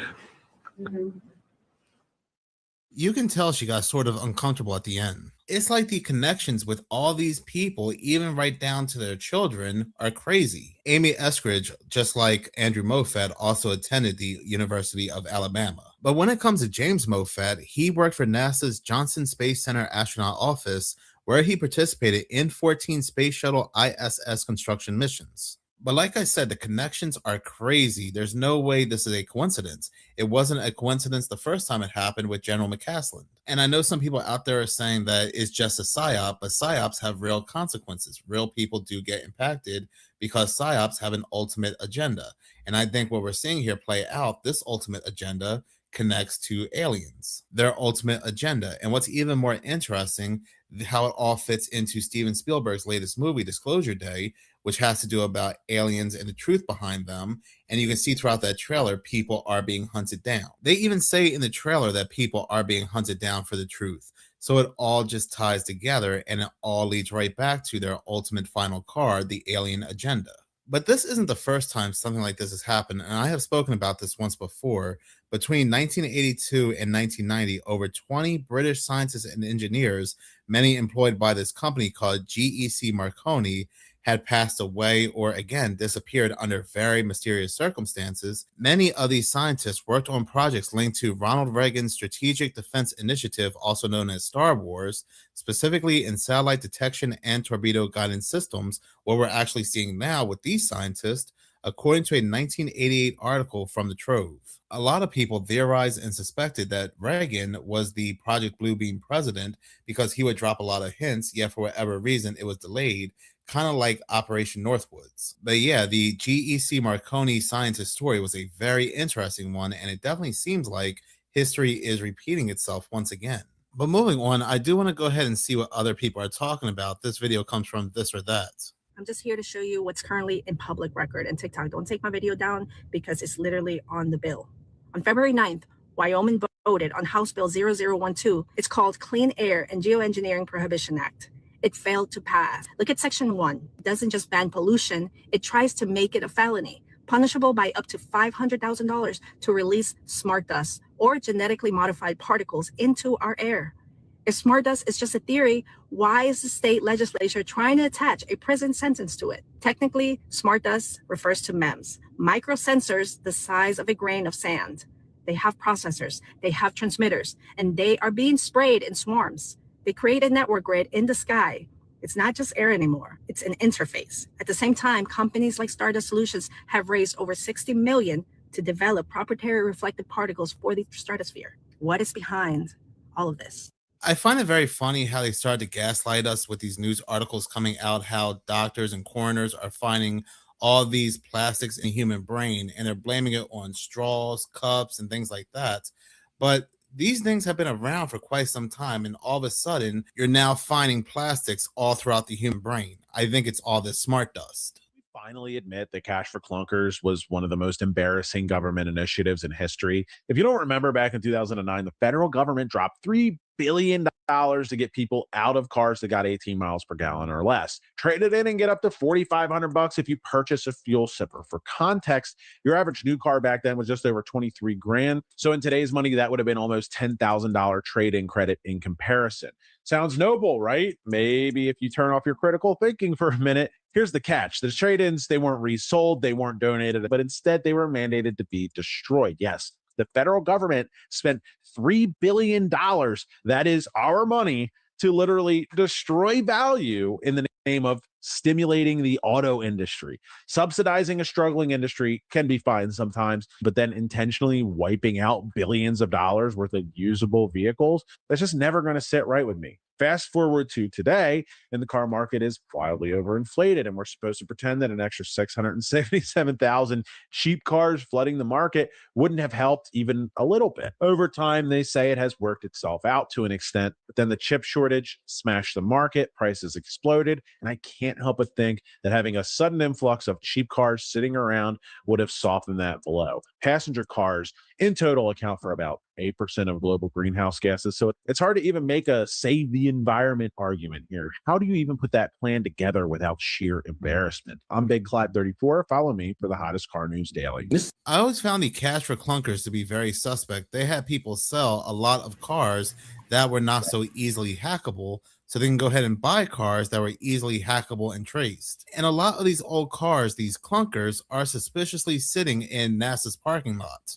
Entire planet was 3D scanned with Pokémon Go. You were tricked into building the most detailed 3D map of the world only for AI to use it against you. 30 billion real-world images were scanned with users' phones while they were catching Pokemon in the streets to create the most realistic one-to-one digital replica of our entire planet. And you will not believe how much info they really have on you. You see, those Pokemon people were chasing were not in random spots, but in locations that required more data. The less data a geolocation on Earth had, the rarer the Pokemon they would put there, with players continuously scanning the world at different times of day, different times of year, providing the most valuable and detailed map of the world that puts Google Maps to shame, who spend millions of dollars sending their Street View vans around the world to do the same. Niantic, the guys behind Pokemon Go, did it all for free, convincing millions of users to take scans of our planet under the guise of a video game. Some users even paid Niantic to do that work for them through in-game microtransactions, and it was all in their terms of service. No one ever reads the fine print now, do they? Documenting the entire physical world at a scale no mapping company could ever imagine. And I don't think you realize how insanely valuable this sort of data is. Never mind just Street View, we're talking middle of a forest view, behind the dumpster view, inside your own home view. Mapping data that would allow AI robots to navigate every nook and cranny of the world down to the centimeter without needing GPS. In fact, this is more than 100 times more precise than GPS, which is accurate to about 1 to 10 meters at best. And this data can all be stored entirely locally within the machine without needing overhead satellites like GPS, what they're calling a large geospatial model, LGM, basically the map version of an LLM, large language model, that our chatbot AIs are built on. Meaning your obsession with catching the fictional monsters of your childhood accidentally built the navigation system of the future, and Niantic's rubbing it in your face, even changing their name to Niantic Spatial in 2025. And actually, they're not even the first company to have done something like this. Google has also been and still continues to do their own version of just this. ReCAPTCHA. You know, those annoying I am not a robot, click all the images of bridges prompts you get when you try to log in. Do you ever stop to think why the prompt is I am not a robot, or why they almost always showed images of cities and the outdoors, bridges, crosswalks, motorcycles, stoplights? Google similarly charged businesses to use their ReCAPTCHA software on their websites, collecting $6.1 billion in revenue from it, and then likewise proceeded to use that data to train their AI for navigating and understanding the real world. So every time you click on that motorcycle, you're actually teaching AI what a motorcycle looks like, which they could then use to navigate through our cities. The most valuable AI training data sets in the world aren't being assembled in billion-dollar big tech data centers. They're being built by people like you who have no idea they're building them. And you know what's crazy? Even though a lot of this that has come out around Pokemon Go is public knowledge, a lot of people are aware about this. A lot of people are still playing Pokemon Go. I can see them walking around with it. It's still a very popular game with millions upon millions of people still downloading it. But it's not just Pokemon Go, but a lot of other companies have adopted the same style of game. Not only do people pay them for extra things inside the game, but again, they are working for them to help them with their AI. So this happened. Humanoid robot breaks human half marathon record in Beijing. You ever notice how the best part of anything is right in the middle? It starts like any other race, but this one is different. 12,000 runners are competing against more than 100 humanoid robots in a 21-kilometer half marathon in Beijing. No, be honest. What is the point in this? How about humanoid robots chasing down wild boars in Poland?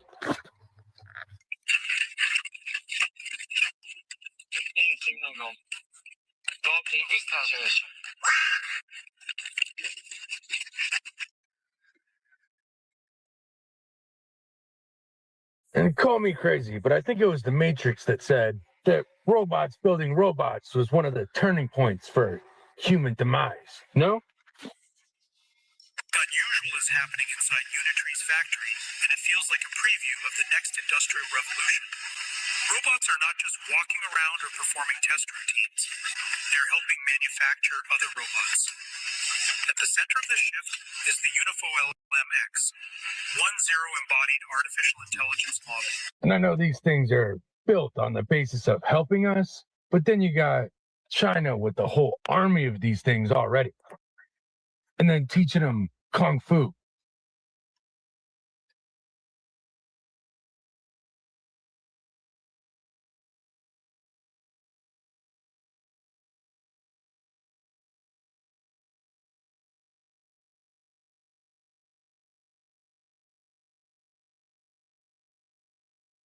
All these humanoid robots are powered by AI.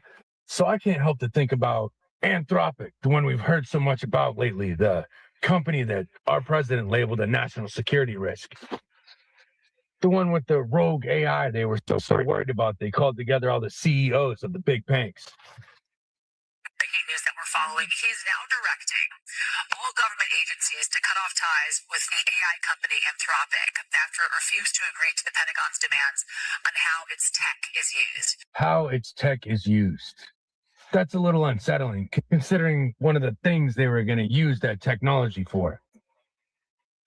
And if you're anything like me and you've been looking into these data centers, you know that Jeff Bezos and Mark Zuckerberg are two of the biggest names behind humanoid robots, which would mean Amazon's heavily involved. So the 900 and counting data centers throughout the country is a pretty good way to control a bunch of robots, right? And what if another AI system went rogue and started controlling all these robots? Who would you point the finger at? I'm probably just thinking too much, right? 3 humanoid robot. It's we actually had built it last year. Oh my God. Yeah. It's about 130 pounds, 5'6", and we basically designed it to do most things, like a lot of things humans do. He'll stay safe. So I saw this video off Barry Stepp's channel. The individual talking was Chaotic Concept. And it's just so evident that they are training these things to either replace us or, again, go after us when it comes to this whole AI surveillance nanny state, created to hunt us down when we go outside that narrative. Either way, it just seems like some type of Twilight Zone, Black Mirror, iRobot type of world that they are getting prepared for. But in any case, thank you so much for watching. If you like this channel and you want to see more, please subscribe. If you're already subscribed, please like, as any engagement does help the channel grow. Once again, thank you so much for your support.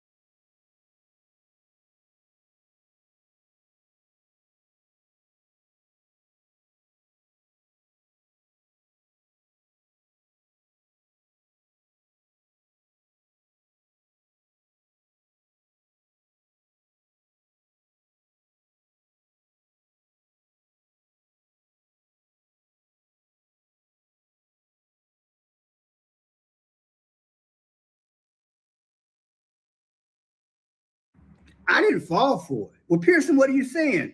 David Wilcock, in my humble opinion, he was new age. It reminded me of that scripture. I clicked on this earlier. 2 Timothy 3:7. Always learning and never able to come to the knowledge of the truth. What is the truth? It's Jesus. See, David understood and came to understand the cosmos, the reap what you sow, the yin and the yang. He began to grasp the concept and understand that we are energy beings, that what we do, how we think, how we move, that there are powers who are evil, the witches and the warlocks and the people who cast spells, the fight between good and evil. He knew all that. He knew it in relation to how the heavens operated, if you will. That if we outnumber them, not just in the physical, but if our mind and treat each other beautiful, there's nothing that the powers can do to take us into a dark pit, so to speak, or to enslave us, as he would always use that word. People, I get it. It's in our innate nature to try to find this truth. But people, let me tell you something. This Black Jesus thing, look, as somebody put in the comment section, Pearson, I don't care what color he was. And that's why I don't talk about this stuff. Because I'm not trying to alienate nobody. I have my different views. I have white friends who tell me straight up, Pearson, I believe I know what color Jesus was and who God is. And then I bring them back to this thing of these are the last days. I am not going to discuss that in full length because at this narrow gap in time, it has to be centralized on information, the revelation, hallelujah, and the acceptance of Jesus Christ as Savior. And I believe that's the best way to approach this thing. If you want to do that along with your friends, have at it. But on this channel, I just don't want to do that. But I'm going to tap in on it in a way that I've already discussed less than a month ago. Now, watch this. Watch how I deal with this. Again, the video I had earlier, David Wilcock and the Black Jesus, in a moment of the twinkling of an eye. Okay. Hopefully I'll be about 3,000 to 4,000 views. I pray I will. Right now it's 2.6. A lot of work for only 2.6. Come on, man. A lot of work. We're going to go ahead and do this to the glory of God. Amen. Now, the book called Awakening in the Dream by David Wilcock. Okay. In this book, he discusses the Black Jesus. This book has two major dates, June 2nd, 2020 and August 10th, 2021. Here they are here in the blue. See the June 10th and the August 10th, 2021. My bad, June, what is that? June 2nd? June 2nd in the house. June 2nd, 2020. Now let's get into that. You often see that in these publications, okay? So it's all good. We're gonna work with both of them. Now check this out. June 2nd, 2020 speaks right off the bat. June 2nd, 2020. April 20th of 2026, he just died. The difference is 5 years ago, that book was published in 322. We know that's Skull and Bones, 322. We also have 1018, like Luke 1018. And we also have 46. JFK, George Floyd, George Orwell, they all died at 46. It also means chaos. Now, here's Luke 10:18. Jesus told his disciples, and he said to them, I beheld Satan as lightning fall from heaven.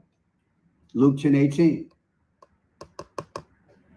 In Hebrew, Barak, like Barack Obama, Barak means lightning, okay?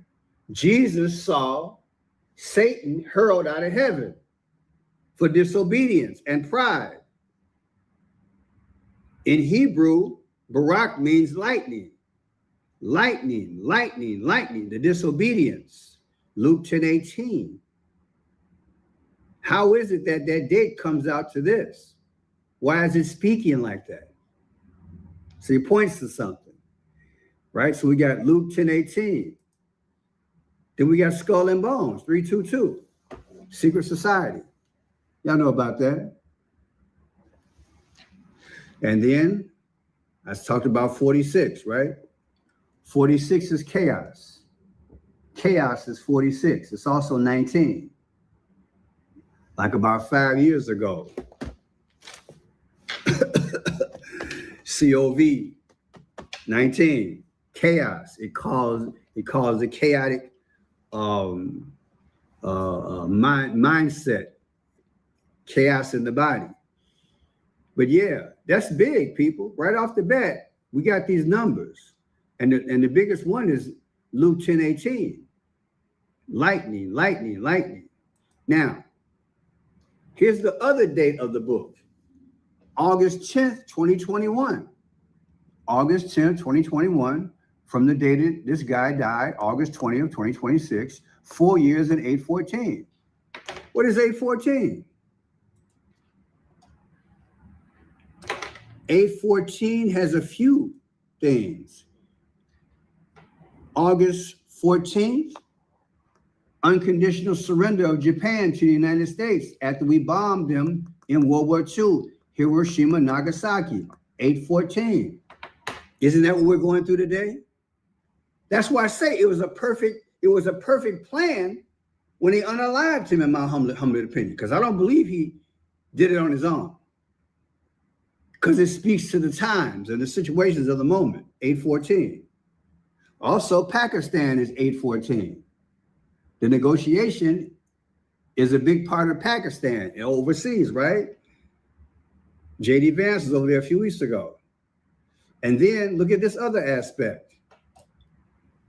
Not only is it 814, it's 254. And what is 254? The 254th day of the year, people, is 9/11. It fits all the decodes I've been doing for the last 6 weeks, ever since this war started. It's right there. It's right there. All these emails, Pearson, let's get on. I'm going to show you what this Black Jesus thing is about. Okay? Because it's more atmosphere than it is the person. Okay?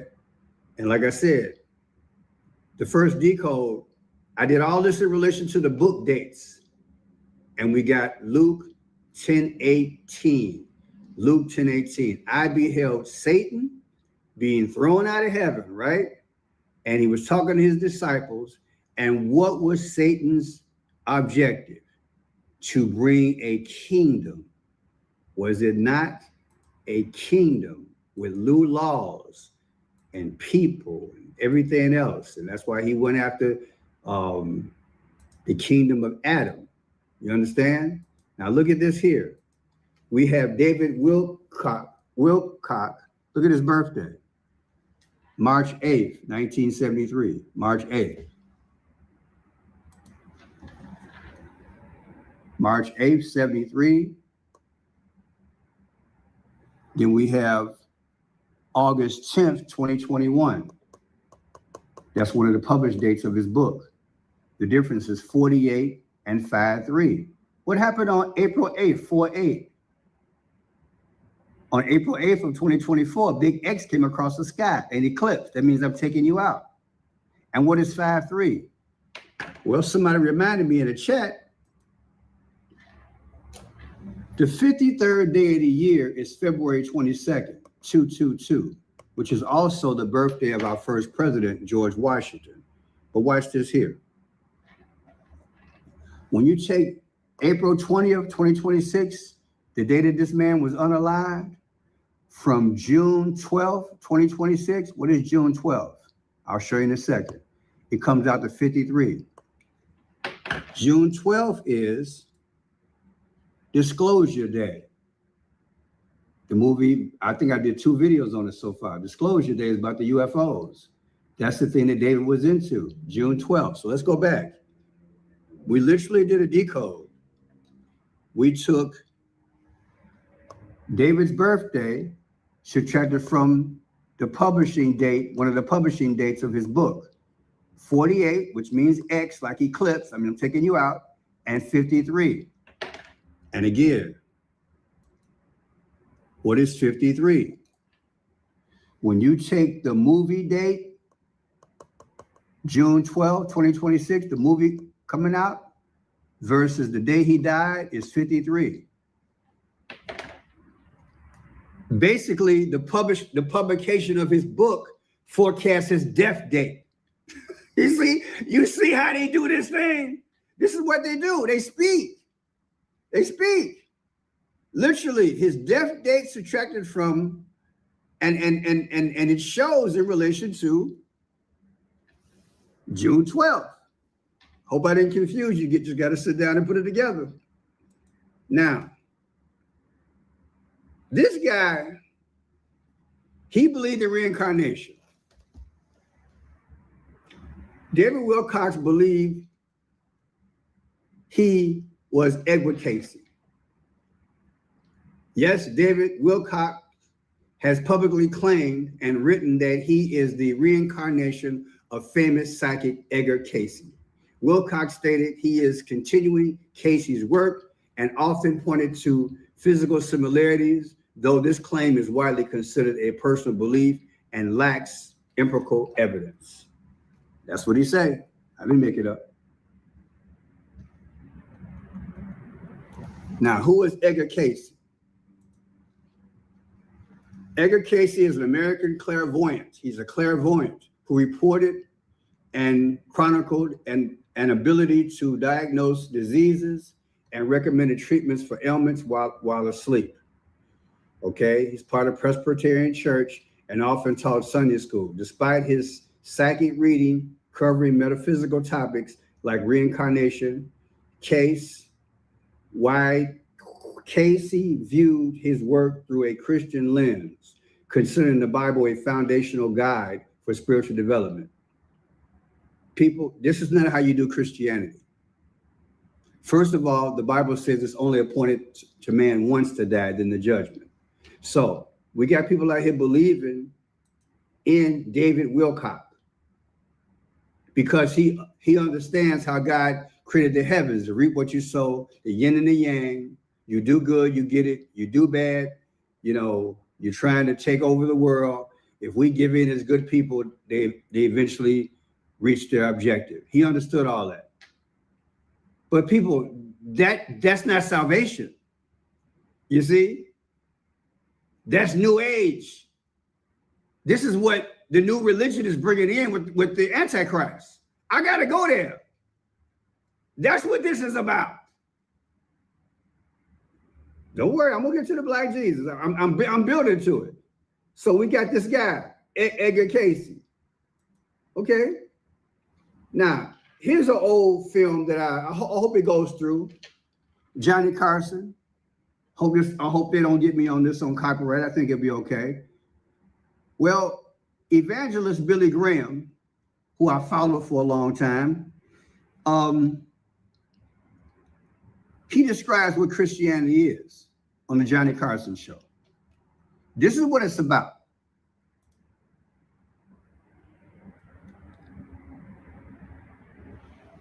All right. All right, finally got the sound. Okay, here we go. Dr. Billy Graham. Well, that was quite a monologue, and I appreciated one thing. You've been reading the Bible, I see. Okay. You about the commandments. Yes, I know. I would sound awful, but if you ask me to name all 10 of them right now, and this probably sounds terrible,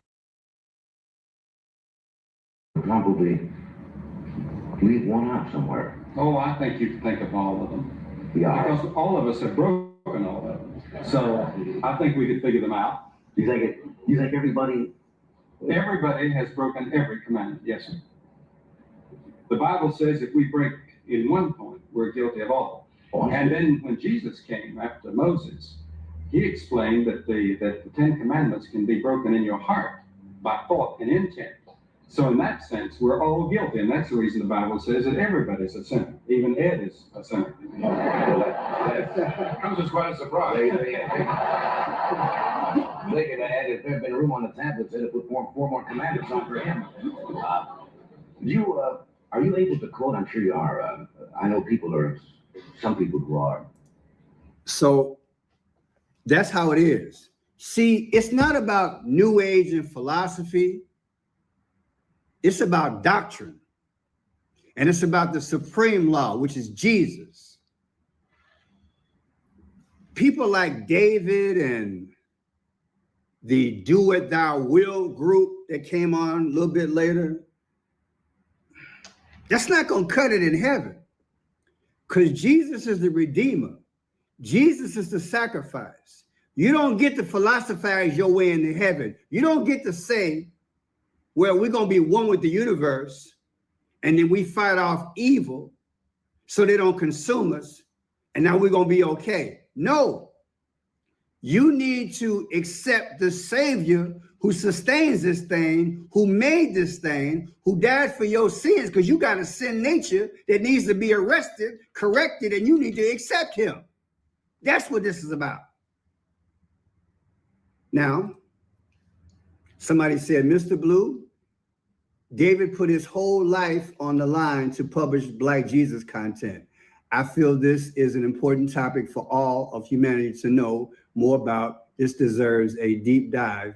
Much gratitude, no fear. Okay, I thank you for that. Now, here's the deal. Black Jesus being sliced up. This man told this story, that is David, of a Black Jesus that was captured by our, let's say, our government, put on a plane, shot several times, multiple times, gone through a grinder and cut up in all types of pieces, and then they put him in separate planes inside these certain containers and dropped his body all over the world.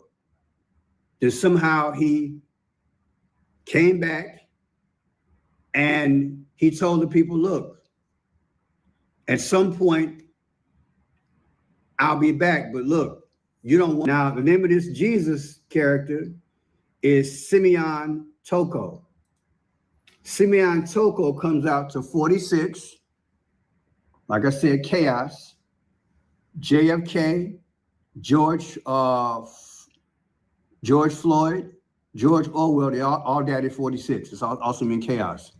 I already showed you the 53, right? The 53 days, he died 53 days before that movie came out, right? What's the name of the movie again? Exposure, Disclosure Day, which talks about what? The aliens. He died 53 days before that, right? So you got the 53, you got the 46, you got the 55. Julius Caesar died at 55 years old. I've been telling people that Trump is he's the modern day Julius Caesar. If you cancel the 0 and the 8-4, you get August 4th, Barack Obama's birthday. Look, they're playing with us, people. Now, you also got to look at this. It's also the 134th day of the year, Simeon Toko. That's the Black Jesus they came up with. You know, this guy, David, is saying that one of his contacts told him about Simeon Toko. He was around healing people, and, you know, no matter what happened, Jesus could put himself back together, doing miracles like Jesus, all that. Well, the 134th day of the year is May 14th. May 14th. Like I said, look at it again. 134th day of the year, that's his name. 134th day of the year is May 14th. What's May 14th? That's Israel's birthday. Aren't we going through that crap right about now, Middle East? All this coincidence? Then what else we got? Osiris was married to his sister Isis. Osiris was cut up by his nemesis brother, Seth, and scattered into a lot of pieces and thrown into the water, right? Well, that sounds like the story that David is telling. And I did a few videos on that, like I said, last month and the month before that. Now, what else we got? I said, is it possible that Jesus comes in the clouds? Somebody said they were disappointed in me. So my response was also this. I says the internet is that option that they have vigorously utilized to keep the truth, which is information from people, and the true gospel, which arguably is not being taught. Look at the ones who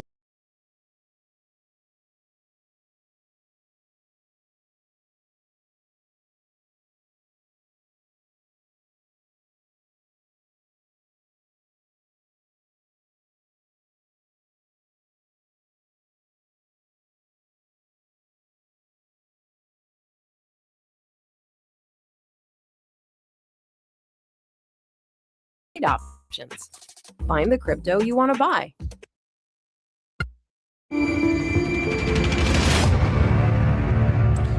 Tragic death of David Wilcock adds to growing list of dead or missing scientists. My take on his bizarre death and personal recollections of a brilliant mind. On Tuesday afternoon, I heard the terrible news that David Wilcock had died under very bizarre circumstances on Monday, April 20. The local sheriff's office released a report that many will find hard to believe. Apparently, David contacted the sheriff's office and asked for help. Minutes after they showed up, he shot himself, according to the official report. David had long reported cyberstalkers launching vicious personal attacks against him. David's work in promoting breakthrough aerospace technologies, such as anti-gravity, put him on the front line of UFO researchers trying to revolutionize our planet. Consequently, David was a big target for covert efforts to discredit him or influence him to hurt himself in some way. Psychotronic technologies such as voice-to-skull do exist and have been used to influence individuals to engage in self-destructive behavior.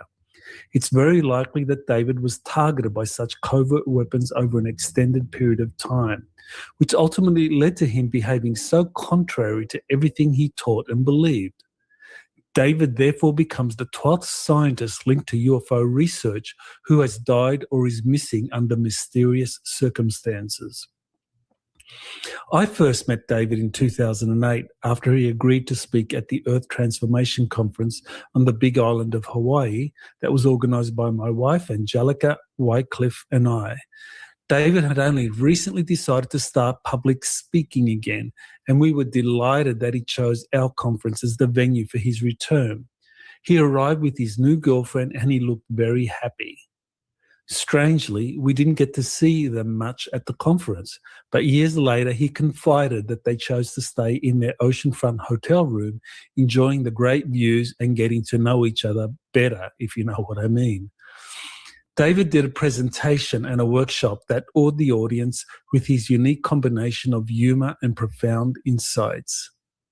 Later, in 2011, I read his first book, The Sourcefield Investigations, and honestly thought David deserved the PhD for his penetrating insights and scholarship.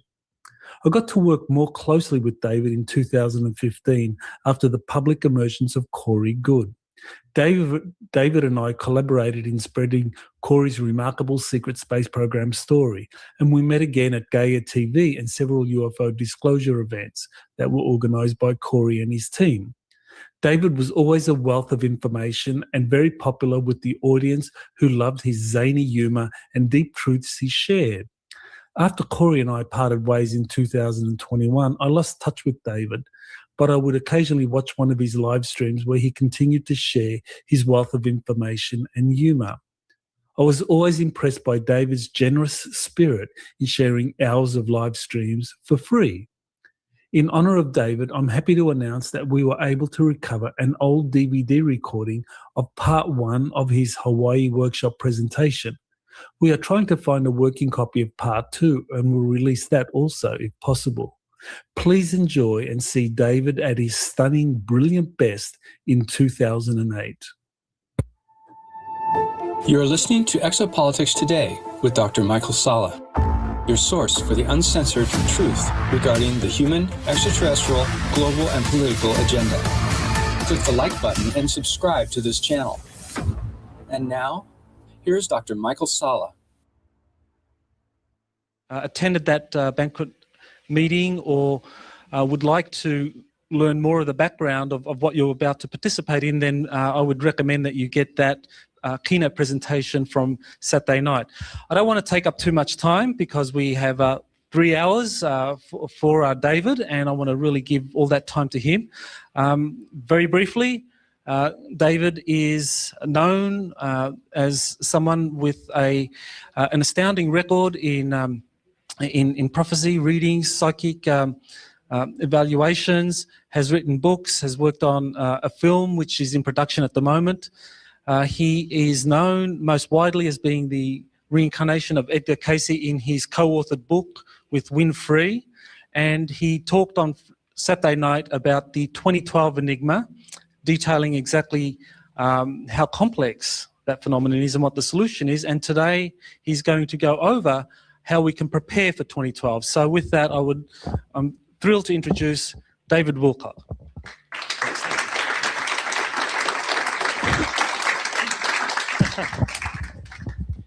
Well, you notice let's see if we can, I'm noticing feedback. Let's see if we can test. All right, so yeah, you might notice I got a little too much sun. We went over to this organic farm on the other side of the island, and I just had what appeared to be a normal day in the water, and then I come back and my face is like, you know, burnt like a tomato. So anyway, I just like to start out by finding out, get a little orientation for myself. How many of you did not see the talk at the banquet? Oh, wow. Okay. All right. Cool. So for those of you who did not see that, you are going to get an overview of some of the aspects of it. Again, I have worked up another PowerPoint presentation which will allow us to get to the heart of these issues we're talking about. So in this case, what I'm going to do is just kind of crash right into the PowerPoint here. Last time I did a big intro. We are actually moving through a galactic change. It appears that in the grandest sense of things, our galaxy is a sentient organism. One of the things that differentiates today's talk from the one that I gave the other day is we're going to go into a lot of detail showing you how the basic energy of the universe is conscious. And I want to show you experiments that you may not have ever seen before that will actually demonstrate consciousness as an intrinsic energy field. And I believe this is such powerful information that with it, you will come out of this room changed. Just knowing that aspect of the science alone will fundamentally change how you see yourself and how you live your life in very basic ways. One of the things that we know, for example, is that plants have a basic affinity with us, so that when we're having signs of stress or signs of dis-ease in ourselves, the plants are having shock reactions that you can measure in their electrical activity. And I remember one time when I was in Kentucky and I was talking to a little girl as a result of her mother being my new landlord, and I was telling her this story, and she ran out into the grass and started rolling in the grass saying, "You can hear me, you can hear me." And it just really touched my heart to see that. So we're dealing in a matrix, as some people call it, a consensus reality that tells us that you're born and you have this life and then you're going to die. And death is something you don't know what's going to happen to you. You don't know where you're going. You don't even know if you're going to keep on existing or if it's just going to be over. 2012 is fundamentally a question that raises all these threats of death, because there is the scent of death on the earth for many people now. I had the benefit of taking psychedelic drugs, and that tore the walls down so that I was able to see very directly the signs of a sick world. Back in the 90s, in late 80s, before it really was as prominent as it is now, I was seeing how we were destroying this planet and its inhabitants. It's becoming much more glaring now. Anybody at this point that's questioning global warming or climate change is looking like an idiot. It's obvious that there are changes happening on the planet that could potentially impact our lives in a negative way, up to and including our physical demise. Now, the question is, if you believe in a higher power, if you believe in God, do you also believe that this intelligent power that is guiding your life with synchronicity, that, as you're going to see, has authored this consciousness field that unifies us all together in consciousness, do you honestly believe that the whole purpose of life on Earth is that we're just going to get vomited off the surface in a big tidal wave, or in some sort of outgassing from the sun of fire or something? I don't think it's that simple at all. I think that when we're actually looking at our lives, we're getting all this growth material coming up. It's causing us to move through our deepest issues. And I wanted to make the point, which is, in this particular talk, I'm going to keep tying back in more about the whole spectrum of soul evolution.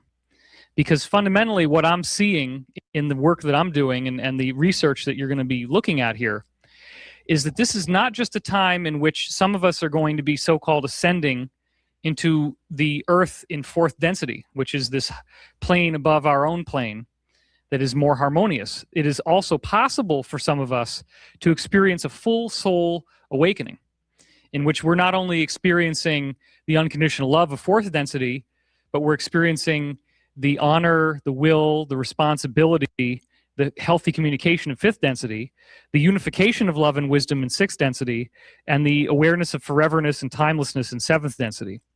So these are the real core principles of unifying negative and positive and seeing how all experiences that we move through are part of a continuum, which doesn't need to be labeled. In other words, we go through our lives and certain experiences we say are joyful and certain experiences we say are suffering. So when we want to get to what I call the touchdown ascension as opposed to the field goal, right? The field goal is just getting into fourth density. That just means you have an open heart, you love other people slightly more than you are manipulating, controlling them, and that allows you to graduate into the Earth's. That's all you have to do. I mean, that's what's so crazy. I'm sure most of you guys, is anybody not aware of my work at all? Is this like something you just dove into just to try it out? Okay, we got a few. So you're going to hear a little more about me in this presentation than you did in the keynote, because this is, you know, the keynote is part of a larger conference, whereas this is my event. So I'll talk a little bit more about myself. Enough about me. What do you think about me? Oh, right. It's enough about me. What about you? What do you think about me? So I really, I feel that the changes that are happening on this planet are not random, they're not accidental, and they're not dangerous. Yes, they're dangerous in the sense that there's a big volcano going off right over on the other side of the island here. But in the sense that we are fundamentally interconnected by this conscious field. And I'm going a little bit off the edge here. And I wanted to be honest with you guys about this. I would prefer that this video never make it online, because there's a reason why you paid for this, and I'm giving you some stuff that you only are getting because you paid for it. This is stuff that I'm not going to put on the website yet, because some of it is going into my movie. And up until now, I've been extremely proprietary about not releasing any of the science that's going into my movie. So you guys are getting a sneak preview of something that will not be available for most people for another year at least. And I'm happy to do that. I don't feel negatively about that. The lawyers would probably be screaming at me if they found out that I was doing this. But you know, the point is that this information can't wait for an arbitrary release date of a movie. This information will help you today. It will change your life. And I do fundamentally believe that. So let's talk a little bit about the mojo here, the story that gets everybody kind of in the door and gets them excited at the beginning. It's something that I've had a great deal of difficulty coming to accept in myself. This is not something that I just said, oh, wow, isn't this great? Now I can claim that I was somebody else and get famous. Not at all. This whole thing for me started out as a private personal experience, and it was only as a result of being dragged kicking and screaming into an awareness that these channelings that I was doing, for lack of a better term, were intended to be shared with everyone. There was very personal, private information in these channelings, and yet I did not hold back any of it. You know, the readings, for example, told me I was masturbating too often, and said that said that I would really benefit from not doing that so much, because there's a randomized releasing of your vital energy that happens when you have an orgasm if you don't have someone to share it with you. When you do have someone to share it with you, you form a circuit, you form a continuum, and that allows for an actual raising of the overall vibration. Whereas a solitary sexual experience, particularly for men, for some strange reason, the male physiology in the etheric anatomy is designed to have a randomized release of just pure power in the form of vital energy. I was going to try to work into my first film a concept about vital energy, which now it looks like we're probably not going to be able to use it until the second film. And for those of you who don't know, I am working in Hollywood on a film called Convergence. The basic idea started out as a documentary, and then we realized that it would be much more powerful and effective if we were able to do it as a drama where we have characters and fictional plot lines and things that will actually make it more of a story rather than just something where it's just a bunch of talking heads saying, gee whiz, isn't this great? So again, originally the film started out as a documentary. We were going to talk about this Casey stuff. We've since gotten rid of all that. It was going to be a documentary. Now we have a drama. The drama has been through like 4 major rewrites. I mean, completely reformatting the entire story start to finish. New characters, new plot, new everything. And it's taken that long, 3.5 years, for us to figure out how to tell this story in the best possible way that we can. And actually, after I get back from this conference is when I'm going to be finishing that script. So to get a little bit into the story of Edgar Casey, we want to start with the man himself. He was born in 1877, died in 1945. And for his time, he was into what was the high technology, which was photography. And that sounds a little bit crazy, but back in those days, the ability to capture a moment in time as a perfect reflection that would always be there forever. As a painter, that's one thing because you got an interpretation, but with a photograph, you've captured something. So Edgar Casey was a photographer, and then he started to have experiences where he was losing his voice and couldn't speak actually for 9 or 10 months at a time. And ultimately, someone in desperation hypnotized him to try to see if they could figure out a way to cure him. And under hypnosis, he spoke with extreme amounts of wisdom, completely diagnosed his medical condition, prescribed a cure, and in fact, he could speak as soon as he came out of trance after all this time. So these came to be called the psychic readings, and that's where the term originally came from, which is now widely misused all over the place with only $3.99 per minute. Well, that's his term. That's where it came from because they were talking about the so-called Akashic record. The Casey readings describe that all information that ever has been or will be exists now outside of time, and it can all be accessed and moved through. And so you're actually going to see tonight the proof of the Akashic record, among other things, scientific proof that this field exists. So this is actually the bed that he would lie down on, where he would do these readings. And you notice to the right, you see a little stenographer's desk and chair, and that's where his secretary, Gladys Davis, would take dictation. Now, these readings were so powerful that in some cases, if she spelled a word wrong, they would correct her in the reading and tell her how to spell it differently. And there's also, as many of you probably have heard if you've studied Casey, there's a famous case where the readings were saying that there was a particular ingredient that they needed in a store in order to make this remedy to heal someone. And of course, the storekeeper says it's not there, and the reading says, no, you got to look behind the jar on the shelf, and da-da-da-da. Sure enough, they looked behind the jar on the shelf right where the reading said, and there it was. And so this is there's hundreds and hundreds and hundreds of wonderful psychic stories with Casey. Now, in terms of reincarnational similarity, this is something we didn't talk about last time. You look at these pictures when he's a little bit younger, and he doesn't really look like me anywhere near as much. And one of the research conclusions that I came to is that this energy of our DNA, there's an energy of the soul that kind of formats our DNA and changes how we look over time gradually. There's a nudging influence that as we mature, sexually mature and so forth, gradually tweaks our appearance more and more in alignment with our soul. So as Casey is younger, you see more and more of his genetic heritage coming through in terms of what the DNA from his parents made him look like. As he gets older, he looks more like me, and I look more like him as I get older. It's a very strange thing. That's my working hypothesis on that. Now, Sidney Kirkpatrick wrote what has become the definitive biography of Edgar Casey now. It's called, I believe it's called Edgar Casey, A Sleeping Prophet.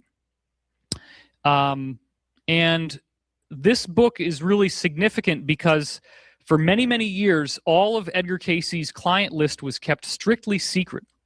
No one could know who he did these readings for. The ARE, being Casey's organization, kept it under tight lock and key. Kirkpatrick went in and was the first person to be given direct access to the readings in which the names could be named. And that will be significant, as you see in a second. So Kirkpatrick comes up with 10 facts about Edgar Casey that he uses to sell the book. They're very interesting, so we're going to use them all here. Casey was not a fraud. Even the most clever con man wouldn't have been capable of delivering 14,145 fully documented trance readings over a period of 45 years, of which no two were alike, and over 90% are believed to have been correct.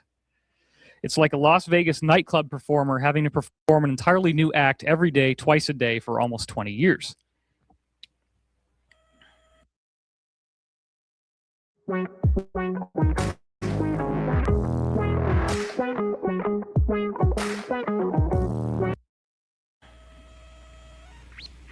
Okay, second fact. Casey underwent psychic testing by deans at Harvard Medical School and Columbia University. Though these eminent physicians were unable to explain his psychic powers, they could not deny that he possessed them. Oops. Here. That's Houdini for you. Yeah, it's his energy. Harry Houdini met his match in Edgar Casey, though the famous illusionist, he was the James Randi of his time, though the famous illusionist met with Casey and witnessed a trance reading, he too was at a loss to explain these incredible psychic powers. So nobody ever successfully debunked him. You know, now if the skeptics want to say that, oh, none of it was true, well, they tried at the time and it didn't work. Okay, Casey's medical, let's make sure, I don't know why there's no number 4 there. How? Okay. Maybe it's 9.5 facts about Edgar Casey. Casey's medical readings were used by 3 of New York's most prominent physicians to treat such, here comes the name dropping, right? This is the sizzle in Hollywood. To treat such noteworthy people as Irving Berlin, George Gershwin, Gloria Swanson, Marilyn Monroe, Nelson Rockefeller, labor leader George Meany, and the author William Saroyan. So this was not just something that somebody was doing that was a little novelty. This was attracting the luminaries of the time. People got really excited about this. Though Edgar Casey has long been known as a medical clairvoyant, his most astonishing readings were given for inventors and scientists. Now, this is even more name-dropping. Thomas Edison and Nikola Tesla had trance readings by Casey, as did engineers from RCA, IBM, Delco, and the president and founder of the Goodyear Tire and Rubber Company. So obviously what we're seeing here is that these guys are getting useful technical information, including Tesla, who's now considered the best inventor of the 20th century. Most of his stuff has been forgotten. Remarkable technological and electronic designs provided by Casey in trance are now used in almost every large hospital and airport in the world. That is also a fact. Ernest Hemingway's mother consulted Casey about her son's writing career. Carl Lammel of Universal Studios, Harry Getz of Paramount Pictures, and legendary film pioneer Thomas Ince developed film projects dictated during Casey's trances. It's also a fact that Casey designed a board game that became famous, and he lost the credit for that. Now, here's the real big one. A lot of people do not know this. Casey gave readings to President Woodrow Wilson as he was struggling to create the League of Nations. Casey warned that another great war would result from Congress's failure to support the president in the creation of the League. Now, I'm not going to ask for a show of hands because it is technically anonymous, but if any of you here have ever been to Alcoholics Anonymous or Narcotics Anonymous or any of these 12-step meetings, it is also a documented fact from multiple people who were there back when it happened that the 12-step program, the 12 steps themselves, were dictated word for word without any edits out of a Casey reading. That's where they came from. Bill Wilson is one of the guys on this list, and he's the guy that founded AA. Though Casey's predictions represent less than 2% of his readings, he accurately predicted the great stock market crash, the rise and fall of Adolf Hitler, Japan's sneak attack on Pearl Harbor, and the deaths of 2 American presidents. However, as he would say in trance, the best thing any trance warning could accomplish would be to incite change, which would subsequently change the direction the future would take. Casey's life has touched tens of thousands of followers, including Elvis Presley, who was reading a copy of one of Casey's books when he died, rock star John Lennon, film director Steven Spielberg, and actress Shirley MacLaine.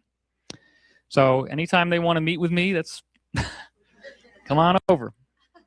Hey, baby, this is Elvis. I'm talking in your dreams. You got to come to Graceland. So here I am, 7 years old. I've had this out-of-body when I was 5, this out-of-body experience where I'm floating over my own body. And then I felt like I screwed up because I got scared and I floated a little distance away, and then I got thinking I was going to die, and I snapped back in.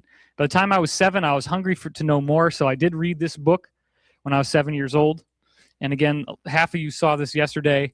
The interesting point here is that in the chapter on your healing power, I felt compelled to stick this little sticker in there that dated when I was reading the book as 1981, proving that I was 8 years old at the time that I read this. Why would I put a sticker in a book that I'm reading as a 7-8-year-old kid about ESP in the chapter on using psychic ability to heal people? Maybe there's a reincarnation, as we'll see. Hypnosis is another one of the books I read here, and this one as well. These books, basically, I felt like this was somehow really important to the study of ESP. It turns out, of course, Casey was hypnotized to go into readings. Now, this is something I didn't go through yesterday. I found this just like, you know, you just find new stuff as you go along. This is something that I found going through old papers when I was at my mother's house a couple winters ago. When I was in 5th grade or so, I wrote this story about the sunken continent of Mayalika, which was off the coast of Hawaii, or of Florida. And you can see my very crude depiction of Florida here with the Okefenokee Swamp, and then where I believe the island was. And it basically is describing this cycle of time in which the island sinks and then it's going to rise again, which is totally right out of the Edgar Casey readings, that Atlantis was off the coast of Florida, that it sank, and that at the end of our age it would rise once again. So this just is another one of many layers of confirmation showing that these memories of some kind from another lifetime might have been bleeding through. Now here's another one. This was something that I saw. I don't know if he's giving us the finger or exactly what that's supposed to be on the left there. Now, I was very convinced that he was intelligent. It was very important that I write that down. He was an intelligent being. I wrote a story. This is another thing that I found. It just totally tripped me out when I saw this. I wrote a story about an astronaut who floated out of the Earth, and he was just floating through the air, and he goes to this other planet, which I think I called Planet Z or something like that. And he met with these beings that in my story I called the Seasiz, spelled S-E-S-I-Z-Z. And the Seasiz basically kept him captive on their world for a while. And then he finally was able to escape their world and come back. And in my typical humble way, I became very famous, worldwide famous, for having gone through this and surviving to come back and tell the planet. So anyway, this was an actual drawing, clearly showing what looks like the typical gray physiology, but long before I heard about it. And I had this vision again later on. I was seeing the same kind of head. This is before the Whitley Strieber books came out, but this time I corrected the jaw, made it larger. It appears to be a diagram of someone sitting on their back on the ground with a UFO hovering overhead and two beings bent at the waist looking down at you, except that I widened the shoulders and the jaws because what I saw in the vision didn't really seem right to me. Again, this is really fascinating, especially because there's an intimate connection between the Edgar Casey readings and his past life in Atlantis as Ra-Ta, which supposedly was working with an extraterrestrial group known as Ra to the Egyptians. And there up at the top, if you look at that little circle, you can almost see like two wings, like the winged disc emblem from Egypt. If you look at the shoulders of each being as being one of the wings. That I didn't see until very recently, actually just a couple years ago. And again, this was something I sculpted in jewelry class, and years later I had the book by Jose Arguelles called Mayan Factor. I opened right up to the page in the bookstore where he explains that this symbol means the ability to communicate with galactic consciousness. And that really tripped me out because I had no idea what I was sculpting when I made it. So this is the big prophecy, and again, I would love it if it was easy for me to talk about this stuff. It actually is not. But I'm putting it in here because I feel like I should share with you what we know. This is a Casey reading, 294-151. This is the prophecy about whoever was going to reincarnate as Edgar Casey. Is it not fitting then that these, a reference to Ra-Ta and his friends, would return? As this priest may develop himself, that's an important word there, not necessarily will, but may, develop himself to be in that position, to be in that capacity as a liberator. The word "a" is important. It's not a messianic return. A liberator of the world in its relationships to individuals in those periods to come, for he must enter again in that period or in 1998. So basically, there's all these people in Virginia Beach now, come 1998, who are expecting Edgar Casey to return, but maybe like as a baby. I was guided by my readings to show up at Virginia Beach in the tail end of 1997 and everybody started recognizing me as the spitting image of a young Edgar Casey. Plus, I was now doing my own form of psychic readings, which you can hear much more about. And since almost all of you know my story, we're not going to go into all that stuff because you can find it all on the website. And it's also important to remember that Casey saw himself back in Virginia Beach in a dream, surrounded by many of those who'd been with him at that earlier time. So this means that I end up in Virginia Beach in 1998 without planning on fulfilling a prophecy, and yet multiple layers of these prophecies came true, including the fact that other people who I'd reincarnate with again would be there, and that is what ended up happening, as we're about to see.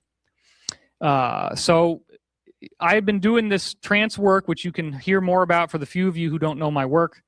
It started out just as something I called the dream voice. I'd wake up in the morning and I'd write down whatever the background chatter in my mind was, just take notes on it. And it started to say some amazing stuff, and I was able to just get my mind out of the way and not interfere with the data. I started getting future prophecies. I started getting all kinds of amazing things happening. A year later, I eventually got to the point where I asked the bottom line question, and it said, in short, the answer is yes. You need to review your whole life and see the parallels. And I was having a hard time. It's very difficult for me to accept this. And it told me to bury this concept would not be wise for you. It's very important you make other people aware of this. We do not have time for you to hide it. We understand you'll be tested, and we feel it imperative you take the necessary precautions to ensure that you're ready. Be it known that you are not as configured this time for medical readings and one-on-one counseling. This is one of those involvements we wanted to change. We would like to see you progress in the direction of spending more time teaching universal concepts to the masses. That's you guys. This would be the highest utilization of your creative force. So I guess I'm doing that. I did do readings for about 7 years, and then I stopped. I had a huge amount of demand. And this was another thing, you know, back then I had no idea I was going to be doing any of this stuff. I mean, it was still just all overwhelming to me. I hadn't even started to take clients yet. That's another thing the readings started to hit me with, that they wanted me to take clients. But anyway, when I was living in Virginia Beach and everybody's recognizing me and saying, oh, he looks just like Edgar Casey and all this stuff, just on a whim one day, months after I'd first heard this, I said, let me just run my chart against Edgar's chart. And I was absolutely astonished. Now, I don't know, do I have a laser pointer here? I guess I do. Yeah, okay. So check this out, right? The first thing I notice, of course, is sun over sun. Well, that's pretty obvious because he's March 18th and I'm March 8th, so we're only 10 days apart. Venus over Venus, perfect, right? Now, you can't really see it because they bump things together here, but Mercury is almost directly over Mercury. It's only off by, you know, less than one house. You got Mars over Mars right here. You got the moon, which is right here, over the moon right here. That's very, very close. That's within 1 degree of the entire circle. And then you have these really tight angles between the other planets. I mean, this is a perfect angle. You see 2 degrees to 2 degrees here. I mean, this chart is just loaded, and I was just dazzled when I saw this. I couldn't believe it. So here's just a really simplified breakdown. Not even getting into the details, but just the gross things. Sun in the same sign, moon, Mercury, Venus, Mars, the same year of the zodiac. That means only 1 out of 12 years that I could have been born. Moon is in 1/360th, so it's the same exact degree. You know, we ran some rough statistical calculations on this kind of thing. To have the facial similarity and to have this astrology connection is just off the charts, like billions and billions to 1, that it could be some kind of an accident. So here's the comparison shot for those of you who haven't seen this. This is by the time he was around his early to mid-20s, and of course that's the same age that I was. Very stunning likeness, as you can tell. And again, this is my brother, and this is one of Casey's close associates in the early days of the readings. This is my father after a Metallica concert. That's why he's sneering. And this is Edgar Casey's father, both of whom, Casey's father was called the Squire. My father went to the so-called Squire shop for his men's clothing. This is my best friend Jude from high school. This is Casey's associate Edwin Blumenthal. This is one of my best friends from college, Christopher, and this is Casey's associate Morton Blumenthal. This is my best female friend from college, Angelica, and Casey's wife, Gertrude. So you can see here there's clearly a lot of similarity between these personalities. So fast forward to 3.5 years ago, I'm in LA, somebody says to me after they see a talk like with the information you're about to see now, my gosh, this is so amazing, we should make a movie out of this. And that was my co-producer, Billy Blake, and that was where our project was born. So fascinatingly enough, this is a view out of my window when I'm doing my work every day at home. And it just so happens that the person who lives below me is a New Ager. Now, you know, my challenges have gone on. I mean, you can see there's a little pyramid here, okay, and there's like a little stone circle down there. And then, of course, this is the key figure. This is a picture I took from one of the first days I was there, because I live up in the mountains, of a man crucified. Now, it's not like when you're working the spiritual path that things get easy and you just kind of coast through. You're constantly working. You're constantly dealing with your heaviest stuff. And dealing with this film has been very, very heavy for me. And I feel like I've been through a lot of shifts, and I'm hoping that together we can move through shifts together. I was utterly astonished because I see this thing every day, and it felt so much like a portrait of myself. A whole lot of things have shifted for me recently in very wonderful ways. I feel very blessed to be here. I had stopped doing conferences for 2 years. I don't know if you're aware of that. I didn't want to go out into the public. I just wanted to hide out at home. And I'm dealing with all this film politics and investors and the shark-filled waters of Hollywood. So then all of a sudden one day, I look out my window, and this is what was happening. They had taken him down off the cross. And they're actually digging out the path here so that he could be pulled down the side of the mountain. You can see it's not really Jesus. He's got the beard and he's bald. And this just blew me away. It was such a powerful statement of synchronicity that my whole life has changed, so that even something that seems so immovable as this weird crucifix in your window every day, you know, that just disappeared. Just poof, it's gone. So there you have it. So these things are happening to all of us, and it's like you can expect big holographic shifts to happen in your own life. So this is where we get into the stuff that I like to talk about. I don't really like the Casey stuff because it's, for me, it's old news, but consciousness science, this is what I really want to focus on. I don't really want to end up getting asked everybody when I go on any radio shows or whatever, so do you think you're Edgar Casey's? I don't know, whatever. This is what's fun for me. Is consciousness a living, active, and transferable source of energy? Because the things you're about to learn here are going to affect everything. If you can really pay attention and study what I'm saying and make sense out of this for your own life, you're going to see some things that you may have never thought of before that will utterly change your perspective. I'm going to start simple, and I'm just going to show you that there's some really solid mainstream backing, and then we're going to get more esoteric. Dr. Aaron Schumann has a theory of neural broadcasting. This is one of the mainstream scientists now coming out with this. She has made a scientific discovery that when your brain cells are firing off, individual neurons fire off, the neurons that are near them in the brain also fire off, even though they do not have dendrites connecting from one cell to another. That's a field effect. That means that cells nearby the cell that's firing off are also firing off. That's a proven brain physiology fact, which nobody is talking about.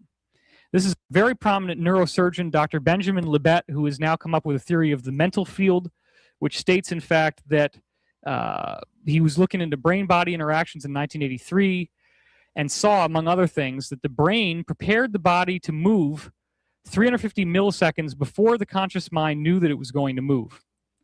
Now, that's pretty weird. 200 milliseconds remain between the time that you became aware and the time that you actually moved. So this gives you enough time to veto the movement. So what this really means is that there's some kind of energy field that senses the future before it happens. Like your body hasn't actually moved yet, but somehow your nervous system reacts when it's going to, and gives you just enough time to not move if you choose to. So this is actually, there's a thing in the Seth books by Jane Roberts where Seth talks about how if it wasn't for the fact that you were outside of linear time, you would burn yourself, your reflexes would never work, because the bending power of time is actually required in order to have your reflexes function. Well, this is a scientific validation of that. Now, I'm sure everybody here, there's probably nobody that hasn't seen this. This is Dr. Masaru Emoto. Water from the Fujiwara Dam before it's been prayed over, and then after it's been prayed over, this is what happens when you melt it down and then refreeze it. You see these beautiful crystals forming. So again, this is another form showing, which is now very popular in mainstream, especially in Japan, that consciousness in this case has a direct effect on water and how water is crystallizing. Okay, now we're going to talk about something that I really like. This is Dr. Cleve Baxter, a polygraph specialist who took this plant, actually when it was younger, and just one day decided to hook up a lie detector to it. He connected it to one of the leaves here.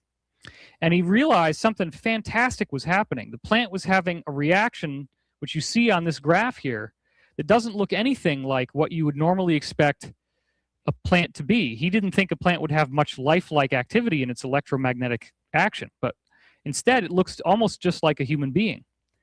So then he starts to think, well, how could I make this plant have a sudden shock? How could I do something? This is February 1968, February 2nd. How could I make this plant have a shock? So he taps the plant with a pen, gets a little bit of a reaction. It's only when, and some of you probably, if you're old enough and you don't have to give yourselves away, remember this from when it first came out, he got the idea to strike a match and hold it to the leaf. He didn't actually do it. He just thought about doing it. And that alone made the plant go into an outrageous shock reaction, as you can see here. It just saturated the graph. The needle went all the way up to the hilt because it was such a huge reaction. Okay, so there's some quotes here from Deepak Chopra, Gene Houston. This is his book, obviously showing a lot of mainstream credentials that he was highly regarded for having discovered this. This is him in 1945. Now we're just going to go through some of his studies because they're so fascinating. Now people have yelled at me in the past from an audience, so in deference to them, I'm putting this in here. The first person who discovered this was L. Ron Hubbard, founder of Scientology. This is how he first did it with fruits and so forth on one of his e-meters, which they used for the auditing. This was in the 1950s, so that was before Baxter. That is, I think it's 1958 or something like that. So he did discover it first, but the reason why I talk about Baxter is Baxter's research is a lot more in depth and goes through many, many forms of life. So this is the historic plant from 1966. This is actually where he burned the leaf and he cut it off. I actually had the pleasure of going down and interviewing him at his lab, and we talked about these experiments he was doing. This is the very beginning of when he first put the electrodes on, and then it started to mellow out after a while. This is the moment at which he burned the plant, or he thought of burning the plant. He didn't actually do it. And then he actually does burn the plant at some point, right here, yeah. And the plant's just going crazy this whole time. And it wasn't until he actually went out of the room and left the room with the matches in his hand that the plant finally could relax and calm back down. Now, this is why I tell people if they're really like crazy vegetarian diet, right? Death is part of life. Death is part of being alive. And so even if you're cooking plants, they're going to be screaming too. There's always going to be something happening. So sorry to burst your bubble, but this is what they're doing. Now, that being said, there's an important caveat to that, and that is that multiple researchers have found that if you actually take the time to bless your food and send it notice that you're going to be eating it, what happens is that it doesn't do this when it gets cooked. It kind of just accepts the fact that it's being used for this honorable purpose to help you and heal you, and it will go through with it admirably and with a smile on its face, if it had a face. So this is another fascinating thing that happened where he started to break out of just seeing it as plants. He had the plant hooked up one day, and he hadn't done anything weird to it, and then all of a sudden he gets this huge reaction. What was that? And then he traced it back, and he's like, okay, well, what did I actually do? The only thing that he could realize that he'd done is he had a pot of boiling water that he used to clean out the coffee machine, and he poured it into the sink. Well, now, Baxter's lab, I've been there. Okay, it's not very clean. So the sink was loaded with all these little bacteria, little living bacteria. So they're screaming and they're dying, right? And because the bacteria are dying in the sink, the plants went nuts because they sensed the death of the bacteria. So this is the electrode that he put on the leaves in order to get the reaction. Then he creates this barbaric experiment where he takes brine shrimp, because he said this was the quote-unquote most expendable life form he could come up with that he could kill, to see if he could get plants to be scared and scream. This is the Hitlerian device that he came up with in order to kill brine shrimp at random. There's he's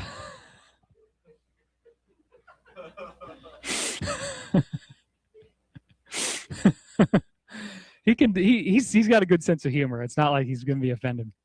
So up here you see the barbaric little dump cups filled with living brine shrimp, which are then catapulted to their death in this boiling water completely at random. And then what he did is he got these plants hooked up in the room. This is where the shrimp were dying, and this is his lab. And I've seen the outline here when I was in there. And then he hooked the plants up to the lie detectors, polygraphs in different rooms. Now, what he found was that this did not work unless all the people were out of the building. If there's people in the building, the plants are more than happy to tune into your energy. They don't care if the brine shrimp die unless there's nobody else around.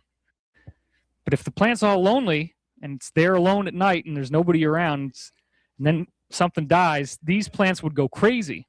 And he was able to document that. Now, the reason why other scientists did try to replicate this and it didn't work, but it's consciousness science. There's new protocols and you have to follow the protocol, which includes the fact that you can't have people around or else it won't work because they'll just like to hear you more than anything else. So the experiments got more involved when he started to use eggs. He electroded actual eggs out of the refrigerator. Okay, now you've taken away my salad. Now you're going to take away my eggs. Oh, here we go. It's important to bless your food because you're going to see what happens here in just a second. First of all, just an ordinary egg now he found had electrical activity. Even though it was unfertilized, you can see it's got this cyclical activity like it's getting ready to be a life form. And in fact, an EKG, a brainwave meter, showed a very simple brainwave coming out of these eggs, if you can believe that. I know, this is kind of gross, isn't it? EEG shows complex cycles of activity, as you can see here, by how these circles align with each other. So there's multiple cycles of electrical activity in regular patterns coming from that little chicken egg. So this is his little cat, Sammy. And one day he decided to pick Sammy up just at random, and Sammy was asleep, and he didn't like it at all. So he starts squirming and going crazy. And of course, the eggs and the plants in the room, in this case, it was a African violet. The African violet goes completely nuts at the moment that the cat was picked up. So this was the first sign that he had to show that animals and what happens to animals, even if they just get stressed out, are being picked up by plants. Now, here's the one that will make you think twice when you have hard-boiled eggs. He wires he wires up the chicken egg. Here you see the normal, slow, relaxed, meditative, cyclical pattern. Oh, shit, what's all this? Each one of these circles is a new egg that he dropped into the boiling water. Okay? Now, that's easily documented. This is stuff that we are going to have in the movie. An African violet, just when he was thinking about breaking an egg before he actually did it, that's how the African violet reacted. So it's like all of nature is tuning in. Then he saw something that was happening with bacteria, and at no additional charge, you get to see one of my pubic hairs in this slide right here.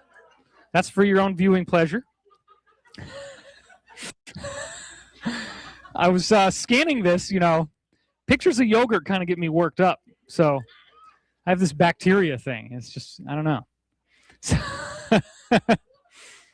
And unfortunately, this pubic hair returns later on. In the sequel, that's right, in the next film. So this is an example where he's getting chicken cooked up for his cat. Sammy was very spoiled. And then he cooks the chicken, which was sitting in the refrigerator for too long, so he heats it up. And as these bacteria are dying, the other bacteria in the yogurt now, electroded yogurt is reacting. And then as he feeds the cat, of course, the bacteria screams even more. So here's another example of the same kind of thing. Bacteria reacting to the death of other bacteria. This is an example where he had a vodka and tonic drink, and he stirred some vodka into yogurt while other yogurt was wired up, and it screams. So think about that the next time you're having a drink and that there's these bacteria in your stomach, right? And they're screaming whenever you have a drink. Now check this guy out. He's kind of like, yeah, I don't know about this. This guy's kind of full of it, whatever. Here he's got a split screen where at the bottom you're actually seeing the polygraph, and everybody's just kind of having this little conversation. Here's our skeptic, right? and you're seeing there's no reaction from the yogurt. He's got more yogurt right here, and then he has an antibiotic, and on camera he stirs it in. And I have this film footage. I have to get it into the PowerPoint presentation. Check out what our little skeptic guy does once he gets the reaction. Oh shit! Now he's paying attention, because you get this this big curve right at the moment that he stirs in the antibiotic. Now, he says you have to do this spontaneously, because if you let the yogurt know that it's going to die, it doesn't freak out. That's the funny thing. The yogurt says, oh, okay, here we go. And there's no reaction. So again, here's another example. This is the actual raw graph from that session. Oh, and of course, the infamous, can you really see it here or not? There's my pubic hairs in there somewhere. Okay. This is the same plant that from the original experiment. So as we can see, he's kept it in very good care. He was so shocked by that plant burning experiment, he could never burn a plant again. And this plant was well loved for the rest of his career. I saw the plant. It was actually dying when I got there. It had just gotten too big. As you can see, he had to tie it off from the ceiling and stuff. So we're going to go back in a little, do more Baxter in a minute, but now we're going to go into something else, which probably a lot of you have heard, the so-called 100th monkey study. Japanese scientists looked at macaque monkeys. Between 52 and 58, they were dropping in sweet potatoes from helicopters in the dirt for them. The sweet potatoes were covered with dirt, so the monkeys couldn't eat them without hurting their teeth. Some of the monkeys learned to wash the potatoes, and after approximately 100 monkeys figured out this skill, suddenly all the monkeys on all the islands acquired the skill. So it's sort of like downloading a Windows update or something, right? So why is this important?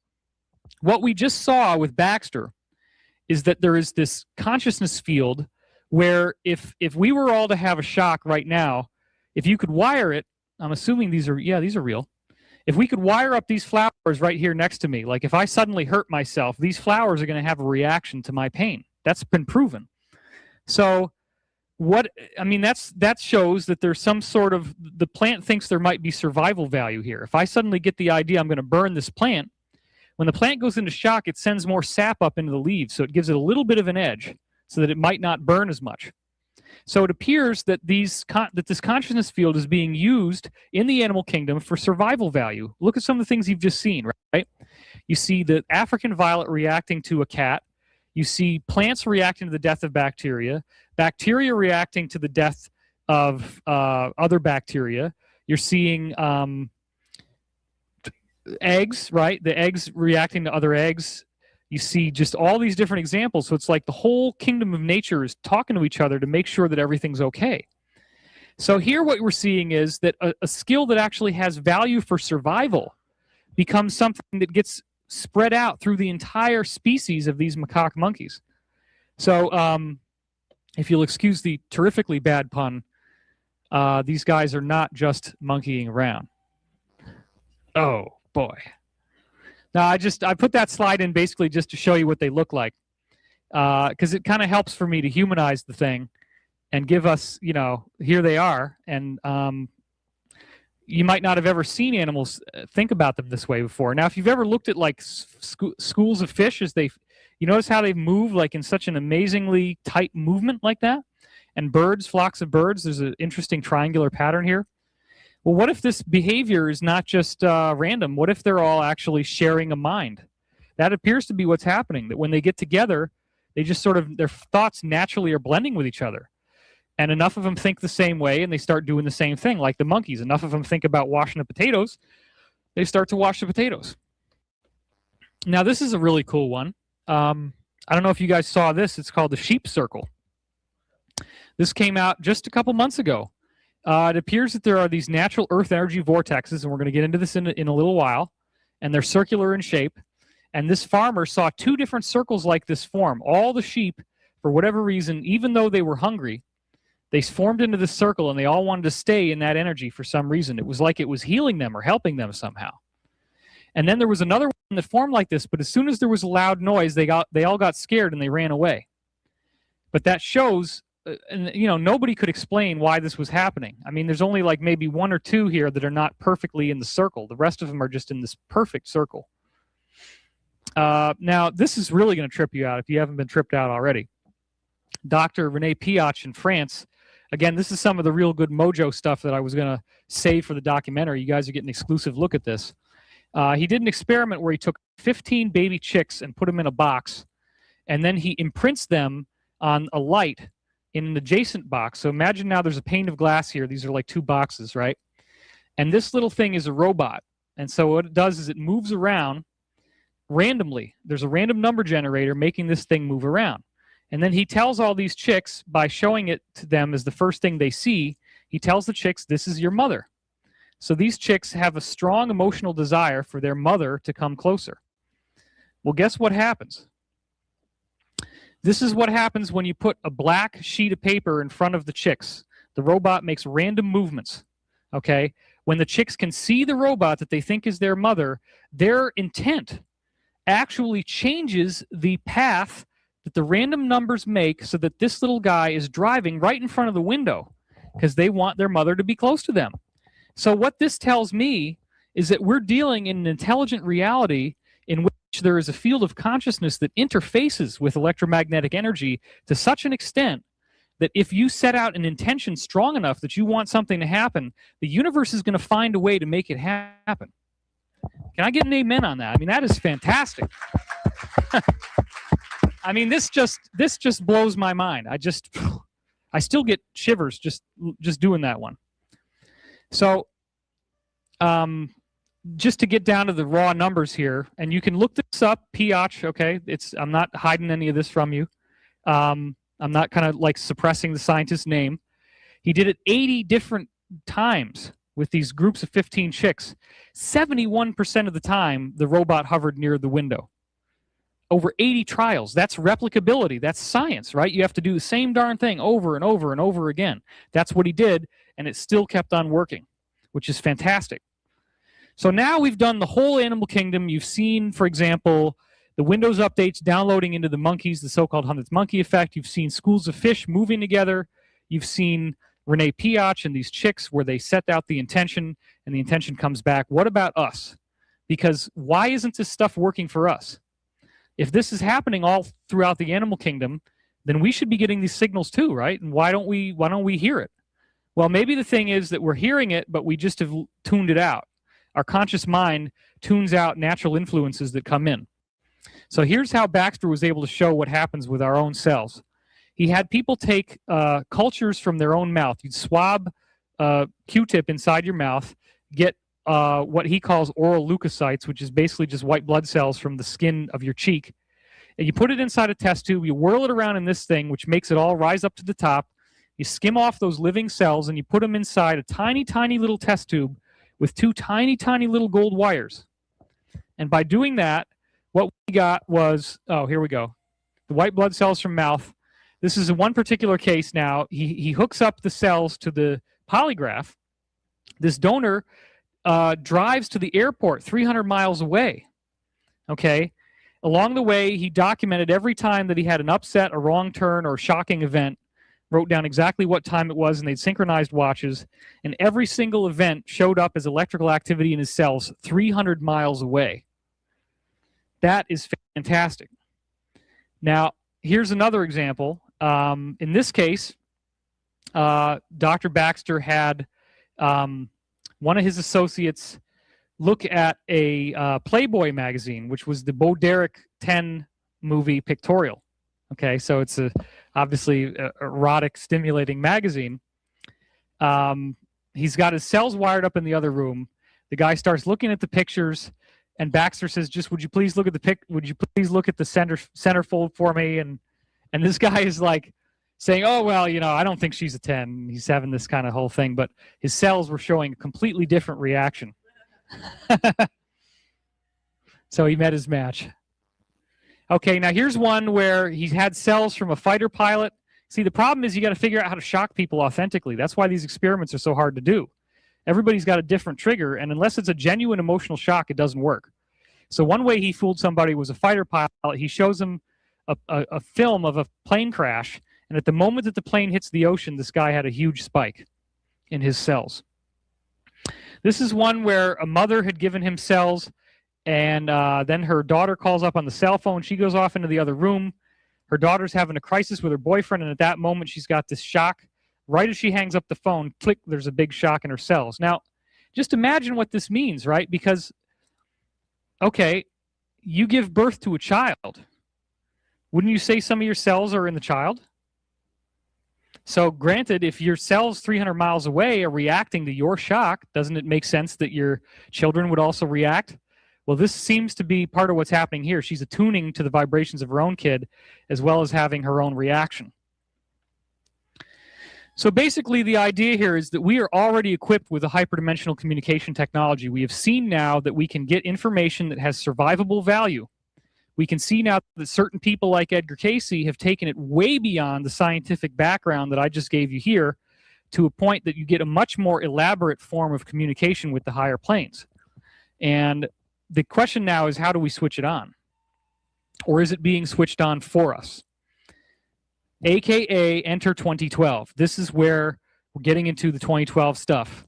And we're getting into the information about how our consciousness is being activated and up-leveled by forces beyond our own individual control. In order to start laying the ground for this, we have to go through some new studies that, again, talk about the consciousness field. This is Dr. Dean Radin from Princeton. In this case, we have the Global Consciousness Project. Probably a lot of you have seen this. There's 37 computers around the world which chunk out random numbers. We already saw, remember, with the Piach study, that the little chicks were able to move this robot around by the simple changing of the random numbers. So somehow these random number generators are interacting with consciousness. So here you have 37 computers around the world generating random numbers, and you can measure how random they are. When major events happen around the world, focusing people's attention, there's a spontaneous decrease in the randomness of the numbers that are generated. So this, we're going to see some more of this here. This is a study that just showing that it's done on a small level, like we are a group of people gathered in a room, obviously, right now. You're focusing your attention on this one thing with me.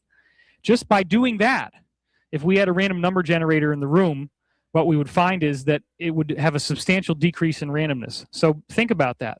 We're actually creating coherent energy fields in the room right now, kind of like the 15 chicks, by just focusing our minds and staying in a state of peace and harmony and tranquility right now. We're actually affecting the electromagnetic energy around us. Now, people ask me sometimes, why do you think the randomness changes? A random number generator requires that the electricity continue to flow the same way in these computer chips. So if you do little hiccups in the energy going through the chips, if you're changing electromagnetic energy a little bit, then the randomness is going to change.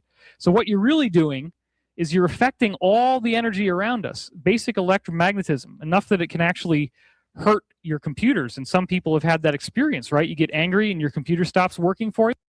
Say, how many people have had that happen? Okay, that's a little bit, about half. Now here's another example of it. O.J. Simpson's trial. These are 37 computers around the world. Everybody was worried, you know, there might be race riots. We didn't know what was going to happen if O.J. was found guilty. So as the TV pre-shows begin, all these computers around the world have a huge reaction. As the broadcast begins, it gets even more intense, and check this out. As soon as O.J. was declared non-guilty, the whole world just chilled out because they realized, okay, now that means we're not going to have these horrible riots and people killing each other in the streets and stuff. That's a worldwide example. 9/11 is a great example. There's a decreasing trending curve up to, and these are numbers of days, okay? So September 11th here, now check this out. We start to have a reaction where it starts going back up in a very clear trend line before September 11th. And it's only as the day goes on and people realize what's happening that it gets more and more intense over time.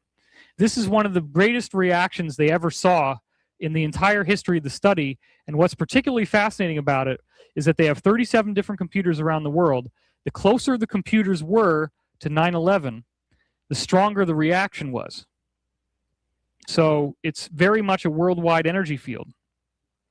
So here you're seeing the first crash, the second crash, the Pentagon crash, the first building goes down, the second building goes down. It's only after all these things came together and everybody started hearing about it that the graph really goes and just skyrockets. Now, this is another thing that's really fascinating. There was a worldwide prayer vigil September 14th, and the graph goes in the opposite direction. Look at that. That's actually showing you the emotional state of every person on this planet getting more and more relaxed as time goes on as a result of a small number of people meditating coming together. Now, this is Dr. Daniel Benor, who shows that this energy of consciousness is directly related to healing and can heal the body. Here's his book, Spiritual Healing. And again, I know a lot of you guys have heard of this before. It's not like this is new, but you may not have heard the exact documentation like this. He looked at 191 different scientific studies of healing. That's a huge number. The people that were being healed were not even aware they were part of an experiment. The healing work in many cases was conducted at a distance, sometimes from New York to Los Angeles. Fully 64% of 191 healing studies demonstrate a profound result. Now, this is your secret weapon when people come out and say, oh, there was a study that was done that showed that spiritual healing doesn't work. So the whole thing is crap. That might have been one of the other 36%. But 64% of them did show a reaction, and they did work. That's really, really important. So if we can heal other people at a distance from coast to coast, then just the simple power of our intent has an incredible ability to heal. Enter this so-called Maharishi effect, promoted by John Hagelin in the movie What the Bleep Do We Know? This is him with the inset of Maharishi University, where some of these studies were conducted. And here's one of the first early examples of it. You get a group of people like us meditating together. There was more people. In these cases, the groups were like, several hundred, or even sometimes they got up to like 7,000. But this was a 6-month period from 1983 to 84 with intense wars going on in Lebanon. And I believe this was happening either in Lebanon or in Israel, but it was somewhere really close by. And as they did these assemblies, look at this. This is the level of peace and war based on statistical documentation. And this is where people are meditating. So especially when you look here, as everybody started to meditate together, there's a dramatic increase in the amount of peaceful activity, the cessation of hostilities, all this stuff. But the real winner statistic is what we're about to see with what happens when 7,000 people get together. So transcendental meditation, the reason why this is scientific is it's teaching a non-denominational standard form of meditation. Everybody does it the same way. That's how you get science out of it. Groups of 7,000 people trained in these techniques got together for group meditation week. And during those weeks, the worldwide level of terrorism and crime was reduced by 72%. I mean, that is phenomenal. Just think about the implications of that for a second. We have enough people in this room, and we're going to do it later on, to help have a real effect on the whole planet, on how people are thinking, how they're feeling, the level of peace and harmony in the world. So here's one of the graphs on that. So, could consciousness save the world? Apparently so. Is consciousness only being transferred between living organisms? Well, this is a really important question, right? Every single thing that I've showed you so far is between living organisms. Okay? What happens if we take this out of the equation of living and into the equation of the background energy of the universe, like the Earth, for example? Does it still work when we go out to that level?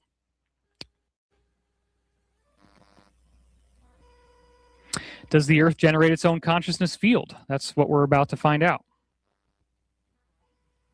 And if so, could we design a technology that would harness it? Well, this is where we get into the Russian pyramids, which I promised those of you who were here for the last talk we were going to talk about. This is a 144-foot pyramid. What you're seeing here are people at the bottom, in case you don't see that very clearly. So this thing is enormous. It's built inside with PVC pipes, and then the outside is faced with fiberglass. As I told you before, if you were here at the last talk, it's very important that you not build any metal into this, because metal attracts these energy fields. So this is harnessing energy that's coming out of the Earth. And we're going to get into how that works. Here's another picture of it from a different angle, just so you can get a sense of the size and the scope of this thing. Here's more pictures of it. Now there's where you can see sort of like the framework of the pipes inside, how it was built, how it was put together. You can see that the panels of the fiberglass were kind of put on an angle to the side there. Here's another one that they built over some oil wells in a different part of Russia, which is not quite as tall as the other one. Here's another pyramid. that was built in a different area, more in the country. So this is one of the things that happens. You build a pyramid, you get a substantial increase in oil well productivity. Okay? That's very fascinating. You get highly substantial results of healing, poison, disease, even cancer. Now, what does that mean? These Russians actually took little white underbred mice that you use for laboratory experiments and would give them various things like cancer, and then would stick them into the consciousness field inside the pyramid, and they would have substantial decreases in the amount of tumors that would form. He actually took newborn babies. One of the scientists took newborn babies and fed them 1 milliliter of water that had been stored in the pyramid. That's it, 1 milliliter. And the premature babies that were given the 1 milliliter of pyramid water got to practically normal levels of health. And the other babies that were not given the pyramid water showed no change in their health and died just as often as they normally would. So we're dealing with really, really substantial stuff here. There was up to a 400% increase in the productivity of agricultural seeds. So you just take the same seeds, you put them in the pyramid, and when you plant them, the plants get 400% bigger, 400% faster. And there was strong electrical activity at the top of each pyramid, significant earthquake reduction around the area of the pyramids. Instead of one giant quake, you get many small tremors. So this suggests, of course, earth changes are related to the consciousness field that this pyramid seems to be focusing. An enormous column of energy is detectable in the atmosphere around the pyramid, hundreds of miles wide. Severe weather is deflected away from the area around the pyramid. This is the one I love the most because this gets back to the Maharishi effect, and this is going to show you how it all interconnects. I want you to just paint this picture in your mind now. You take these big bags of salt and pepper, right? You got this gigantic pyramid. You toss these bags of salt and pepper inside the pyramid. Then you sneakily put them in to the feeding of these prisoners in selected prisons. Certain prisons get the salt and pepper from the pyramid, other prisons don't. That's the only thing you're doing, nothing else. Just pyramid charged salt and pepper. That's it. So it's in the table shakers on the table. The chefs are using it in what they're cooking, and that's the only thing that's changed. What we found was that there was a profound improvement in the attitude and behavior of these prisoners. They were rehabilitating from alcoholism. The violence in the prisons that had been really high diminished very quickly to almost no violence at all. Everybody just chilled out and relaxed. Addiction recovery, as I said. So this proves a lot of things. It proves that there is a connection between human consciousness and a consciousness from the earth that can be harnessed if we choose to. It proves that there is a connection between consciousness and earthquakes. It proves that there is a connection between consciousness and severe weather. And it proves that there is a strong likelihood, at least, that our human consciousness is directly affecting the earth. So that's really fantastic stuff. Now, I think we're going to take a little bit of a break, but I want to give you this first so you can have a little bit of time to think before we come back into this. This is just going to be 5 minutes, just enough for you to stretch and not, I don't want you to go wandering off for 20 minutes because we don't have a whole lot of time. But I want to give you a chance to breathe. Anomalous cognition. This is basically like remote viewing ESP research. Dr. James Spottiswoode. So now we've looked at the Earth, right? We've seen that the Earth might be affecting consciousness. There's scientific proof that it's affecting consciousness. So what happens? Is there anything more that we can do beyond that? Dr. James Spottiswoode in California takes 20 years, the most elaborate collection of human anomalous cognition scientific studies ever put together. In every single one of these experiments, they're ordinary people. We're not dealing with special psychics. We're dealing with regular people tested for their ESP over a 20-year period in multiple studies. They're all documented, scientifically sound. No one had ever done this. They'd never combined the studies together before. He wanted to see if people got more psychic at a certain time of the day, maybe high noon when the sun's right over your head. Maybe that's going to make you more psychic. Who knows? Well, what happened was that when you look at a normal synodic day, which is the Earth rotating around the sun, there was no time period where people's psychic ability increased. It basically stayed the same. There was no reaction that you could tie to like high noon or anything like that. Synodic day is the Earth rotating around the sun. But when you look at the sidereal day, which is the Earth's position relative to the center of the galaxy, he did get a reaction. How much of a reaction, before I show you, how much of a reaction do you think, some of you already know this, how much of a reaction do you think he got? Front-loaded. He cheated. Whoa. What's that? I just built a budgeting app in Base 44. Guys, Nina just built an app. This is the actual graph. Now look at this. This is fantastic. This is how psychic you are. 400% more psychic at that time that you're making this special angle relationship with the center of the galaxy, which is at 13.5 hours local sidereal time, as you can see down here. Now, I don't know what time that is in Florida, in Hawaii time right now. In California time, based on a couple weeks ago, it's around 11:30 in the morning, somewhere around there, maybe 11:45, something like that. That's around where it was. But it changes about a few minutes a day, so you have to keep looking at it, and there are websites online where you can see this. So what does this mean? Well, this is really amazing, because what this is saying is we've now seen systematically, I've shown you, evidence of a consciousness field. It starts as simply as the fact that plants can sense when other plants are being hurt. Eggs can sense when other eggs are being damaged. All the animal kingdom is interconnected. We're seeing the 100th monkey effect. We're seeing collective behavior in schools of fish. We're seeing Renee Piach's study where chicks are able to change the behavior of a robot so that when they want the mother to come close to them, the mother does, even though the mother is just a little light on top of a random number generator. We're seeing the 9/11 studies in which worldwide activity of these random number generators amps up and shows a very strong reaction when everybody's going into fear and terror. So we see the negative side, but we also see the positive side. When enough of us generate positive emotions, positive energy, it actually has a remarkable effect on everyone's behavior, so that ordinary people like you and me have a difference in how they think. It's like just your emotional state is not your own, right? That's one of the things that this concludes you with. You might not ever have realized how much you're being affected by your environment. But now we have to go even a step further than that, because we've seen that a pyramid built on the earth can harness the earth's energy, and you can take salt and pepper, put it in the pyramid, and feed it to people, and just eating that salt and pepper is going to tremendously change their emotional state. So think about what this means for diet too. If you're eating natural foods, organic fruits and vegetables that have this energy from the earth in them automatically, it can't help but change the way that you're going to think, the way that you're going to feel, and that's why we went to the raw food farm, of course, because we wanted to get some raw food and we wanted to experience this.